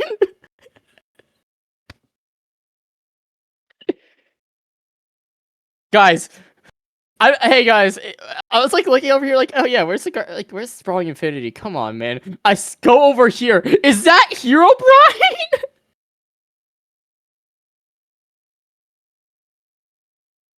Open and close Google. Like, alright, there is genuine aura there. I'll refresh the page.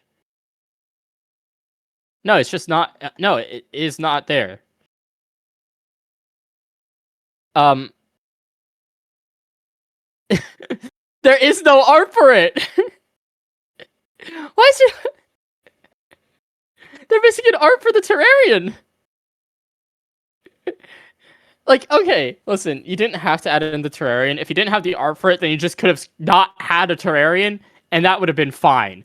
Let me check Sins. Maybe it's in there. No, it's not there. And then Fruit of Greed and Wrath aren't there.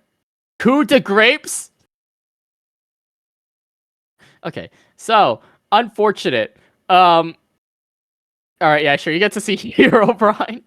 Unfortunately, DQ'd. Sinrott has to be DQ'd. There are just card arts that are just not there. So yeah. But I'll check with Fluffle.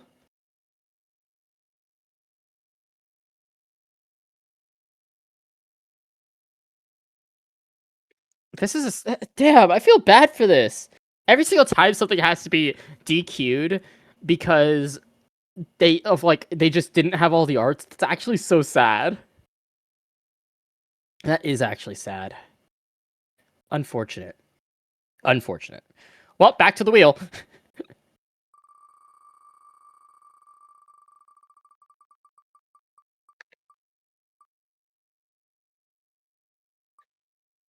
All right. So this one is booing, not because I think this one is bad, but it's because of the initials of this one.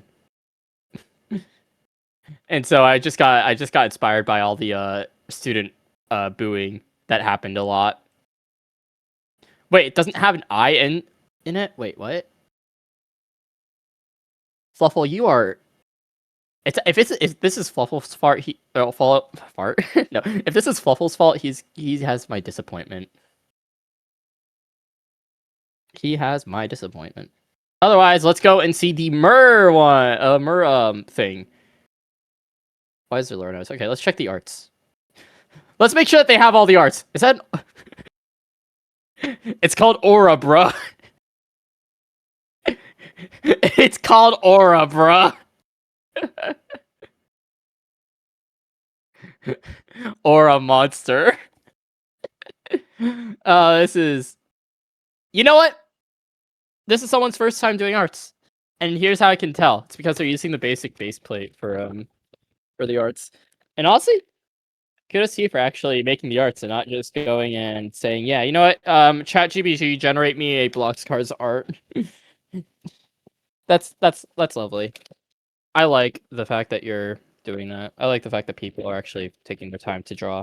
Oh, not just draw, but 3D model. Even if they're not good at 3D modeling. Oh, not 3D modeling, but doing the 3D arts. Botwave looks really good though, so good job on that one. I like it. The lighting is actually kind of good. Like, yeah, you have it like centered onto the bots in the middle, and then all of them are just kind of, yeah, that's good. Whoever made Botwave, good job. That is pretty good. But yeah, no, all right, let's see what this is. So, first things first, let's read the.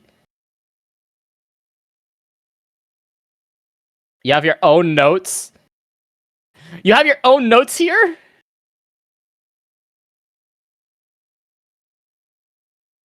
Okay. Okay, what? Stop.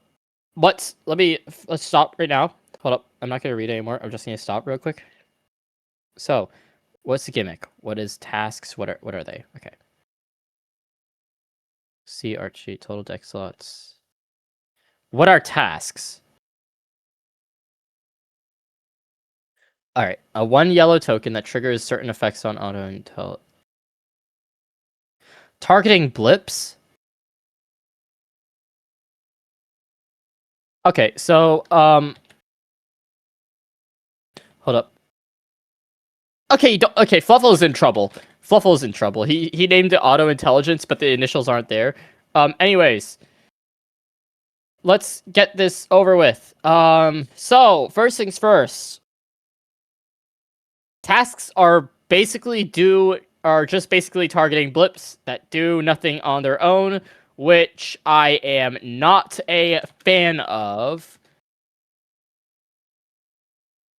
So what I'm gonna say is that you're basically reprinting targeting blips, which were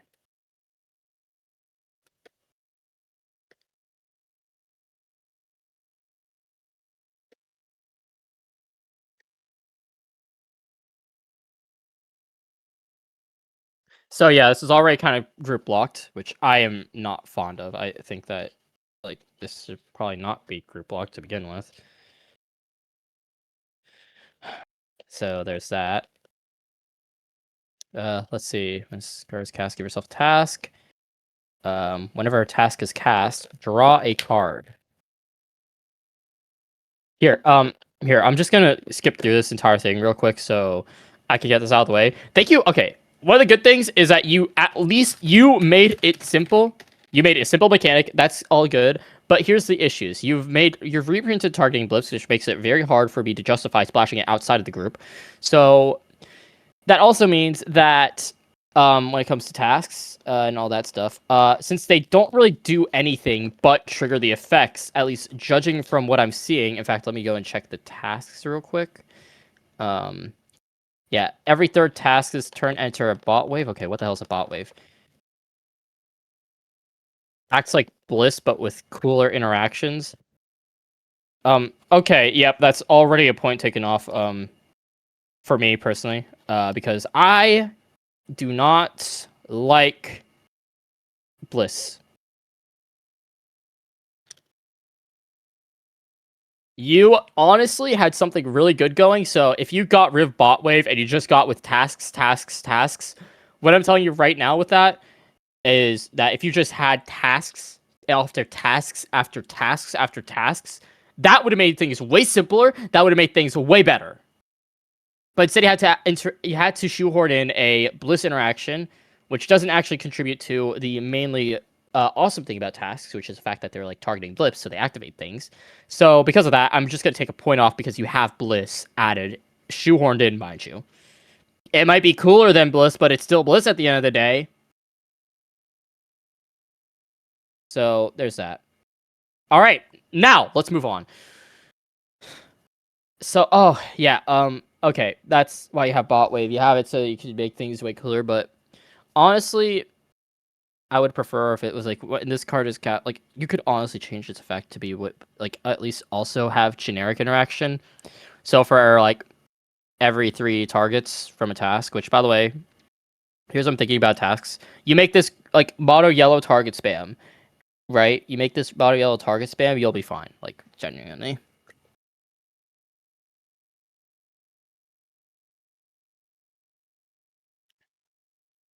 If we got it in, we'll have to, like, we'll have to nerf, a bunch of cards in mono yellow. But at the very least, if you made it so that tasks actually, if this was, like, target spam, you'd at least have something going. You'd have something to base it off of. You can make these generic.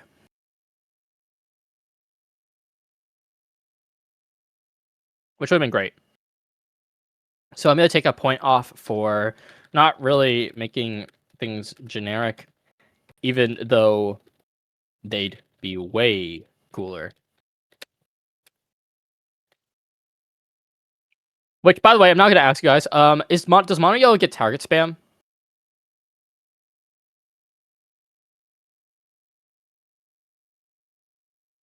I meant, does it have a target spam group? That's what I meant.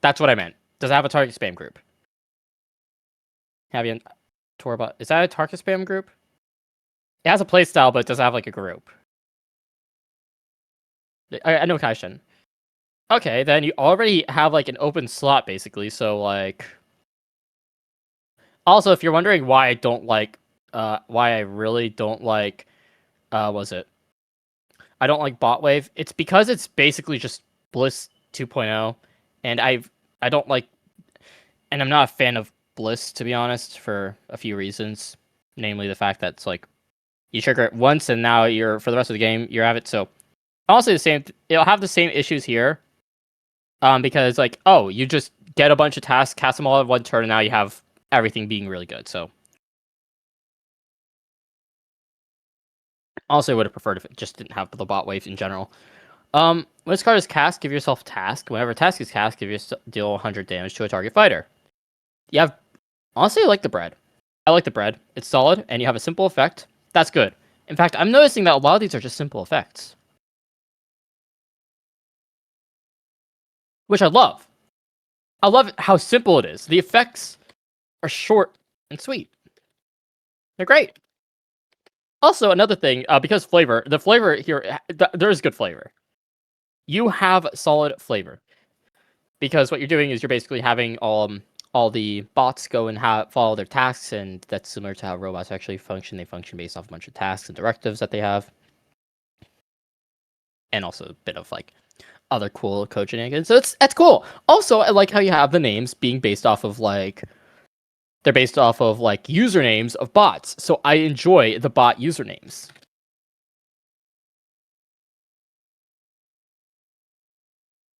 It's another flavor W. This has good flavor. All right, whoever made the flavor of this, good job. You have good flavor.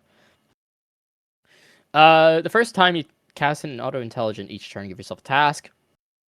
That's fair. I mean, it's like a pretty inoffensive card, in my opinion.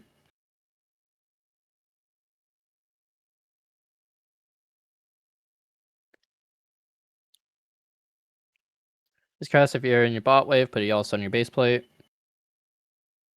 Yellow ramp option is once per turn when a task is cast, gain 1 yellow.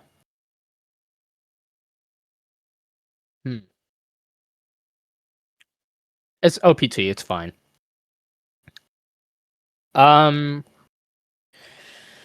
Breach account. When cast, if you're in a bot wave, summon 2 copies of this fighter, then obliterate bot wave from your base plate. You can remove the bot.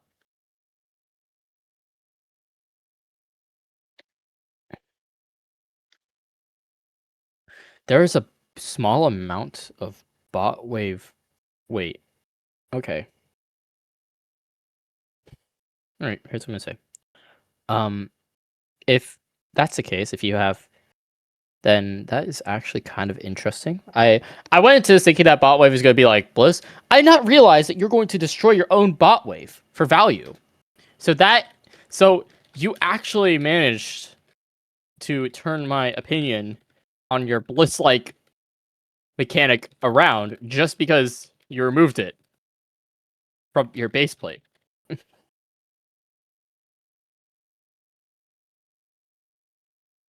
Holy shit. That is actually really cool. That's cool. It really is cool. Okay. Hold on.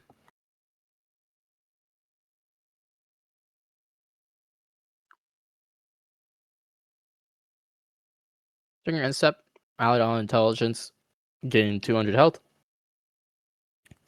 As I say, that's fire. Then if you're in a bot wave, they also gain 400 power. Obliterate bot wave from your base plate. Again, wow. You managed to, that is actually pretty damn cool. And you also, the pricing is also, I will say, the costing, you made the costing pretty good. The cost is solid. That's a small thing. Where? That's nice. That is really nice how you got the costing solid and you got it down. That's good. I like that. I like it. I enjoy it. Some copy of Target Fighter. Non-colorless cost is now yellow and joins the Auto Intelligent group. If you're in a bot wave, steal it instead and it joins the Auto Intelligent group, then obliterate bot wave from your base plate. Right, so no. Monotony Infection cannot do that.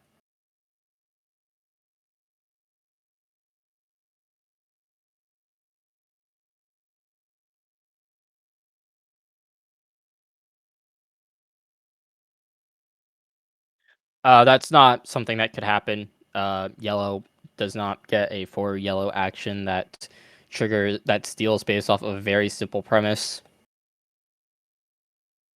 You need a colorless cost to this. You really need a colorless cost. Can only be cast if you're in a bot wave. Destroy all allied fighters. Then for every fighter destroyed this way, summon an artifice. Obliterate. Okay, an artifice is a 800. Oh wait. Oh shit.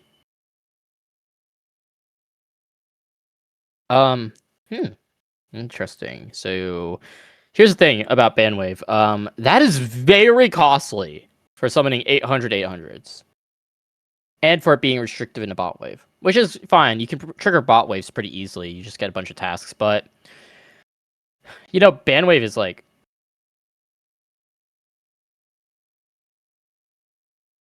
Bandwave is like, wow.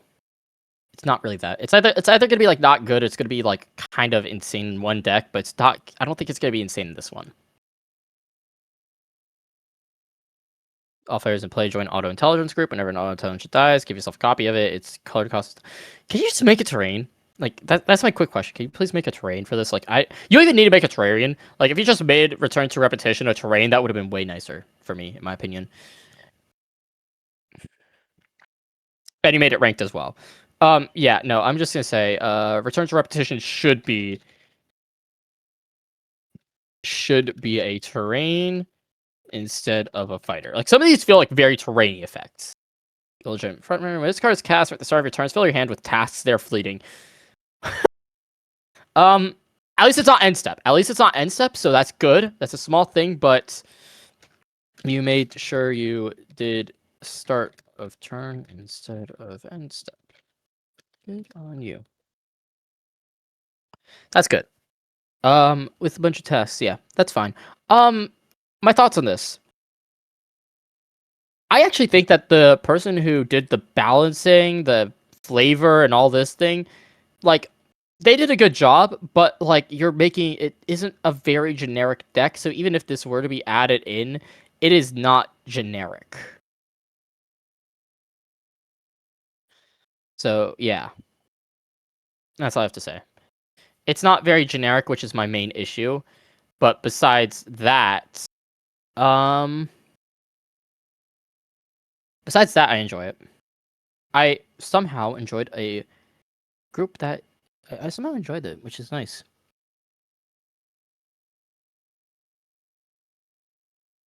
Also, just to clarify that we have all the arts. Okay. This isn't related to anything. This isn't affecting the scoring. But for task, I would have probably changed the art for task here. I understand why it's called that though. But yeah, no, for task it's gonna be something different, I feel. Maybe have it like those hyper futuristic like backgrounds. You have a bunch of text in the background, and it's like selecting the task. There's like directive, new directive, etc., etc.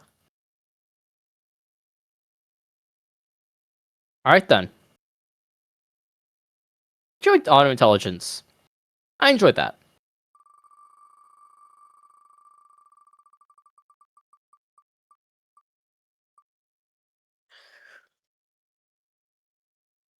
Yo, who's right for Dekkad Go Spire? Yo, who right for Dekkad Go Spire?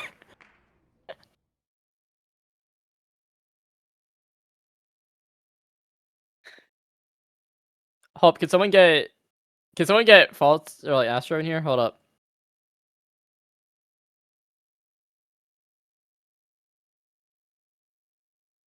I have to find it as well. There it is. All right. We need Astro in here. I need him to go on stage, and if he can't go up, that is unfortunate. But he needs to go up because this is. I feel like I could only effectively really judge this based off of the dude who actually made the guy who had made Dekkad. Dekkad Go Spire. All right. If he's not able to go up, that's fine. But for now, let me go and get it up real quick.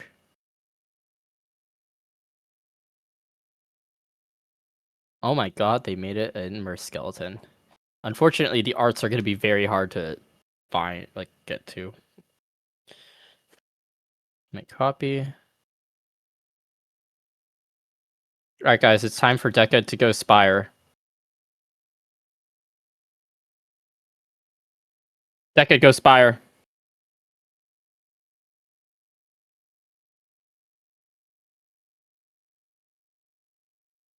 No, it's actually Dekkad.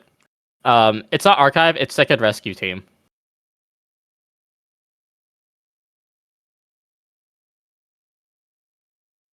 Oh, they're repurposing Archive stuff. Discover. Okay, what's Discover? Keyword Explorer. Attach a card with the Discover passive to his fighter, but no effect. Discover effect.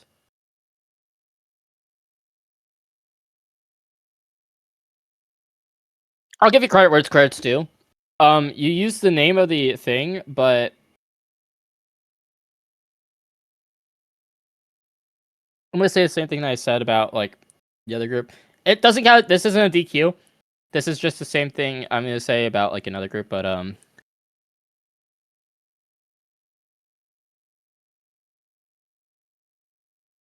don't feel like I'm exploring anything. It doesn't feel like the original Explorer. But it's fine. Okay.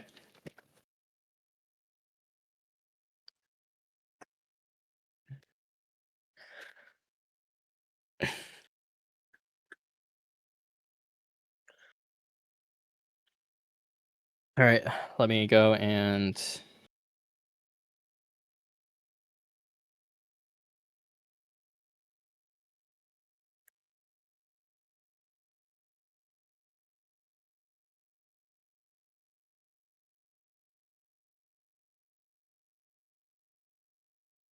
so it's sort of 2 cards in 1 in that case.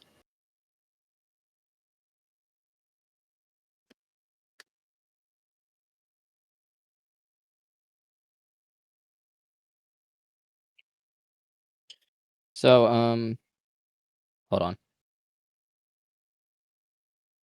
I'm also eating while doing this. So, let's see. For the small things, right.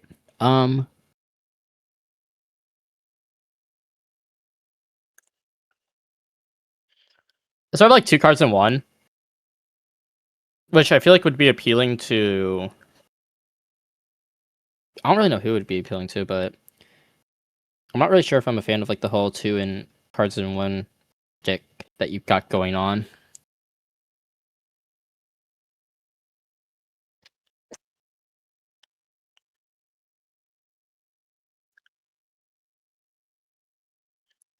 But yeah, anyways.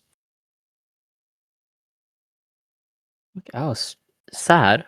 When did he come around? Also, I accidentally zoomed in on the wrong one. My bad. Okay.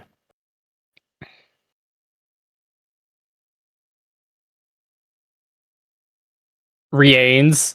Let's see. Discover a target enemy fighter loses 150 power whenever you explore. Target fighter gains 150 health. So when you cast it, it will. When you cast it and then you explore, your enemy fighters will. A target fighter gains health, and whenever you discover an enemy fighter loses power.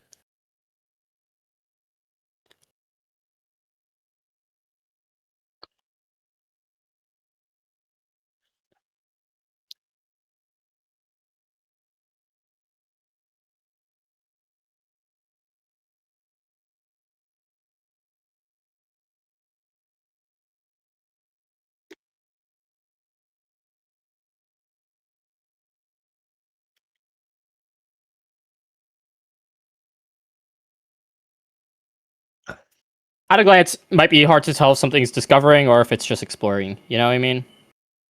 Like, if you're not familiar with this, you're gonna go, why is this not doing XYZ? And some people are not gonna be able to read it, so they won't understand that discovering doesn't only applies to discover passive and not like the other thing. So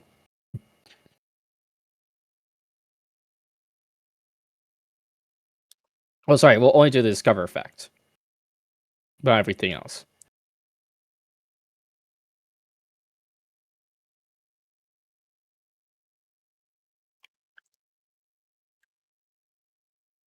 Which I fear will be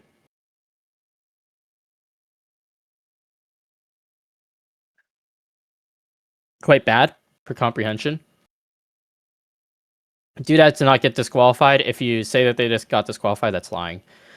How many left? Okay, hold on. If you guys want to know how many are left, get this out of the way. We have 1, 2, 3, 4, 5, 6, 7, 8, 9, 10, 11, 12. We have 12 left. Doodads do not get disqualified. Do not lie. I did not disqualify them. Yeah, we're pretty close to done, and we have some other things that would lead to breaks. We have 3 breaks that have not been landed, by the way.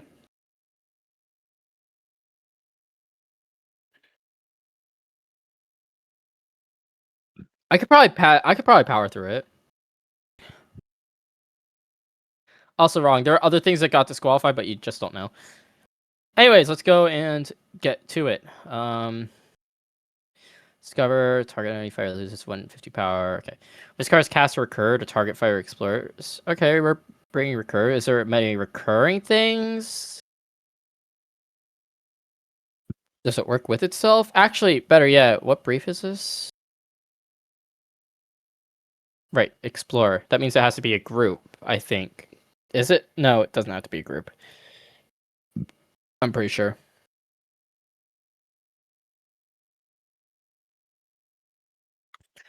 Anyways. Cards cast to recur to target fighter explorers.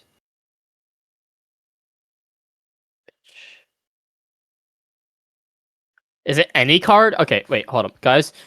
Is it any card with the discover passive?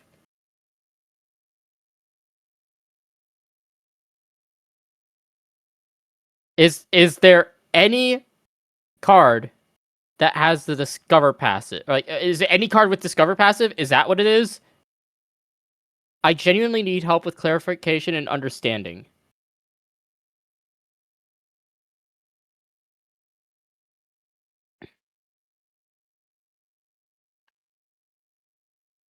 Okay, that's cool. I'm trying to figure out, like, does it attach, like, any discover card? Does it attach the same one? Like, what does it attach?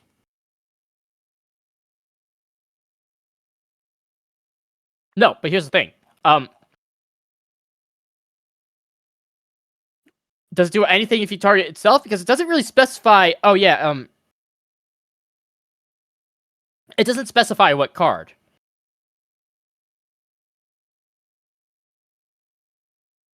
I'm not asking them directly. I'm asking. Listen, okay. Here's what I'm gonna say.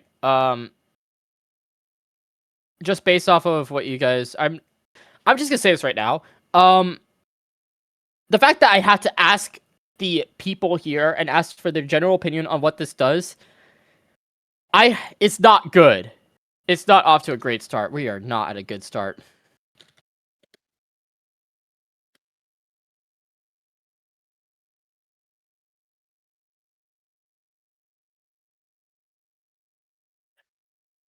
I'm not sure what I am exploring. That's what it is. That's my point. So I'm going to. So here's what I'm going to do. All right. Here's what I'm going to do for this one. All right. For exploring and all these other things. Here is what I am going to do for explore and discover. I'm going to do this assuming that it just attaches a copy of that card onto that card and not just a discover passive. It will play like shite. It will probably be shite, but it is honestly the best way I can go about this and understanding this. Because right now, I straight up cannot understand, like, if this is supposed to be a random discover card, which could be any, and then it'll be a whole mess, or if it's just going to explore the same card. That's what I'm going to do. All right? So here, I'm going to just go through this. All right, discover attachment generating to a target fighter when you explore as card generates.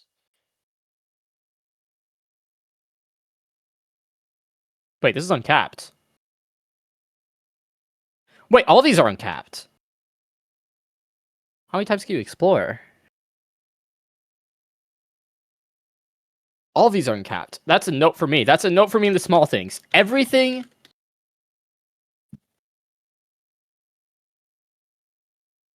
Wait, let me see. Okay, whenever you explore, uncapped. Whenever you explore, so it's 1, 2.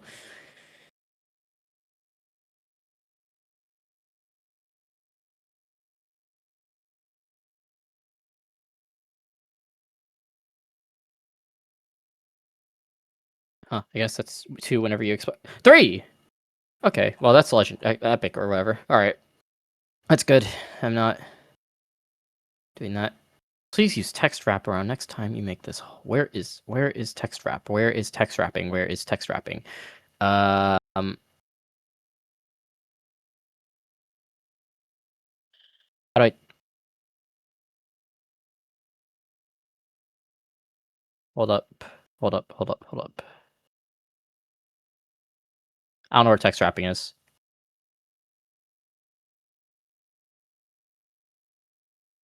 Which is my bad. All right, so let's keep going.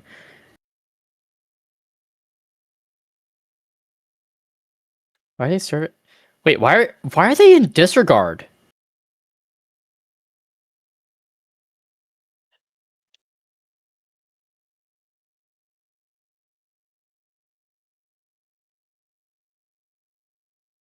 This is already off to a really bad start because you also got the lore wrong. Dekkad was not in disregard; he was in Imperium Ultima. They should be exploring Imperium, not disregard.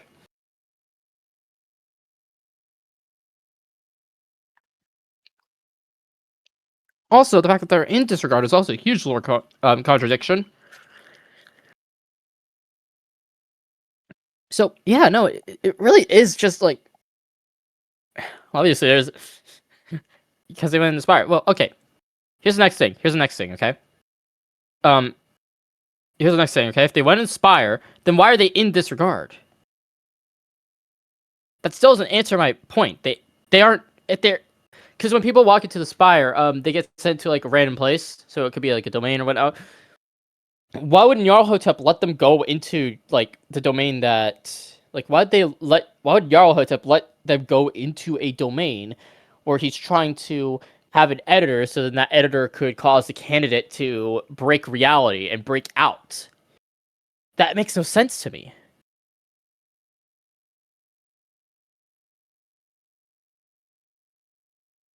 That makes no sense to me at all.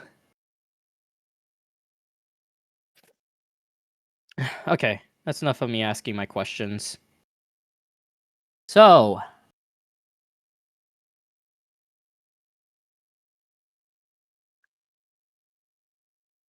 it feels like they really want to have this work with they really want this to work with what is it?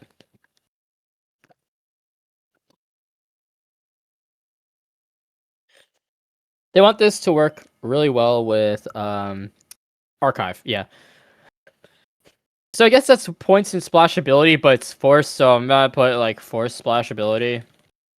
Like it really is not trying to nurture anything unique. It is just simply trying to make another archive. So it's just forcing itself onto another group instead of naturally having things splashable because it's just generically good. Which I'm not too keen on. To be honest, I'm not really a fan of the fact that like they're already like forcing. Well, whatever. There's this card's cast, it explores. When this card attacks, top card of your graveyard is green, recur, but this is just archive. These are just archive cards, but it has explores on it.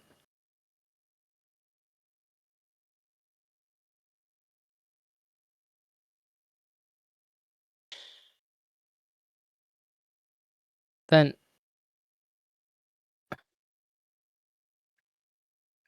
all right. Then you know what? Here's what I'm gonna do. I am going to make my formal decision to already just say what I'm going to say about a Dekkad Rescue Team. All right. This is essentially just Archive being reflavored into the Spire instead of doing anything really unique with it and shoehorning in Explore without actually exploring what the mechanic is about. This group is very close to being disqualified for me because this does not explore what makes Explorer good. I know it's a very fun pun, but also it doesn't really. Here's the thing, okay? It doesn't go into what makes Explorer interesting. It doesn't gun for anything related to Explorer. It doesn't like try anything new, and because it doesn't try anything new, it's not. I genuinely think that I don't think I should keep on going with this. It doesn't do anything new with Explore. or anything really interesting. So I'm gonna put this in there, okay? This does not do anything interesting with explore.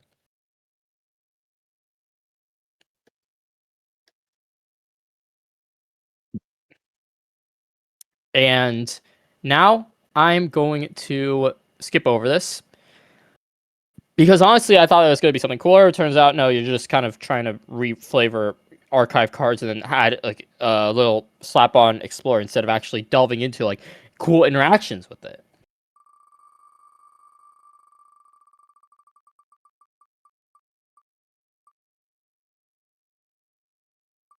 And now it's the group that everyone accused to have AIR, but actually just does not have AIR, and Fluffle proved that. So let's get that going. Let's get Fiscals up again. And I'm kind of disappointed that everyone accused them of AI art when in fact it was actual art. So I'll get that. I'll just go back to it.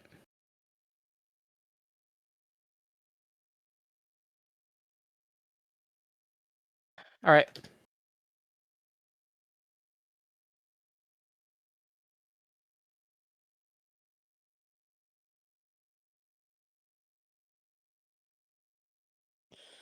Let's get back to Fiscals. Where's Fiscals? All right. I put them here. All right. I'm going back to you.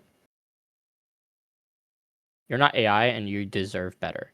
But unfortunately, all right, let me reread my notes on Fiscals. So the good are the funny arts, and the small things are that it's a little disorganized and disconnected and connected. Should really be reversed in my opinion, but my opinion is kind of silly.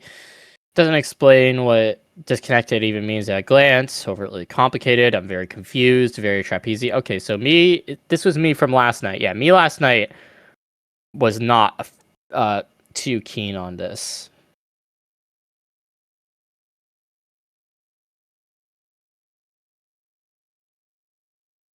All right. Let's go and read through Fiscals. Can't believe Biggs is a Fiscal predator as well.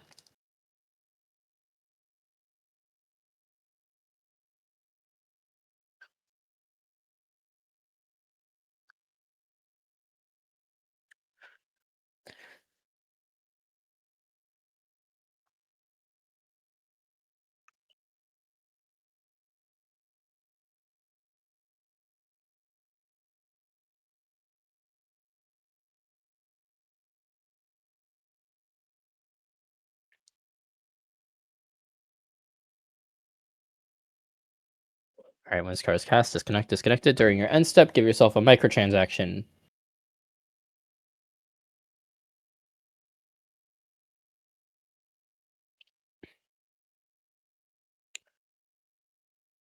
Okay, two things going on just from things alone for microtransactions.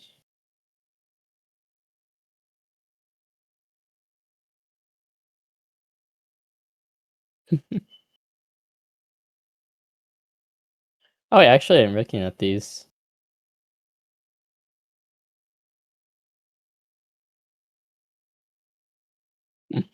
Oh, okay. It's a stance. It's right. It's stance change.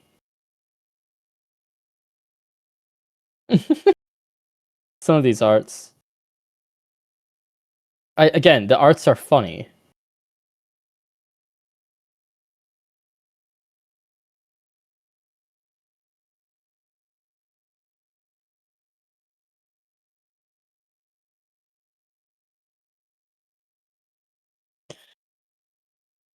I think that it's fine. They didn't have like again, not everyone put in a lot of time also making art. It's like a very tedious like it's a very long process to draw stuff like this. So the fact that the artists colored it made and also they sent all their what is it? They also sent all their stuff for it, so it's been confirmed that they were drawing it. Drawn arts tend to take a little longer.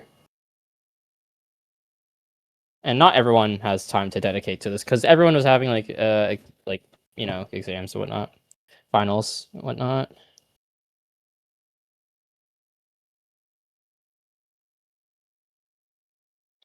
So let's cover these. When this card is cast, disconnected, and if this card is disconnected, which let's see, it's disconnected. or a farmer. Put that game down now. Your dinner's getting cold. During your end step, give yourself a microtransaction. Mom, I want to go back on the game. How do you reconnect? Oh. Actually, why would you want to? Okay, so quick question. Why would you want this card to be disconnected? Straight off the bat, okay. I'm now understanding it, but why would you want Aura Farmer to be disconnected? Do you have any benefit from it? It's way better if you just have it keep it disconnected. Why would you want to reconnect Aura Farmer? It's better if you have it disconnected, in fact. The disconnected version of him is just better than the reconnected. So why would you want to connect to Aura Farmer? Because at least you get microtransactions, which microtransactions... Also, by the way, I don't like the usage of like two things at once. Not a fan of the two things, two gimmicks being used at once. Because you have microtransactions, but you also have disconnection. I think if you flush out disconnect, you could have a really interesting stance changing group, like something that like benefits instead of like having microtransactions as like a sort of thing that's added in. I know it's meant for communication, but for not communication, but it's for like making things like fit. It's for flavor. But here's my proposition. Okay, here's my proposition. What if whenever something's disconnected, okay, like when this card is like casted, it's disconnected. It kind of like has like some. What is it? When something is disconnected, it's like way worse. It's shite. It's bad. It can't do anything. But then you can reconnect it for a few turns, and once it's reconnected, it has some really cool effects, but it goes back to being absolutely like horrible. That would be an interesting thing, and it would be very tricky to balance, which I think you're kind of coming into this issue based off of these cards. And also having microtransactions, which honestly, like, I feel like microtransactions being shoot in here is not like I'm not really a big fan of that. I think I would prefer if you just kind of skipped over microtransactions having that token support, and instead you focused a lot into your playstyle because disconnect has potential. The issue is the fact that you haven't harvested it yet. So, yeah, I think that genuinely connection is something that has potential. The first mechanic has genuine potential only if you can execute it properly. So yeah, no, genuinely, like, I think that for disconnect, it should really be more so based off of like, in the real world, in the real world, or like, hold up, I need to find out what's the name. It's like in the real world, I'm the loser, but in the game world, you're the loser. Like, if you harness that type of edgy energy, you can make a really impactful commentary. Not impactful, but you can make a really funny commentary that people would actually like straight up enjoy a lot because it has a lot of really silly things. Because then you have like these like you have these kids who are just like obsessed with their games, and then like then you have like how they look in the game and how they look in real life. That would honestly has potential. But besides that, microtransactions just don't feel necessary.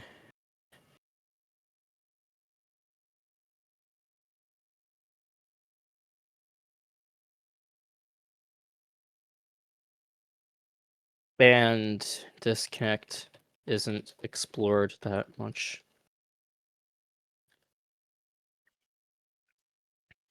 Those are my thoughts. I don't think I need to go through all of these because I've already I already figured out like sort of my opinions on fiscals. I've already sorted it out. I'm done with it. Although I really don't like how everyone is being like kind of rude to like being rude about like everyone's going, oh god, this is AI, this is AI, this is AI. Which it's okay. I understand this current landscape is really hard to like understand if things are true or real, or like true or false, but probably should have looked at the disconnected arts and then you could see, oh wait, these are not AI.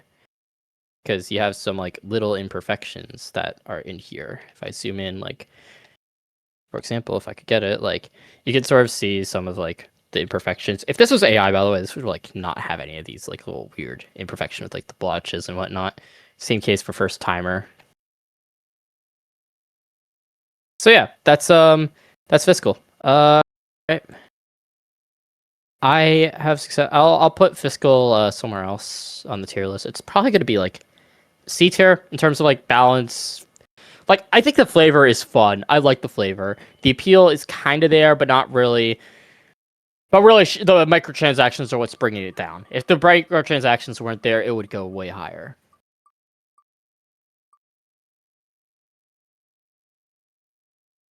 All right, it's time for moderators.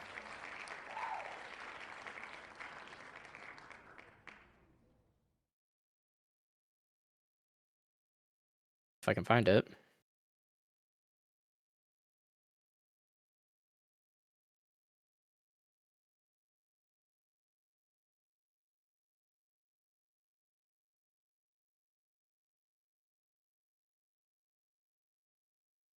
There it is.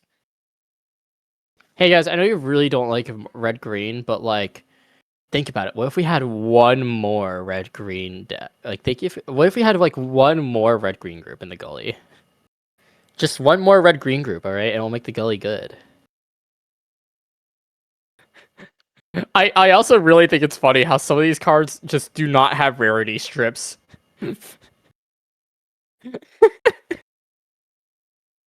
You know, I'm glad that you at least tried. I'm glad that you tried, and I'm glad that you used editing. You have editing software. I'm glad you tried. Even though the arts are not that good, I'm glad that you at least tried.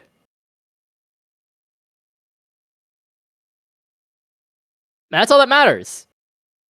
You tried with the arts. All right, let's see what this is about.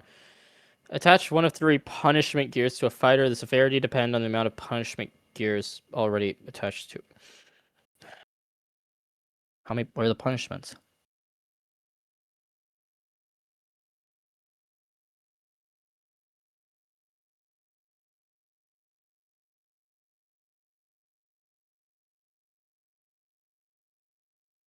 All right, hold up, really quick. All right.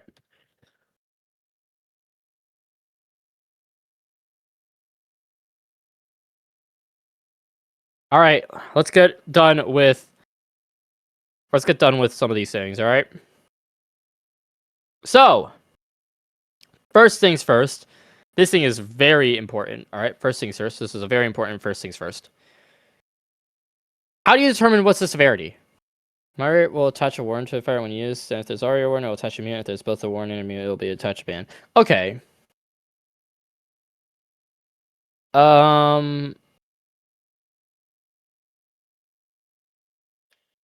I guess that's how it works. All right, thank you for clarifying, but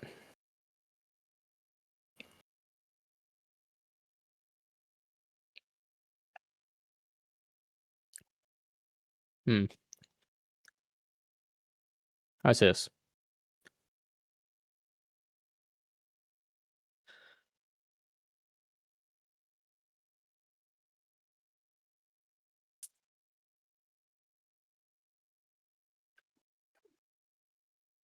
Oh wait, that's clever.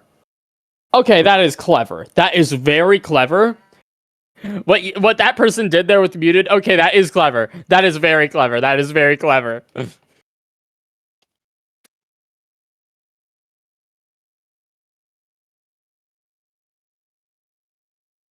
Yeah, kudos to whoever did that. That was clever. That is clever. That is just so. I'm so happy about that. Once card is attached, obliterate the attached fighter and all allied copies of it in all zones. How many times could you punish someone in one turn? Sorry, moderate someone in one turn. Twice each turn, whenever your player discards a card that player targets one more of their allied fighters. Moderate it.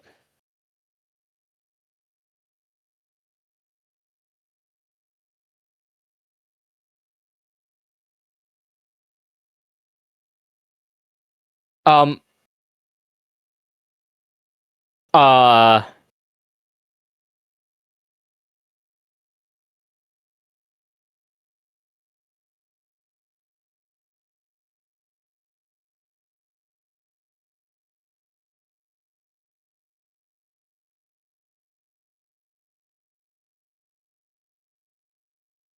This is a soft wipe as a starter. This is a soft wipe as a starter. Yeah, lovely. I love getting wiped on my first turn.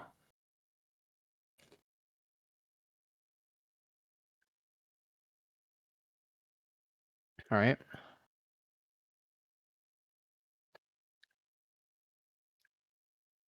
Once each turn, whenever.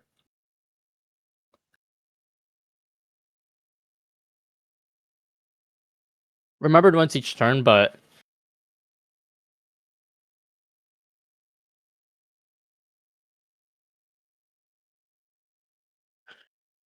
you lose 300 life, draw a card. Is fair, but like it's once each turn. Okay, it's fine. No bio, clever.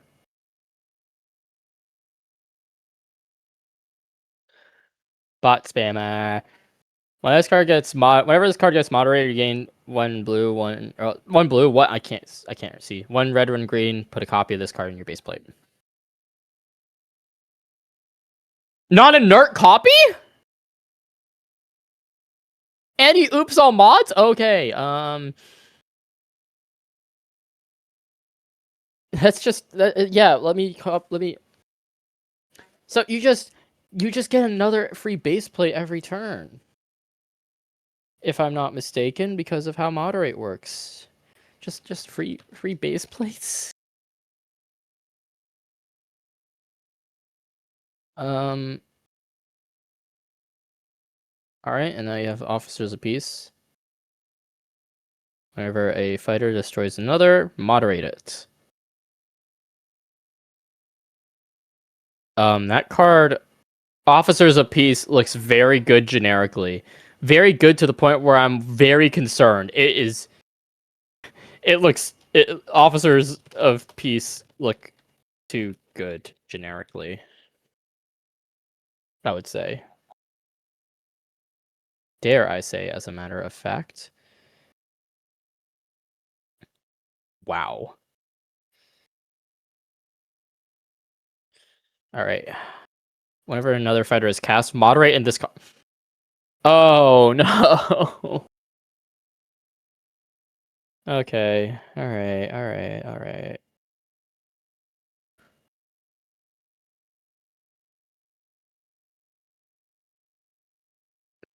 What card is this again? This is like Mohawk, except if it gets hard countered by, like... Well, Mohawk already gets countered by Mono Yellow, but... Am I crazy if I say that this is like sort of like Mohawk, except a little bit worse? This looks like a worse Mohawk. Moderate is removal?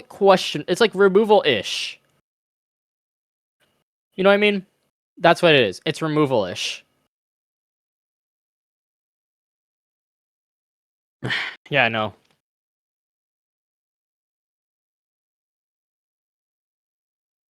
That really is just worse Mohawk, isn't it? Rank 8, whenever an allied moderator dies, draw a gear on this card. By the way, it doesn't count as dying because it's obliterated, so this doesn't even happen sometimes. So, like, even if it dies, it doesn't proc off its own effect. Sacred Bible. What? Sorry, when did Christianity come into this? What? Oh, it's the Mod Bible. Whenever an allied moderator dies, destroy all gear on this card, then attach it to this card as a gear.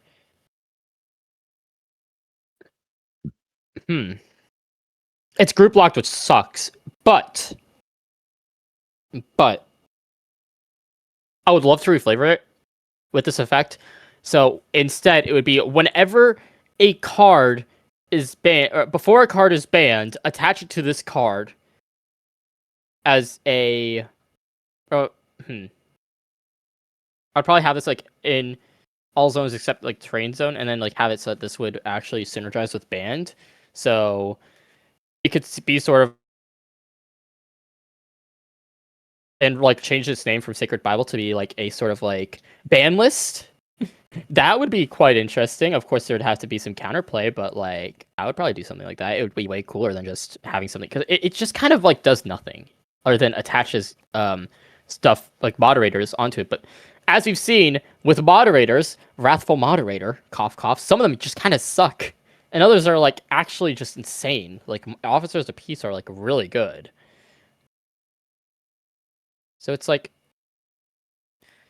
honestly, out of like, I think also by the way, let's look at this. Whenever a fighter would be banned, all allied fighters gain 2 out of 50 health and power.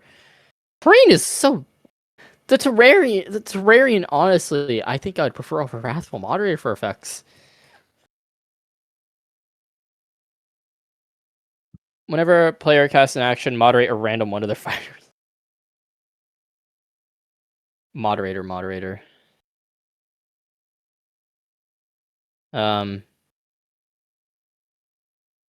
I don't like that. I don't like that one bit. Whenever an allied fighter is moderated, this card gains 150 health and power. Whenever a fighter targets, moderate it. The fuck? Okay, this card really is just anti-target spam, isn't it? That's okay, sure. Overlay when this card casts or attacks, moderate all fighters. When this fighter is moderated, move all gear from it to your hand. And whenever a fighter is moderated, all allied gears gain 100. During your end step, give each player a free inner oops all moderators. I think the arts are funny. That's a good thing. The arts are funny. But I don't know. I'll have to go and talk about this a little bit more. Dive into this a little longer. So yeah, that's moderators. I think I need more time to look at this and understand it. But right now I just honestly like some cards here are just like, wow, this card is just not good.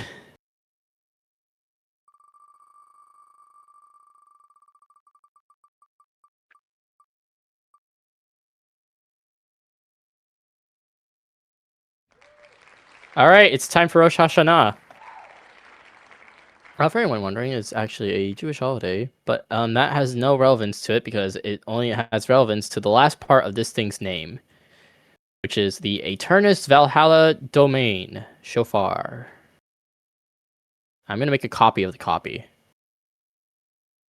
So, if this domain has the all right, so let's see what this domain has to offer.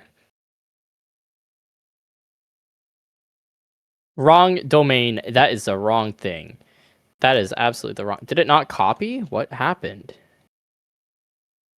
Okay, it copied. I don't know what happened. So, unused or cut content. Mankind knew that they cannot change society, so instead of reflecting on themselves, they blame the beasts. Heaven or hell. Wow, they really don't want to use this Style skeleton. Okay. Shofar! The violent domain of Aeternus Valhalla, in which two factions exist in turmoil. Dolls, who follow the editor without delay and live in and traitors. Here's the thing, the editor could just wipe them out at any time. Because, like, editors kind of... Like, I'm pretty sure they could anyways. At least as far as I'm aware. As far as I'm aware. Probably not, though. But... Still, though. I do think it's kind of interesting.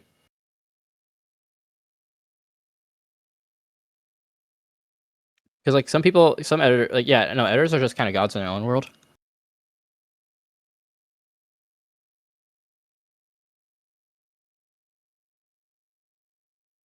It's just kind of like resistance.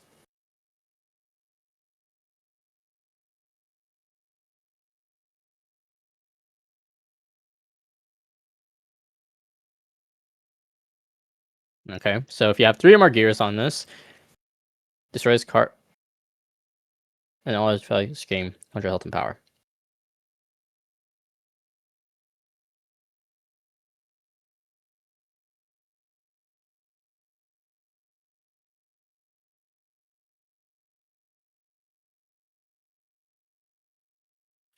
Hmm.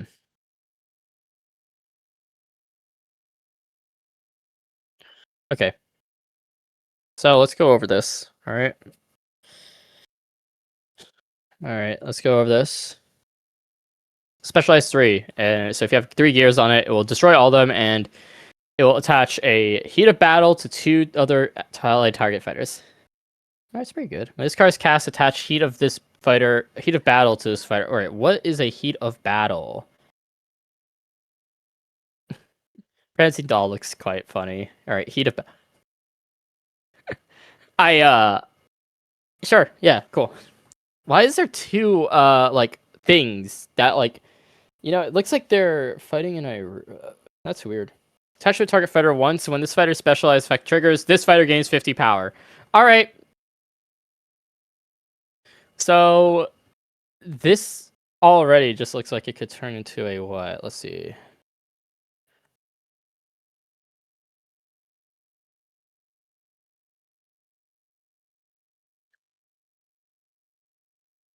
Oh, This is all right. This is reminding me of another group that we covered earlier, except it's not very generic. It's not very generic. Also, yeah, that is true. That is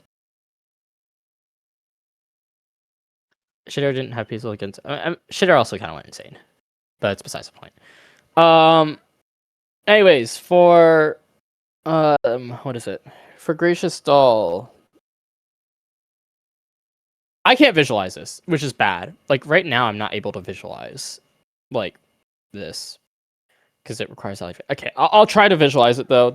I'm gonna try it right now. I'm gonna try to see it in my head, my mind's eye. So let's do. I'll be just shortening it down to Shofar.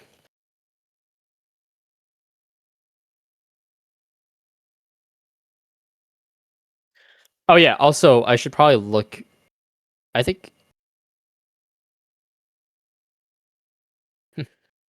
Huh.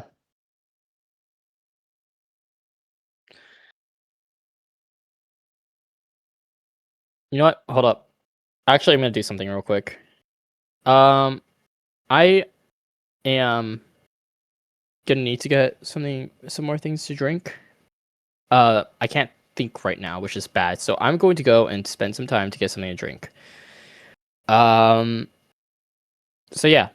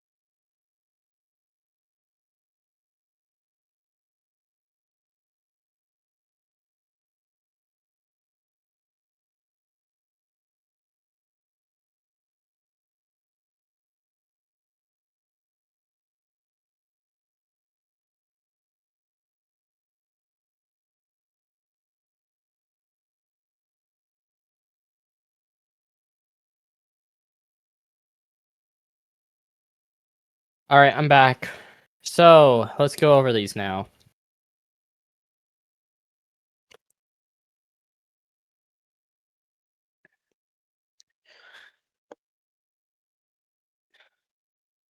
Damn, these effects are like very fleeting, aren't they? Stop paying me. Please. Please. All right. Mechanic is just Whenever this card has X or more gears attached, trigger the following effect. So it's going to be the effect after Specialize. Right. Oh, I should have shown it, yeah. So, okay. Let's see. Where is Aya's favor? Okay, right off the bat, I'm just gonna say this right now. One of the bad things is too many token gears to keep track of. I'm not a fan of how you have multiple different tokens you need to keep track of. Like, you have Remorseful Abdication, you have Heat of the Battle, you have Aya's Favor, and they all have all these effects and all these things that they do.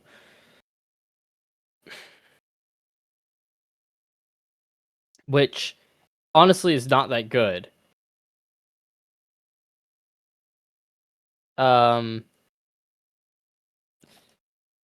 Like, just in general, I don't think it's good. Okay, fine, I'll show you. I'll see what Regret's fault is, even though I don't want to cover it right now because we're not the Terrarian. Recast a terrain. This card is in your graveyard. Attach this card to your terrain. 4 or more gears attached to this card. Destroy. Destroy.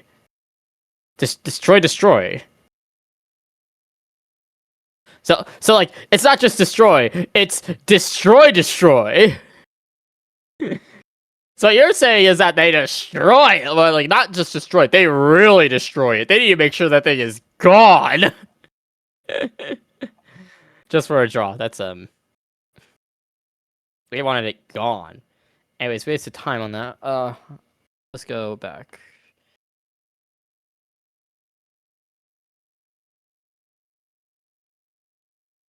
Once you discard a card, attach Sheet of Battle to a target fighter. Special series charge fleeting card. Already these specializes feel kind of like you either, oh yeah, let me just go and attach like some extra things to other people, or let me just draw a fleeting card. Specialized effects sometimes just specialize.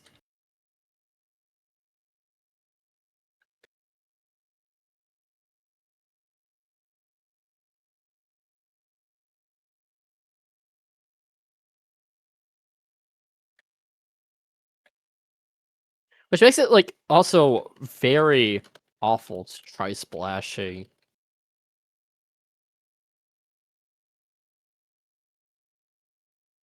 This fighter attach to destroys an art, attach Heat of Battle to a target allied fighter, repeat this effect.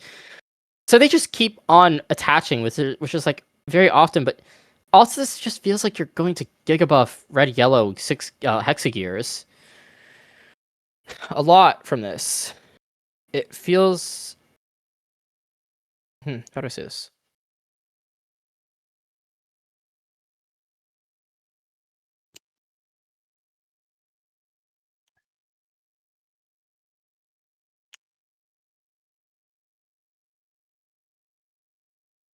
I'm not really a fan of this. There's no disbenefit to having Heat of Battle on fighters because it's really just free. And whenever you're specializing, this happens. So when it destroys everything, it does Heat of Battle thing, and then it does everything else. And I'm not a fan of how many moving components there are. I am.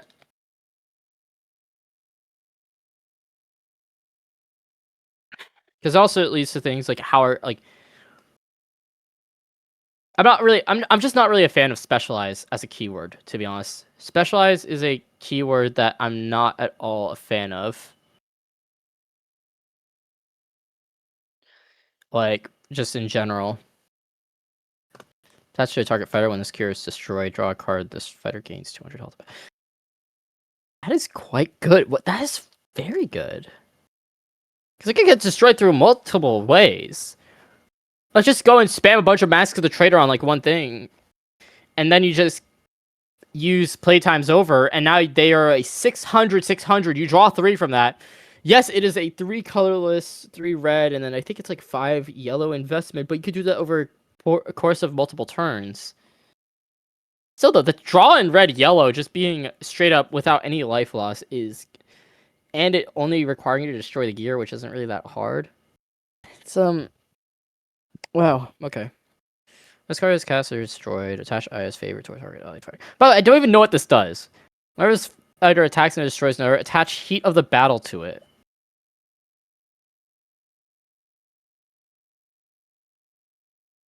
Whenever this fighter attacks a fighter and that fighter survives, destroy the newest gear on this fighter.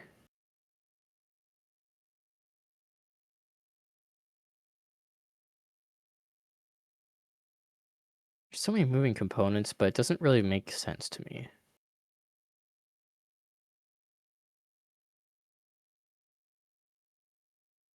Whenever this card is cast or destroyed, attach ally's favor to a target allied fighter. Thrice each turn, whenever a gear attached to a fighter is destroyed, attach allied fighter.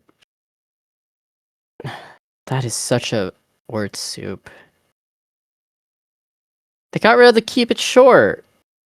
Come on, just keep things short, man. This is just a lot of things. Also, these bios are way, way, way too long. Bios.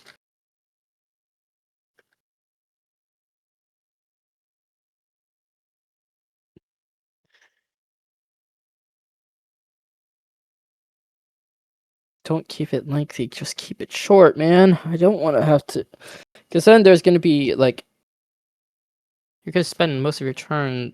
Like, most of your time in Deck Builder, if you want to learn what the story is, you're going to be reading so much flavor text that it feels overwhelming.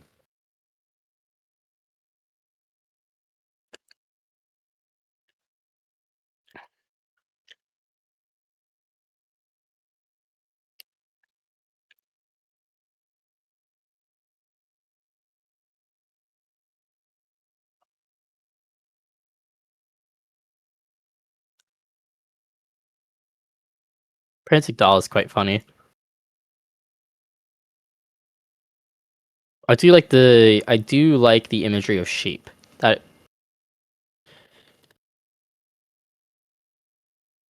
do like that imagery because it kind of invokes that, like, oh yeah, they're which actually I can understand the story. The story is quite fun, but you have to make it fun. You have to keep it fun. You can't just go with all these lengthy bios.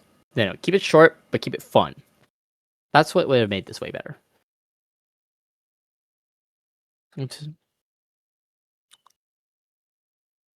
I don't even know what Mask of a Traitor is.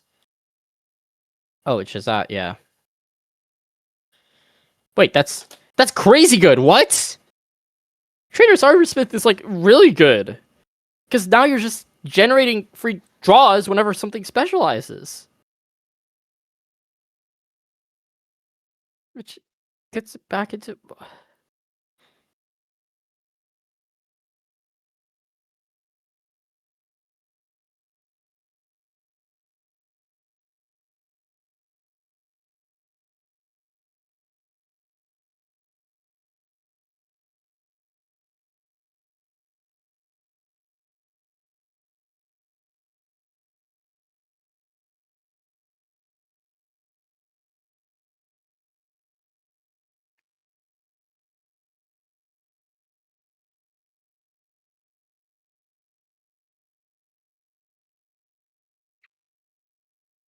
I have to get back to this one, I guess. But...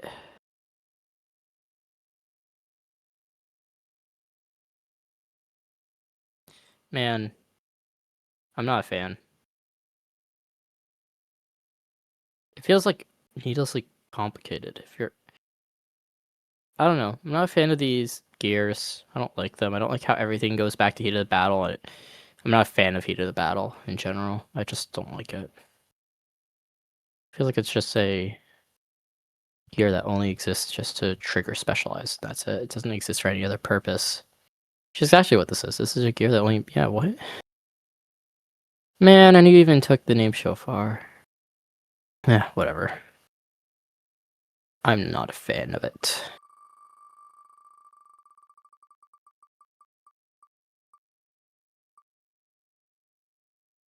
Which one is this? Oh yeah, this is Timewasters, right? Yep. All right, this is Timewasters. Good thing good thing I made it so that I'm not gonna like put someone down with that name. I'm so glad that. Okay, so, um, the name of the group is called the Timewastes. But okay, Fluffle named it the Time Wasters. Okay, no, it's Time Wastes. And because it's named Time Waste, I thought, oh yeah, Time Waster. You know, it's a good Time Waster. Finding a good nickname for like to name all these groups, which I did. I named them all nicknames.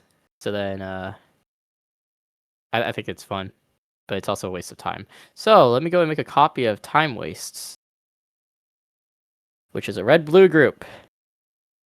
Wait, what the hell's... Okay, hold up. First things first, copy and paste.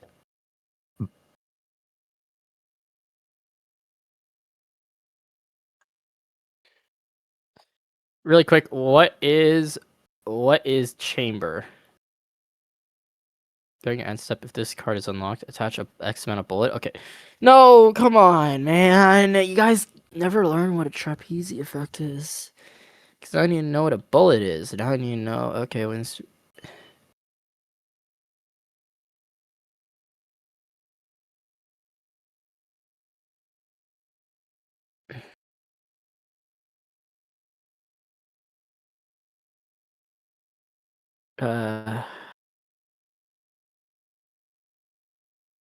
Hey, guys. Can I come back to this one? I'll come back to this one. I'm gonna use one of my skips here. Um, I have a very here's the reason why I have this. I want to skip this one. Bullet and chamber as an effect is something that I want to cover without feeling like extremely brain rot. Yeah, brain decayed. So after a break, I will get to this, but I need a break before I get into this.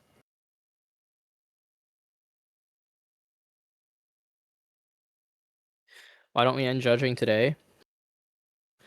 I should probably... We'll see. We'll see what the wheel says. I'm gonna hit the wheel, alright? So, here's what I'm gonna do. I'm gonna add some extra things to this wheel, so then I have higher odds of taking a break.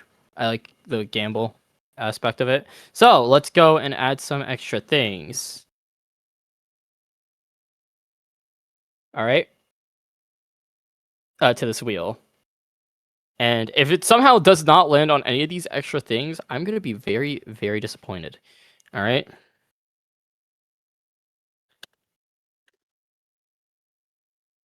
On.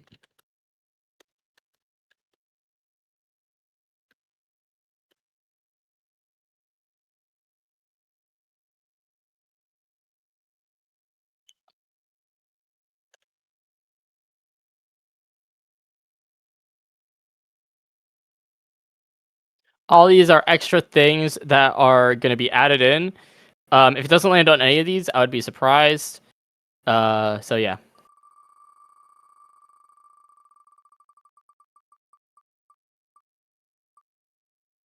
Come on, man. Okay.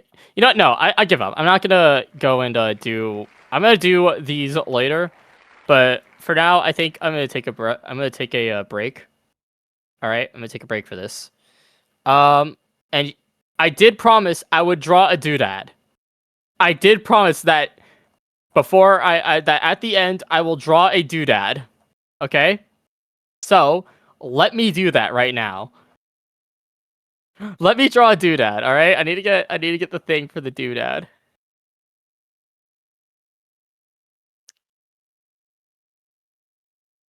I think we all wanted before the stream ends to see me draw a doodad. So I'm gonna do just that. Hold up. Alright. What? There's so much things! Hey guys added more things. That's awesome. I love the doodads. I'm not very good on... I'm not good with what is it? I don't draw digital yet, so this is gonna be a fun experience. I just want to draw the little guy though. I want to make him a little guy. I want to make it a little guy.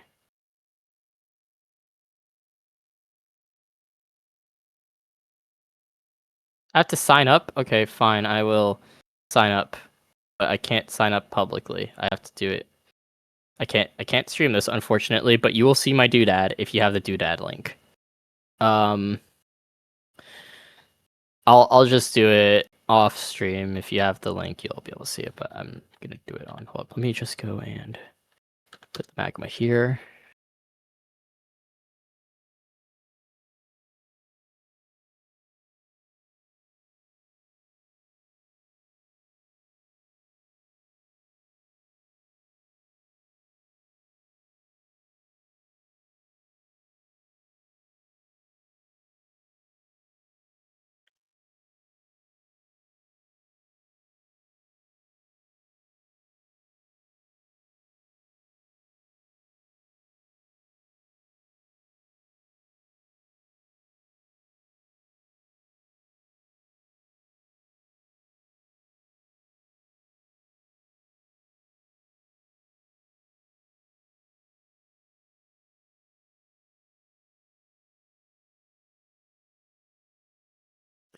Yeah, I've doinked my last doodad.